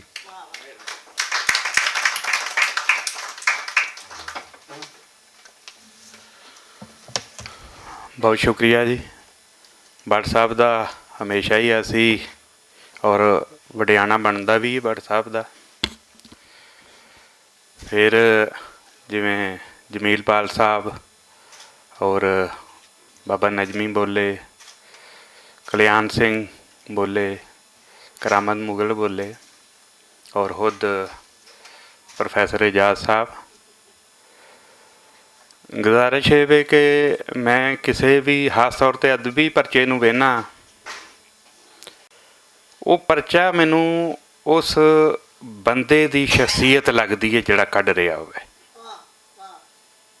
ਉਹਦਾ ਸੋਹਣ, ਉਹਦਾ ਸਹੀਪਣ, ਉਹਦਾ ਬੁੰਤਰ, ਉਹਦੀ ਬੰਤਰ, ਉਹ ਬੰਦੇ ਦੀ ਤਸਵੀਰ ਤੁਹਾਡੇ ਸਾਹਮਣੇ ਲੈ ਆਉਂਦਾ ਕਿ ਉਹ ਬੰਦਾ ਕੀ ਹੈ ਜਿਹੜਾ ਕੱਢਦਾ ਪਿਆ। ਪਾਲ ਨੇ ਤਾਂ ਕਿਹਾ ਨਾ ਕਿ ਬਈ ਮੁਹੰਮਦ ਦੀ ਦੋਵਾਂ ਪਾਸਿਓਂ ਸੜਦੀ ਹੈ। ਮਰਤਾ ਪ੍ਰੀਤਮ ਵੇਖੋ ਨਾ, ਇੱਕ ਨਾਂ ਹੈ ਦੁਨੀਆ ਦੇ ਵਿੱਚ ਪੰਜਾਬੀ ਅਦਬ ਦਾ, ਔਰ ਉਹਦਾ ਰਸਾਲਾ ਨਾਗਮਣੀ ਭੱਟ ਸਾਹਿਬ ਨੇ ਵੀ ਬੜਾ ਖੂਬਸੂਰਤ ਨਾਗਮਣੀ ਕੱਢਿਆ ਸੀ। ਔਰ ਗੱਲ ਅਸੀਂ ਇੰਡੀਆ ਦੀ ਵੀ ਕਰਨੇ ਆ ਜਿੱਥੇ ਪੰਜਾਬੀ ਨੂੰ ਜਗ੍ਹਾ ਮਿਲ ਚੁੱਕੀ ਹੈ, ਜਿੱਥੇ ਪੰਜਾਬੀ ਅਦਬੀ ਪਰਚੇ ਵੀ ਉੱਥੇ ਦੀਆਂ ਸਰਕਾਰੀ ਲਾਇਬ੍ਰੇਰੀਆਂ ਖਰੀਦਦੀਆਂ ਨੇ ਤੇ ਸ਼ਾਇਰ ਅਦੀਬ ਵੀ ਖਰੀਦਦੇ ਨੇ। ਯਾਨੀ ਇਹ 5000 ਤੋਂ ਲੈ ਕੇ 10,000 ਤੱਕ ਤਦਾਦ ਤੱਕ ਵੀ ਛਪਿਆ, ਫਿਰ ਥੋੜ੍ਹਾ ਘੱਟ ਵੀ ਗਿਆ। ਉਹ ਕੀ ਕਹਿੰਦੀ ਸੀ? ਉਹ ਕਹਿੰਦੀ ਸੀ ਕਿ ਹਰ ਪਰਚਾ ਜਦੋਂ ਅਸੀਂ ਮੈਂ ਤੇ ਇਮਰੋਜ਼ ਡਾਕ ਵਿੱਚ ਪਾਉਣ ਜਾ ਰਹੇ ਹੁੰਦੇ ਹਾਂ, ਯਾਨੀ ਮੋਟਰਸਾਈਕਲ ਸੀ ਉਦੋਂ, ਜਦੋਂ ਮੈਂ ਗਿਆ ਉਦੋਂ ਉਹਨਾਂ ਕਾਰ ਲੈ ਚੁੱਕੇ ਸਨ। ਇੰਝ ਹੀ ਲੱਗਦਾ ਜਿਵੇਂ ਆਪਣੀ ਧੀ ਦਾ ਡੋਲਾ ਢੋਰਨੇ। ਯਾਨੀ ਇਹ ਲਫਾਜ਼ ਮਰਤਾ ਪ੍ਰੀਤਮ ਦੇ ਨੇ ਕਿ ਪੰਜਾਬੀ ਪਰਚਾ ਹੈ ਕੀ ਹੈ। ਯਾਨੀ ਤੁਸੀਂ ਸਹਾਫਤ, ਪਰਚਾਕਾਰੀ, ਉਹ ਇੱਕ ਹੋਰ ਚੀਜ਼ ਹੈ ਕਿ ਜਿਹੜੀ ਕਮਰਸ਼ੀਅਲਿਜ਼ਮ ਵੱਲ ਚਲੀ ਜਾਂਦੀ ਹੈ। ਅਗਰਚੇ ਉਹਦੀ ਇੰਤਹਾਈ ਜ਼ਰੂਰਤ ਹੈ, ਜਿਹੜਾ ਭੱਟ ਸਾਹਿਬ ਕੰਮ ਪੇ ਕਰਦੇ ਨੇ ਇੰਤਹਾਈ ਵੇਲੇ ਦੀ ਲੋੜ ਹੈ। ਲੇਕਿਨ ਇਹ ਜਿਹੜੀ ਇਸ ਬੱਚੇ ਨੇ ਔਰ ਸਾਡੀ ਬੱਚੀ ਨੇ ਕੰਮ ਸ਼ੁਰੂ ਕੀਤਾ ਹੈ, ਇਹ ਜਾਨ ਕੱਢ ਲੈਂਦਾ ਕੰਮ, ਔਰ ਇਹਦੇ ਵਿੱਚ ਜਾਨ ਦੇਣੀ ਵੀ ਚਾਹੀਦੀ ਹੈ। ਇਹਨੇ ਜ਼ਾਹਦ ਨੇ ਸਾਰੰਗ ਦੀ ਗੱਲ ਕੀਤੀ। ਸਾਰੰਗ ਮੇਰੇ ਪਹਿਲੇ ਇਸ਼ਕ ਕਹਿ ਲਓ, ਯਾਨੀ ਸਾਡੇ ਜੰਮਣ ਤੋਂ ਹੀ 1900 ਉਹ ਛਪਿਆ ਸੀ ਪਹਿਲਾ ਪਰਚਾ 1931 ਵਿੱਚ,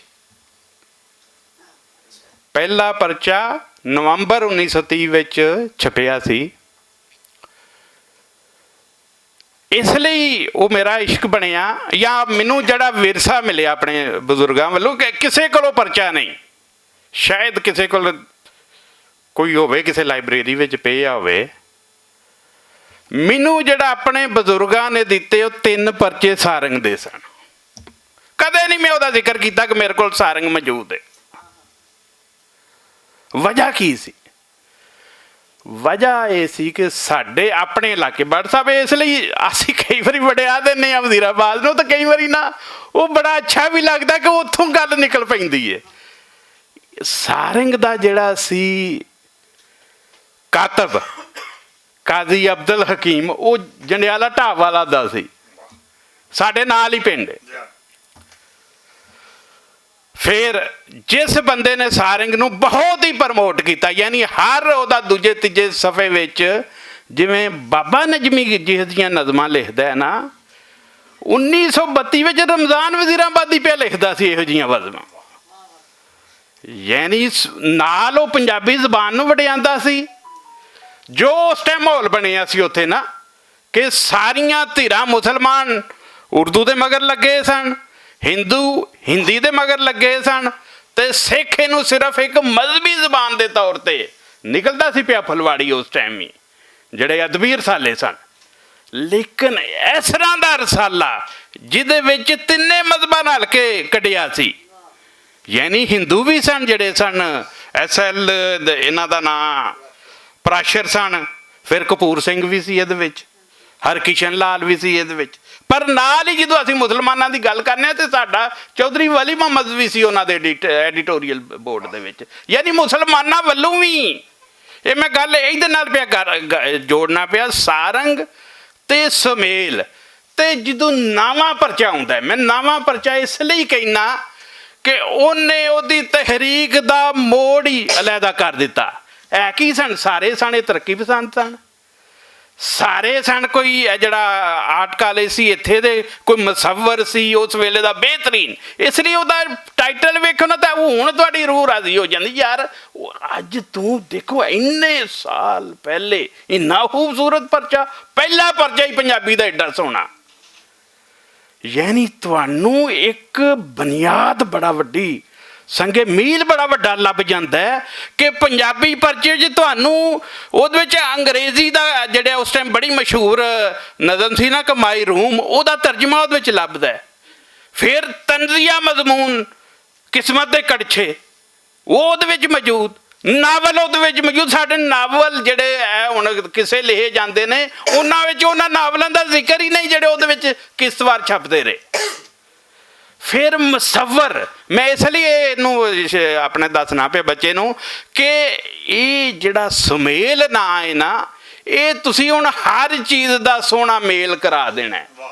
ਇਹ ਸਿਰਫ ਅਦਬ ਦਾ ਨਹੀਂ ਹੋਣਾ, ਪੰਜਾਬੀ ਦੇ ਹਰ ਰੰਗ ਰੂਪ ਦਾ, ਭਾਵੇਂ ਉਹ ਮੌਸੀਕੀ ਹੈ, ਭਾਵੇਂ ਉਹ ਸਾਡੀ ਮੁਸੱਵਰੀ ਹੈ, ਭਾਵੇਂ ਉਹ ਸਾਡਾ ਵਿਰਸਾ ਹੈ, ਉਹ ਜਨਾਬ ਨੇ ਸਾਰੀ ਮਿਹਨਤ ਕਰਨੀ। ਯਾਨੀ ਅਸੀਂ ਤਾਂ ਹੁਣ ਜਿਵੇਂ ਹੁੰਦੇ ਨਾ ਹਲੀਫੇ ਬਾਹਰ ਬਹਿ ਕੇ ਔਰ ਦਾਦ ਦੱਸਣ ਵਾਲੇ ਭਲਵਾਨ ਰਹਿ ਜਾਂਦੇ ਨੇ, ਉਹ ਹਲੀਫੇ ਬਣ ਜਾਂਦੇ ਨੇ। ਅਸੀਂ ਹੁਣ ਉਸ ਤਰ੍ਹਾਂ ਦੇ ਕੰਮ ਲਗਰ 'ਚ ਸਾਨੂੰ ਇਹ ਜਿਹੜੀ ਇਹਨਾਂ ਸਹੂਲਤ ਨਹੀਂ ਲੈਣਾ ਚਾਹੀਦੀ। ਆਖਰੀ ਦਮ ਤੱਕ ਜਿਵੇਂ ਮਰਤਾ ਪ੍ਰੀਤਮ 2-3 ਵਾਰੀ ਬੇਹੋਸ਼ ਹੋਈ, ਤੇ ਜਦੋਂ ਉੱਠੀ ਉਹਨੇ ਕਿਹਾ ਮੈਂ ਜੀ ਨਾਗਮਣੀ ਆਵੇਗਾ। ਯਾਨੀ ਮਰਨ ਤੱਕ ਜਿੰਨਾ ਚਿਰ ਉਹ, ਫਿਰ ਕਈ ਮਹੀਨੇ ਫਿਰ ਉਹ ਤਾਂ ਬਿਮਾਰ ਹੀ ਰਹੇ ਸਨ, ਹੋਸ਼ ਨਹੀਂ ਸੀ ਆਈ। ਲੇਕਿਨ ਜਦੋਂ ਉਹਨੂੰ ਹੋਸ਼ ਆਉਂਦੀ ਸੀ ਉਹਨੇ ਨਾਗਮਣੀ, ਇਹ ਜਿਹੜਾ ਜਜ਼ਬਾ ਹੈ ਨਾ, ਇਹ ਬੜਾ ਹੀ ਜ਼ਰੂਰੀ ਹੈ ਕਿ ਅਸੀਂ ਹਥਿਆਰ ਨਹੀਂ ਸੁੱਟਣੇ। 60, 65, 17 ਦੇ ਹੋ ਕੇ ਵੀ ਅਸੀਂ ਨਹੀਂ ਹਥਿਆਰ ਸੁੱਟਣੇ, ਇਹ ਬੜਾ ਹੀ ਜ਼ਰੂਰੀ ਹੈ। ਦੂਜਾ ਭੱਟ ਸਾਹਿਬ ਨੂੰ ਮੈਂ ਰਿਕੁਐਸਟ ਕਰਾਂਗਾ, 2-3 ਵਾਰੀ ਅੱਗੇ ਵੀ ਕਹਿ ਚੁੱਕੇ ਨੇ ਕਿ ਜ਼ਾਤੀ ਪ੍ਰੋਗਰਾਮ ਕਰਨ ਦੀ ਭੱਟ ਸਾਹਿਬ ਲੋੜ ਹੀ ਕਰਨੀ।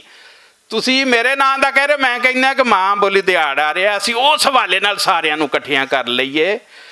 ਪਰਸੋਂ ਚੌਥ ਇਹਨੇ ਕੀ ਨਾਂ ਹੈ, ਦੀਪ ਨੇ ਮੈਨੂੰ ਕਿਹਾ ਸੀ ਕਿ ਨੰਬਰ ਦਿਓ ਜਿੰਨੀਆਂ ਵੀ ਤਨਜ਼ੀਮਾਂ ਨੇ। ਮੈਂ ਕਿਹਾ ਜੀ ਮੇਰੇ ਕੋਲ ਇਹ 45 ਪੰਜਾਬੀ ਦੀਆਂ ਤਨਜ਼ੀਮਾਂ ਦੇ ਜਿਹੜੇ ਮੁਖਤਲਿਫ ਗਰੁੱਪ ਵੀ ਨੇ, WhatsApp ਗਰੁੱਪ ਵੀ, ਇਹ ਉਹ ਆਪਣੇ ਆਪਣੀ ਹਰ ਜਗ੍ਹਾ 'ਤੇ, ਉਹਨੂੰ ਮੈਂ ਨੰਬਰ ਦਿੱਤੇ ਸਨ। ਮੁਰਾਦ ਇਹ ਸੀ ਇਸ ਗੱਲ ਦਾ ਕਿ ਅਸੀਂ ਸਾਰਿਆਂ ਨੂੰ ਬੁਲਾਈਏ, ਭਾਵੇਂ ਉਹ ਕਿਸੇ ਛੋਟੇ ਪਿੰਡ ਸ਼ਹਿਰ ਭਾਵੇਂ ਉਹ ਆਪਣੇ ਲੈਲਪੁਰ ਹੋਵੇ ਭਾਵੇਂ ਉਹ ਸਾਈਵਾਲ ਹੋਵੇ, ਜਿੱਥੇ ਵੀ ਕੋਈ ਕੰਮ ਪਿਆ ਕਰਦਾ ਹੈ ਉਹਨੂੰ ਇਹ ਵੀ ਆਪਸ਼ਨ ਦਈਏ, ਭਾਈ ਤੂੰ ਉੱਥੇ ਹੀ ਭਾਵੇਂ ਕੱਢਣਾ ਚਾਹੁੰਦਾ ਹੈ ਨਾ ਮਾਂ ਬੋਲੀ ਦਿਹਾੜ ਉੱਤੇ ਆਪਣਾ ਜਲਸਾ ਜਲੂਸ ਕਰ। ਅਸੀਂ ਬੜਾ ਹੀ ਜ਼ਰੂਰੀ ਹੈ, ਬਹੁਤ ਥੋੜਾ ਟਾਈਮ WhatsApp ਰਹਿ ਗਿਆ ਹੈ। ਮਾਂ ਬੋਲੀ ਦਿਹਾੜ ਦੇ ਹਵਾਲੇ ਨਾਲ ਮੈਂ ਤੁਹਾਨੂੰ ਵੀ ਉਹ 45 ਨੰਬਰ ਭੇਜ ਦਿਆਂਗਾ ਜਿਹੜੀਆਂ ਮੁਖਤਲਿਫ ਤਨਜ਼ੀਮਾਂ ਆਲਰੇਡੀ ਕੰਮ ਪਈਆਂ ਕਰਦੀਆਂ ਨੇ, ਭਾਵੇਂ ਕਿਸੇ ਦੇ 10 ਮੈਂਬਰ ਹੋਣ ਭਾਵੇਂ 40 ਹੋਣ, ਸਾਡੇ ਲਈ ਉਹ ਸਾਰੇ ਬੜੇ ਅਹਿਮ ਨੇ।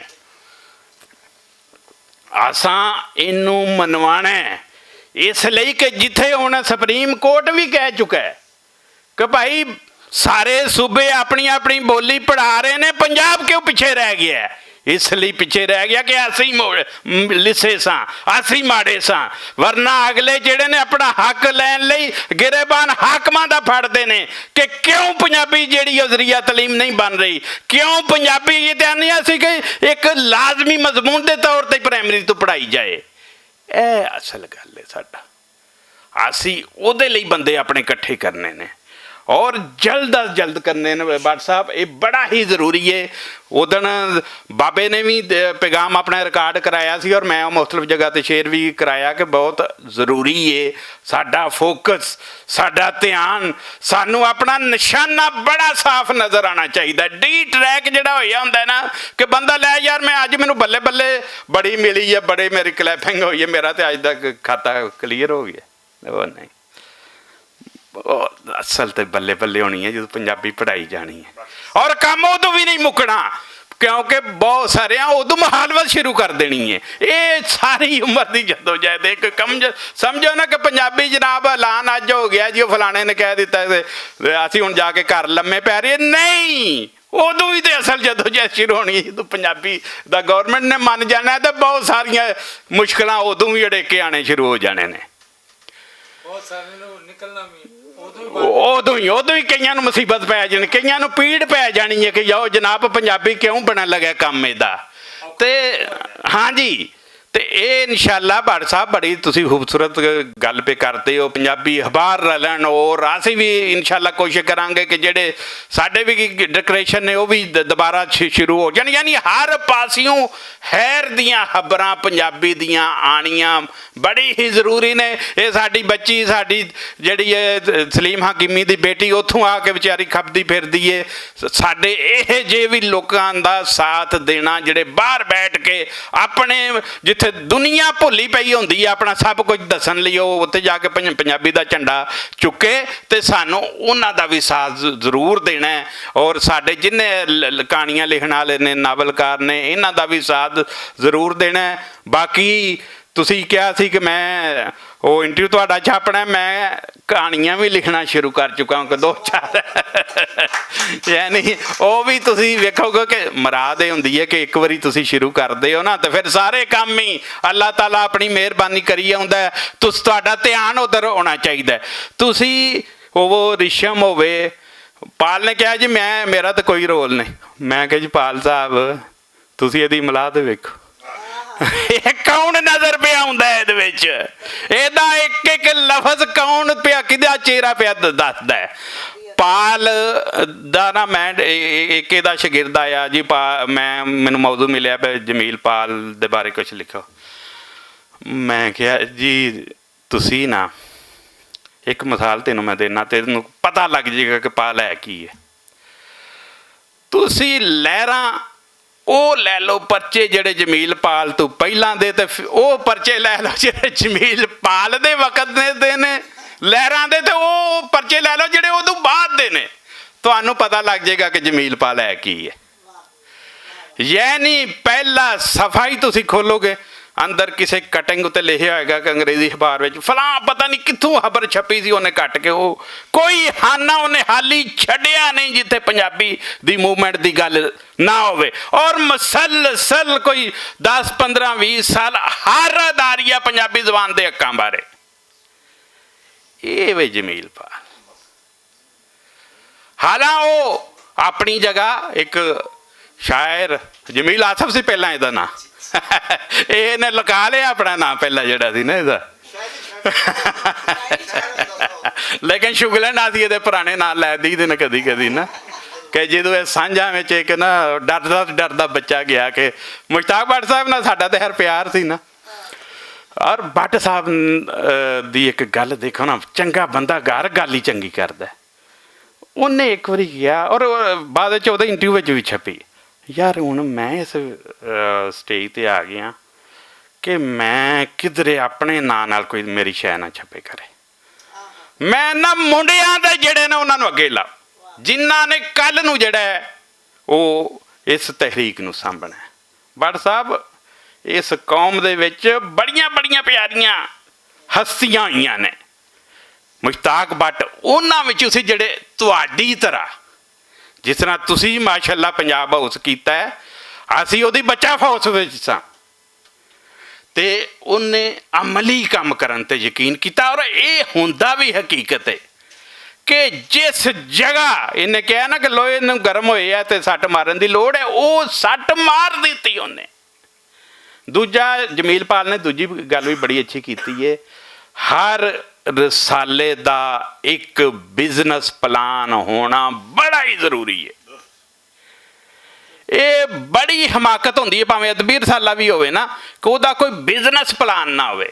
ਮੈਂ ਚੂੰਕਿ ਸਾਰੰਗ ਤੋਂ ਚੂੰਕਿ ਬਜ਼ੁਰਗਾਂ ਨੂੰ ਇਹ ਸਾਡੇ ਦੋਵੇਂ ਯਾਨੀ ਇਲਾਕੇ ਦੇ ਸਨ, ਸ਼ਾਇਰ ਵੀ ਤੇ ਕਾਤਬ ਵੀ, ਉਹਦੇ ਲਈ ਸਾਡੇ ਬਜ਼ੁਰਗਾਂ ਨੂੰ ਵੀ ਉਹ ਆ ਜਾਂਦਾ ਸੀ ਰਸਾਲਾ ਔਰ ਵੇਖ ਲੈਂਦੇ ਨੇ, ਇਸ ਲਈ ਮਹਿਫੂਜ਼ ਵੀ ਰਹਿ ਗਏ ਉਹ ਰਸਾਲੇ। ਇਹ ਜਿਹੜਾ ਸੀ ਨਾ ਉਹਨਾਂ ਦਾ ਬਿਜ਼ਨਸ ਪਲਾਨ ਕੀ ਸੀ, ਸਾਰੇ ਸਨ ਪੜ੍ਹੇ ਲਿਖੇ। ਇਹਨਾਂ ਜਦੋਂ ਨਵੇਂ ਪਰਚੇ ਤੱਕ ਇਹਨਾਂ ਕੋਲ ਪੈਸਾ ਮੁੱਕ ਚੁੱਕਾ ਸੀ। ਇਹ ਸਾਰੇ ਸਨ ਮੁਸੱਵਰ, ਸ਼ਾਇਰ, ਅਦੀਬ, ਮੁਲਕ ਦੇ ਬਿਹਤਰੀਨ ਲਾਹੌਰ ਦੇ ਜਿਹੜੇ ਸਨ। ਯਾਨੀ ਭਾਈ ਵੀਰ ਸਿੰਘ ਜਿਹੜਾ ਇੱਕ ਸਮਝੋ ਕਿ ਏਡੀ ਵੱਡੀ ਸੀ ਸਿੱਖਾਂ ਦੀ ਹੈ, ਜਿਹਦਾ ਹਰ ਬੁਨਿਆਦੀ ਸਿੱਖਾਂ ਦੀ ਕਿਤਾਬ ਉਹਨੇ ਲੱਭ ਕੇ, ਮਜ਼ਹਬੀ ਦੀ ਮੈਂ ਗੱਲ ਪਿਆ ਕਰਨਾ, ਭਾਈ ਵੀਰ ਸਿੰਘ ਨੂੰ ਵਿੱਚ ਸ਼ਾਮਲ ਕੀਤਾ। ਉਹਨਾਂ ਨੂੰ ਪਤਾ ਸੀ ਕਿ ਸਿੱਖ ਲੈ ਲੈਂਦੇ ਨੇ, ਖਰੀਦ ਲੈਂਦੇ ਨੇ ਪਰਚਾ, ਹਾਲਾਂ ਉਹਨਾਂ ਦਾ ਗੁਰਮੁਖੀ ਦਾ ਲਹਿਦਾ ਸੀ। ਲੇਕਿਨ ਚੂੰਕਿ ਜਿਹੜਾ ਸੀ ਆਪਣਾ ਕਰਨਲ ਭੋਲਾ ਨਾਥ ਇੱਕ ਕ੍ਰਿਸਚਨ ਸੀ, ਈਸਾਈ ਸੀ, ਇਹ ਸੀ ਡੈਂਟਿਸਟ ਸੀ, ਉਹਨਾਂ ਦੀ ਫੌਜ ਦੇ ਵਿੱਚ ਰਿਹਾ ਸੀ ਔਰ ਇਹਦੀ ਸਰਵਿਸਿਜ਼ ਈਰਾਨ ਵਿੱਚ ਵੀ ਰਹਿ ਕੇ ਆਇਆ ਸੀ। ਉਹਨਾਂ ਯੂਜ਼ ਕੀਤਾ ਫਿਰ ਉਹਨੂੰ। ਉਹਦਾ ਫਾਇਦਾ ਕੀ ਹੋਇਆ ਕਿ ਅੰਗਰੇਜ਼ਾਂ ਨੇ ਮੁਖਤਲਿਫ ਸਰਕਾਰੀ ਜਿਹੜੇ ਸਨ ਲਾਇਬ੍ਰੇਰੀਆਂ ਜਾਂ ਦਫ਼ਤਰ, ਉੱਥੇ ਲੱਗ ਗਿਆ ਸਾਰੰਗ। ਦੇਖੋ ਸਿਆਣਾ ਬੰਦਾ ਕੰਮ ਕੀ ਕਰਦਾ। ਉਹਨਾਂ ਜਦੋਂ ਨਵੇਂ ਪਰਚੇ ਵਿੱਚ ਚੀਫ ਐਡੀਟਰ ਬਣ ਜਾਂਦਾ ਹੈ ਕਰਨਲ ਭੋਲਾ ਨਾਥ, ਉਹਦਾ ਕੀ ਫਾਇਦਾ ਉਠਾਇਆ ਉਹਨਾਂ। ਤੇ ਮੈਂ ਸਮਝਣਾ ਅਗਲਿਆਂ ਦਾ ਵੀ ਮੈਨੂੰ ਹਰ ਇੱਕ ਦਾ ਬਿਜ਼ਨਸ ਪਲਾਨ ਦਾ ਪਤਾ ਹੈ। ਯਾਨੀ ਜਿਹੜੇ 2 ਰਸਾਲੇ ਸਨ ਨਾ ਪੰਜਾਬੀ, ਪਹਿਲਾ ਡਾਕਟਰ ਫਕੀਰ ਮੁਹੰਮਦ ਫਕੀਰ ਦਾ, ਤੇ ਦੂਜਾ ਪੰਜਨਾਦ ਚੌਧਰੀ ਅਫਜ਼ਲ ਵੀ ਇੰਤਹਾ ਦਾ ਵਧੀਆ ਬੰਦਾ ਸੀ ਇਸ ਹਵਾਲੇ ਨਾਲ ਕਿ ਪਰਚਾ ਛਾਪ ਕੇ ਮੇਰਾ ਮੁਫਤ ਨਹੀਂ ਵੰਡਣਾ। ਇਹਨਾਂ ਕੀਤਾ ਕਿ ਉਸ ਅਯੂਬੀ ਦੌਰ ਦੇ ਵਿੱਚ ਮਕਾਮੀ ਗੌਰਮੈਂਟਾਂ ਬਣੀਆਂ ਸਨ। ਸਾਡੇ ਵੀ ਬਜ਼ੁਰਗਾਂ ਨੇ ਨਾ ਆਪਣੇ ਪਿੰਡ ਦੇ ਵਿੱਚ ਦਫ਼ਤਰ ਬਣਵਾਇਆ ਔਰ ਉੱਥੇ ਮੈਂਬਰਸ਼ਿਪ ਉਸ ਦਫ਼ਤਰ ਦਾ ਫਰਜ਼ ਬਣਦਾ ਸੀ। ਉਹਨਾਂ ਕੋਲੋਂ ਖਰੀਦਦਾਰੀ ਕਰਵਾਈ, ਯਾਨੀ ਇਹਨਾਂ ਦੇ 300, 400, 500 ਪਰਚਾ ਇੱਥੇ ਆ ਜਾਂਦਾ ਸੀ ਯੂਨੀਅਨ ਕਾਉਂਸਲਾਂ ਦੇ ਦਫ਼ਤਰਾਂ ਵਿੱਚ ਖਰੀਦ ਕੇ। ਪੰਜਨਦ ਦਾ, ਪੰਜਾਬੀ ਦਾ, ਪੰਜ ਦਰਿਆ। ਤੇ ਇਹ ਮੈਂ ਸਮਝਣਾ ਕਿ ਉਹਨਾਂ ਦਾ ਆਪਣਾ ਇੱਕ ਬਿਜ਼ਨਸ ਪਲਾਨ ਲੈ ਕੇ ਚੱਲੇ ਸਨ।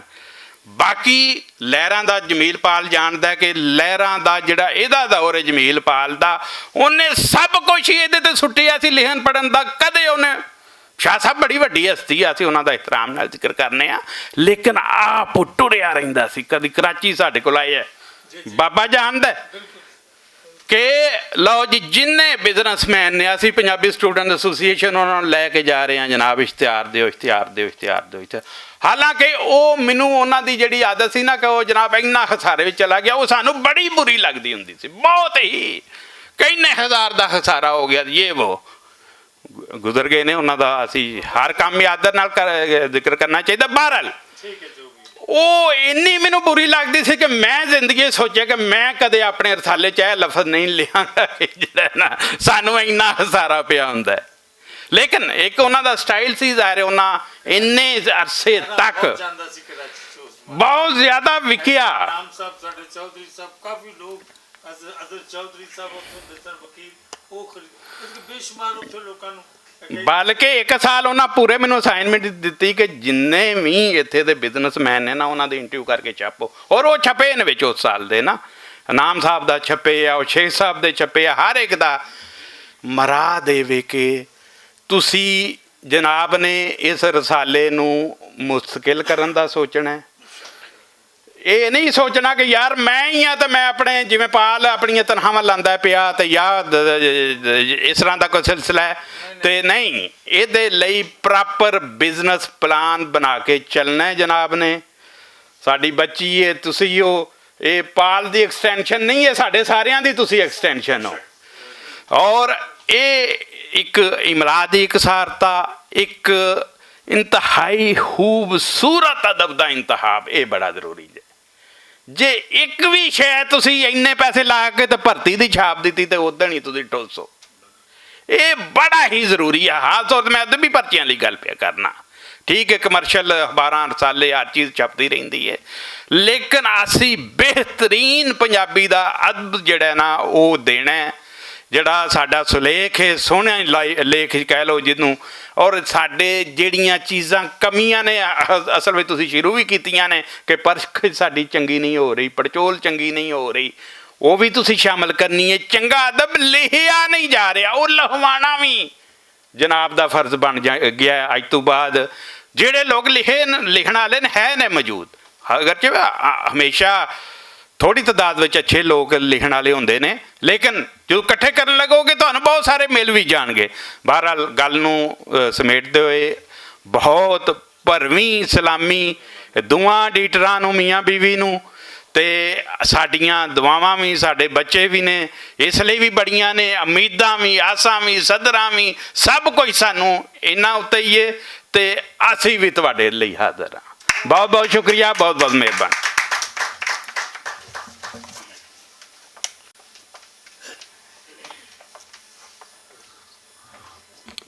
ਇੱਕ ਤਾਂ ਮੈਂ ਆਪ ਸਾਹਿਬ ਨੂੰ ਗੁਜ਼ਾਰਿਸ਼ ਕਰਾਂਗਾ ਤਸ਼ਰੀਫ ਲਿਆਓ।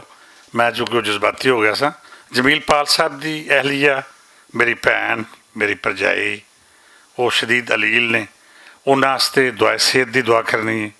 ਸਾਡੇ ਬਹੁਤ ਹੀ ਅਜ਼ੀਜ਼ ਦੋਸਤ ਬਰਖੁਰਦਾਰ ਬੇਟੇ ਰਜ਼ਵਾਨ ਦੇ ਵਾਲਦ ਸਾਹਿਬ ਪਿਛਲੇ ਹਫ਼ਤੇ ਫੌਤ ਹੋ ਗਏ ਨੇ, ਅਤੇ ਉਹਨਾਂ ਵਾਸਤੇ ਆ ਜਾਓ ਆਪ ਸਭ ਆ ਕੇ ਦੁਆ ਫਰਮਾਓ, ਅਤੇ ਉਹਨਾਂ ਦੇ ਇਸਾਲੇ ਸਵਾਬ ਲਈ ਅਤੇ ਉਹਨਾਂ ਦੀ ਸਿਹਤ ਲਈ।